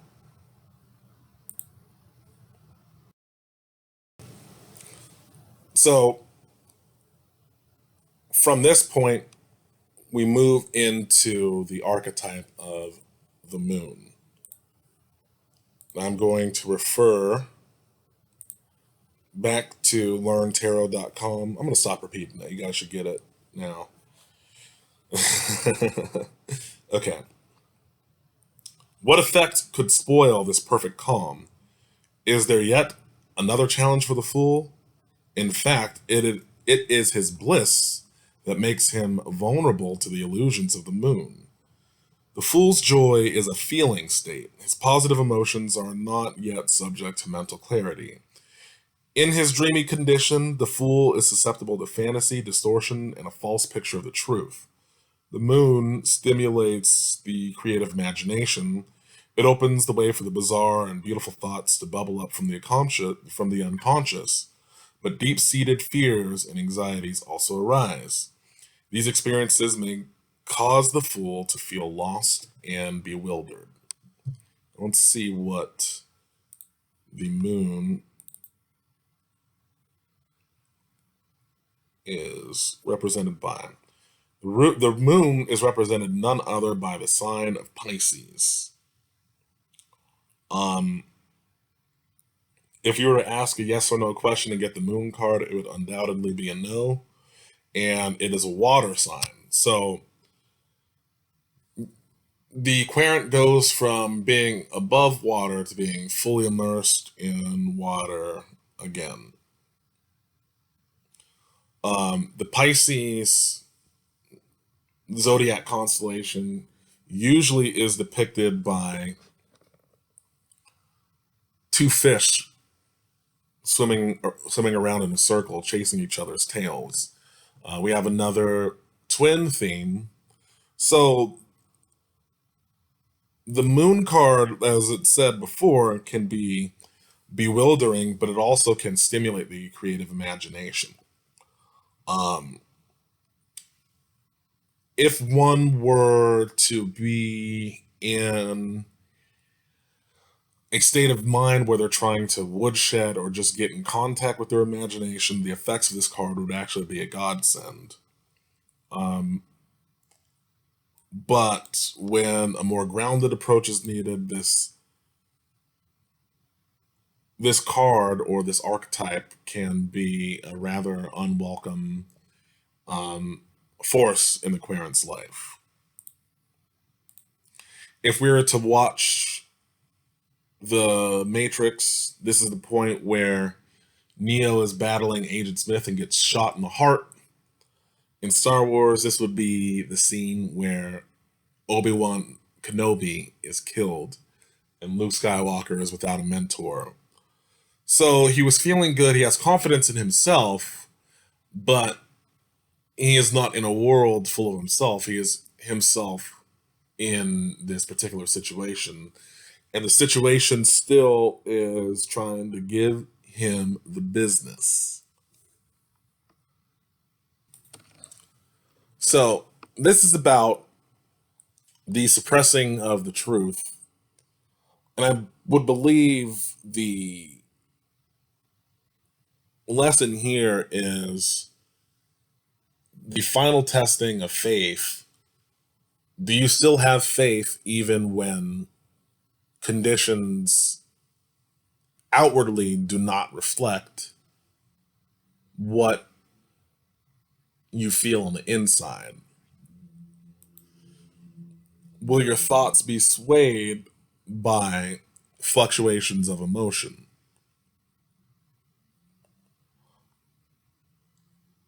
Now, a lot of interpretations of this card, um, especially in its upright position, will mean that there's a difficult period. There's like hidden things that the querent can't admit about him or herself. It talks about insecurity. For those that will engage in reversals, or if you're shuffling and this card comes out upside down, it means that there is actually the releasing of fear, not the accumulation of fear through the experience that the querent is going through. Um, we'll talk more about how to interpret reversals and uprights and sideways and all that in a second. For the time being, we're going to explore the zodiac sign of Pisces and its characteristics. Now, the Pisces is known for being one of the most sympathetic signs of the zodiac, being some of the most creative and imaginative, um, the most sensitive and emotionally aware. Um, this can be a card that has, this can be the type of person that needs to escape with fantasy, sleeping, but they're amongst the most romantic signs of the zodiac. Now, mind you, I'm talking about romance and not love. Because romance can be abstracted because romance is an idea that doesn't can really require commitment in a long term sense. But Pisces, this sign has some of the best musical and artistic minds out there. They're very, very sensitive to their environment and outside influences. So, this is a sign where emotional intelligence is the task to be mastered. And within the context of the hero's journey, this is the part where it is truly the darkest before the dawn comes.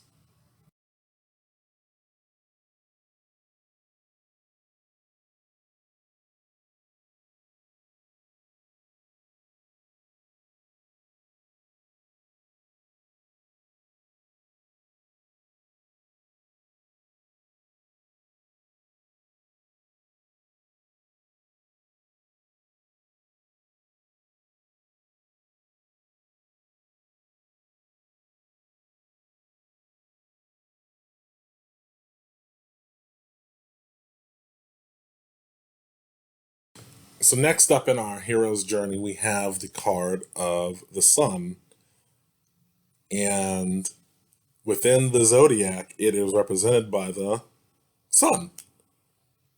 So thus far, we have traveled from Uranus in the air down to the denser Mercury. Then we go through the waters of the moon.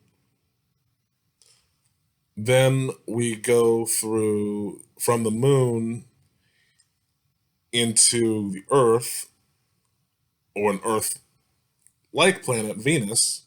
Then we go through the fires of Aries, back to the Earth, back to the air, which would be Gemini, to the waters of Cancer, back into the air with Libra. We're poured down to the Earth again through the Virgo energy. And we have a couple fire signs that we travel through, Jupiter and Leo. And we have a couple more water, Neptune, Scorpio, and like I said, those are both waters. And we go from the water to the Earth in Capricorn, and then we get illuminated by fire from Mars, and we are back up in the air in the Aquarius. We get splashed with more water again in Pisces, and now we are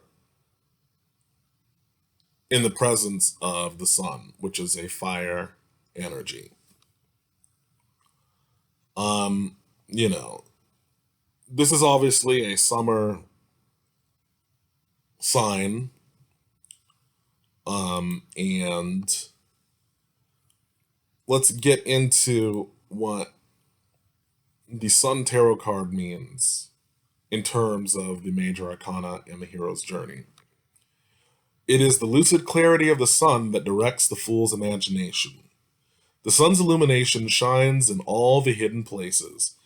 It dispels clouds of illusion, confusion, and fear. It enlightens, so the fool both feels and understands the goodness of the world. Now, he enjoys a vibrant energy of enthusiasm. The star's openness has been solidified into an expansive assurance. So we go from faith to assurance. The fool is naked. The fool is the naked babe pictured on card 19, riding out joyously to face a new day. No challenge is too daunting. Sorry, I'm going to repeat that. No challenge is too daunting. The fool feels radiant vitality. He becomes involved in grand undertakings as he draws himself into everything he needs. He's able to realize his greatness.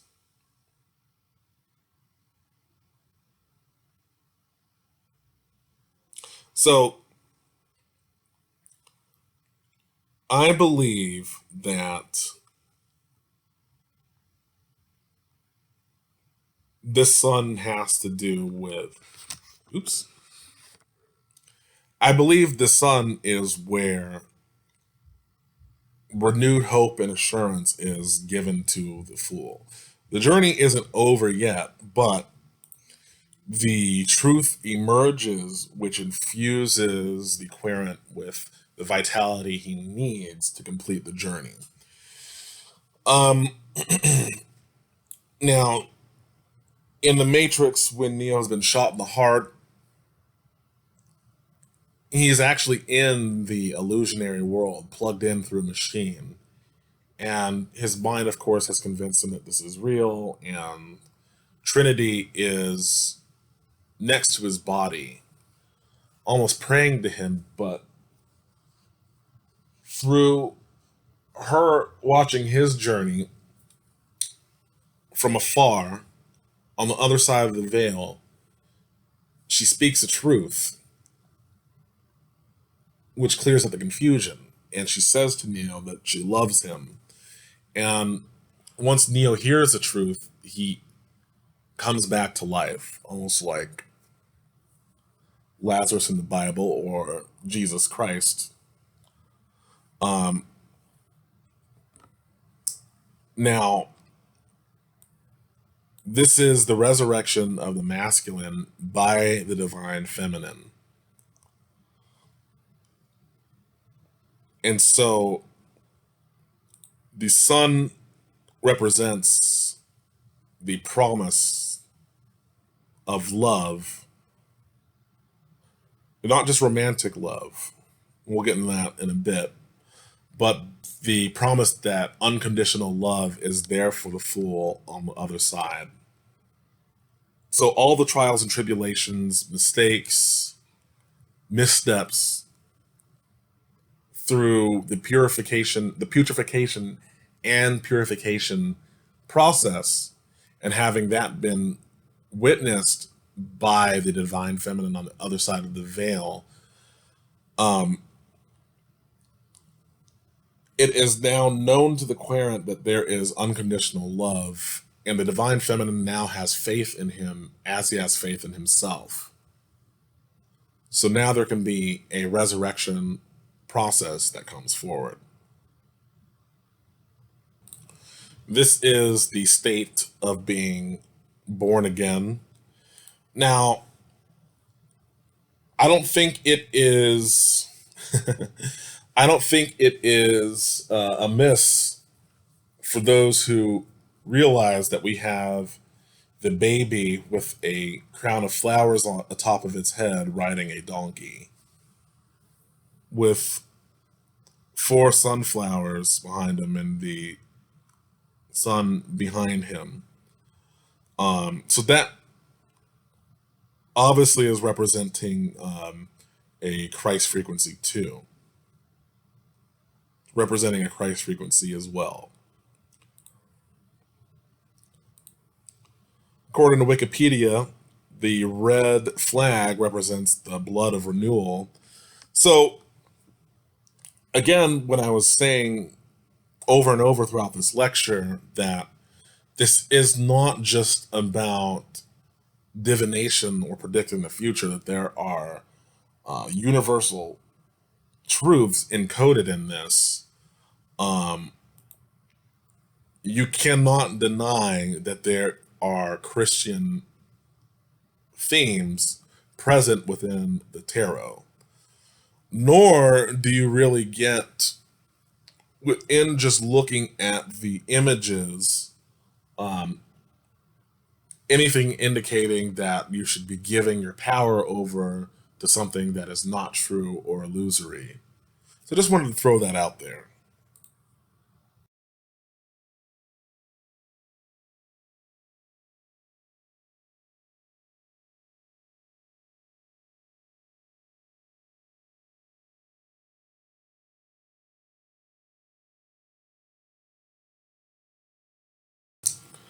So the prior card we were talking about, which was the sun, talks about the infusion of the inner realization needed to overcome the situation. And at this point, with the judgment card, the enemy has been destroyed. I don't know if I mentioned that in the past, but the enemy has been destroyed.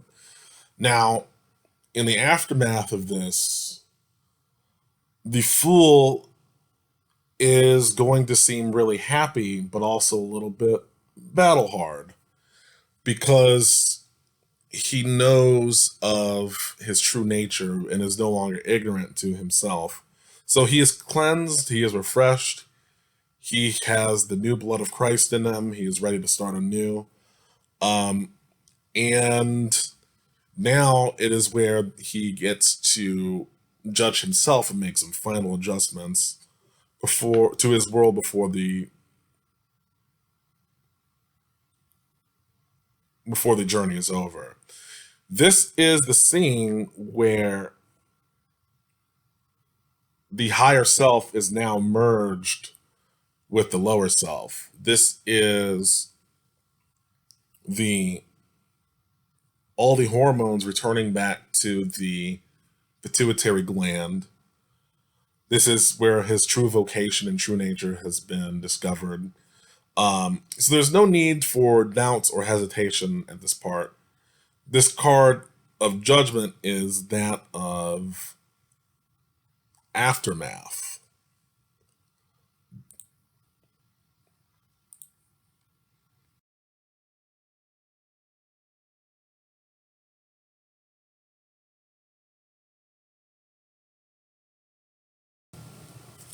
So this is also a card where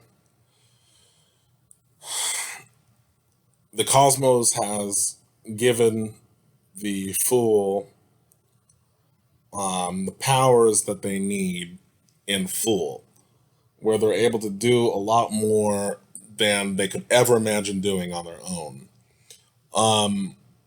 I think in the Bible, Jesus talks about all the things that I can do, you will be able to do, and more.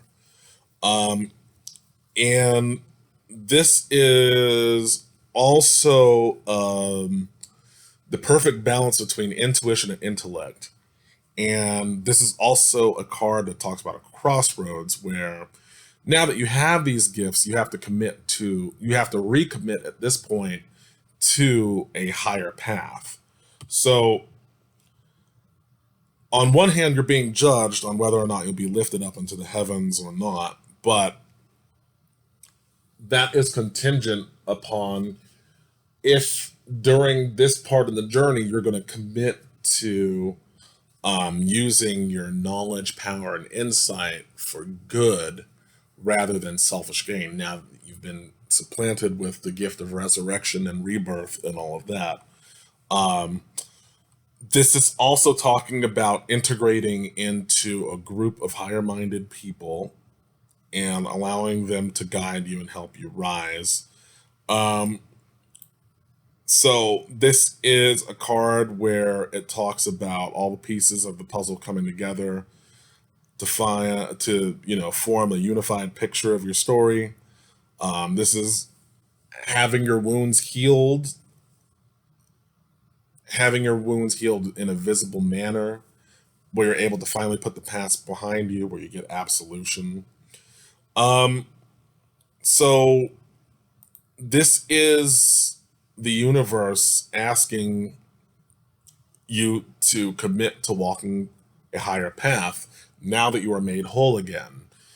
Before in the hero's journey, the commitment to a higher path was always asked of the querent when he was not at his most powerful.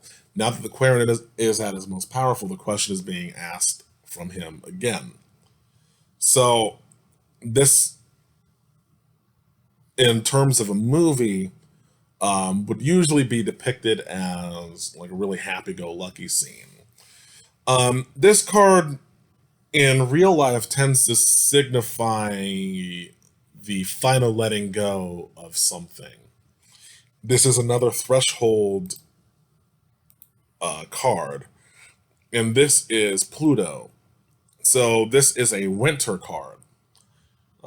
Winter kind of being the final tally of the year lived before. And it is represented by Pluto. Now, Pluto is kind of like, I guess it represents the deep bowels. So this is like the final release before the end of the journey. Okay, so now we enter the realm of the world card. Now, according to learntarot.com/journey.htm, the fool re-enters the world, but this time with a more complete understanding. He has integrated all the disparate parts of himself and achieved wholeness. He has reached a new level of happiness and fulfillment. The fool experiences life as full and meaningful. The future is filled with infinite promise. In line with his personal calling, he becomes actively involved in the world. He renders service by sharing his unique gifts and talents and finds that he prospers at whatever he attempts. Because he acts from inner certainty, the whole world conspires to see that his efforts are rewarded. His accomplishments are many. So the fool's journey was not so foolish after all. Through perseverance and honesty, he reestablished a spontaneous courage that first impelled him on his search for self. But now he is fully aware of his place in the world. This cycle is over, but the fool will never stop growing. Soon he will be ready to begin a new journey that will lead him to ever greater levels of understanding. So, in the zodiac, the world card is represented by the planet Saturn. And whereas before, when we were talking with the devil, it was being showed from the constellation of Capricorn.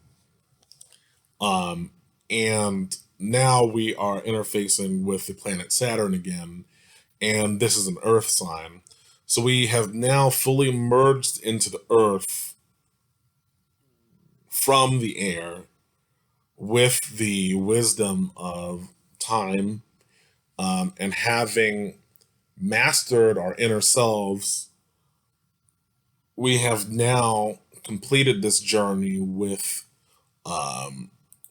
the Christ frequency fully realized. And not only do we realize it, but the outer world is reflecting this as well. And we can now speak from a place of wisdom and certainty because we have gone through this cycle before. And we will go through the cycle again to get a greater vantage point of ourselves. And for the time being, within this realm, we are now the masters of it. Which is why at the end of the Matrix, they're going to show Neo flying. At the end of the Return of the Jedi, Luke leaves to start his Jedi school. So we go from fool to teacher.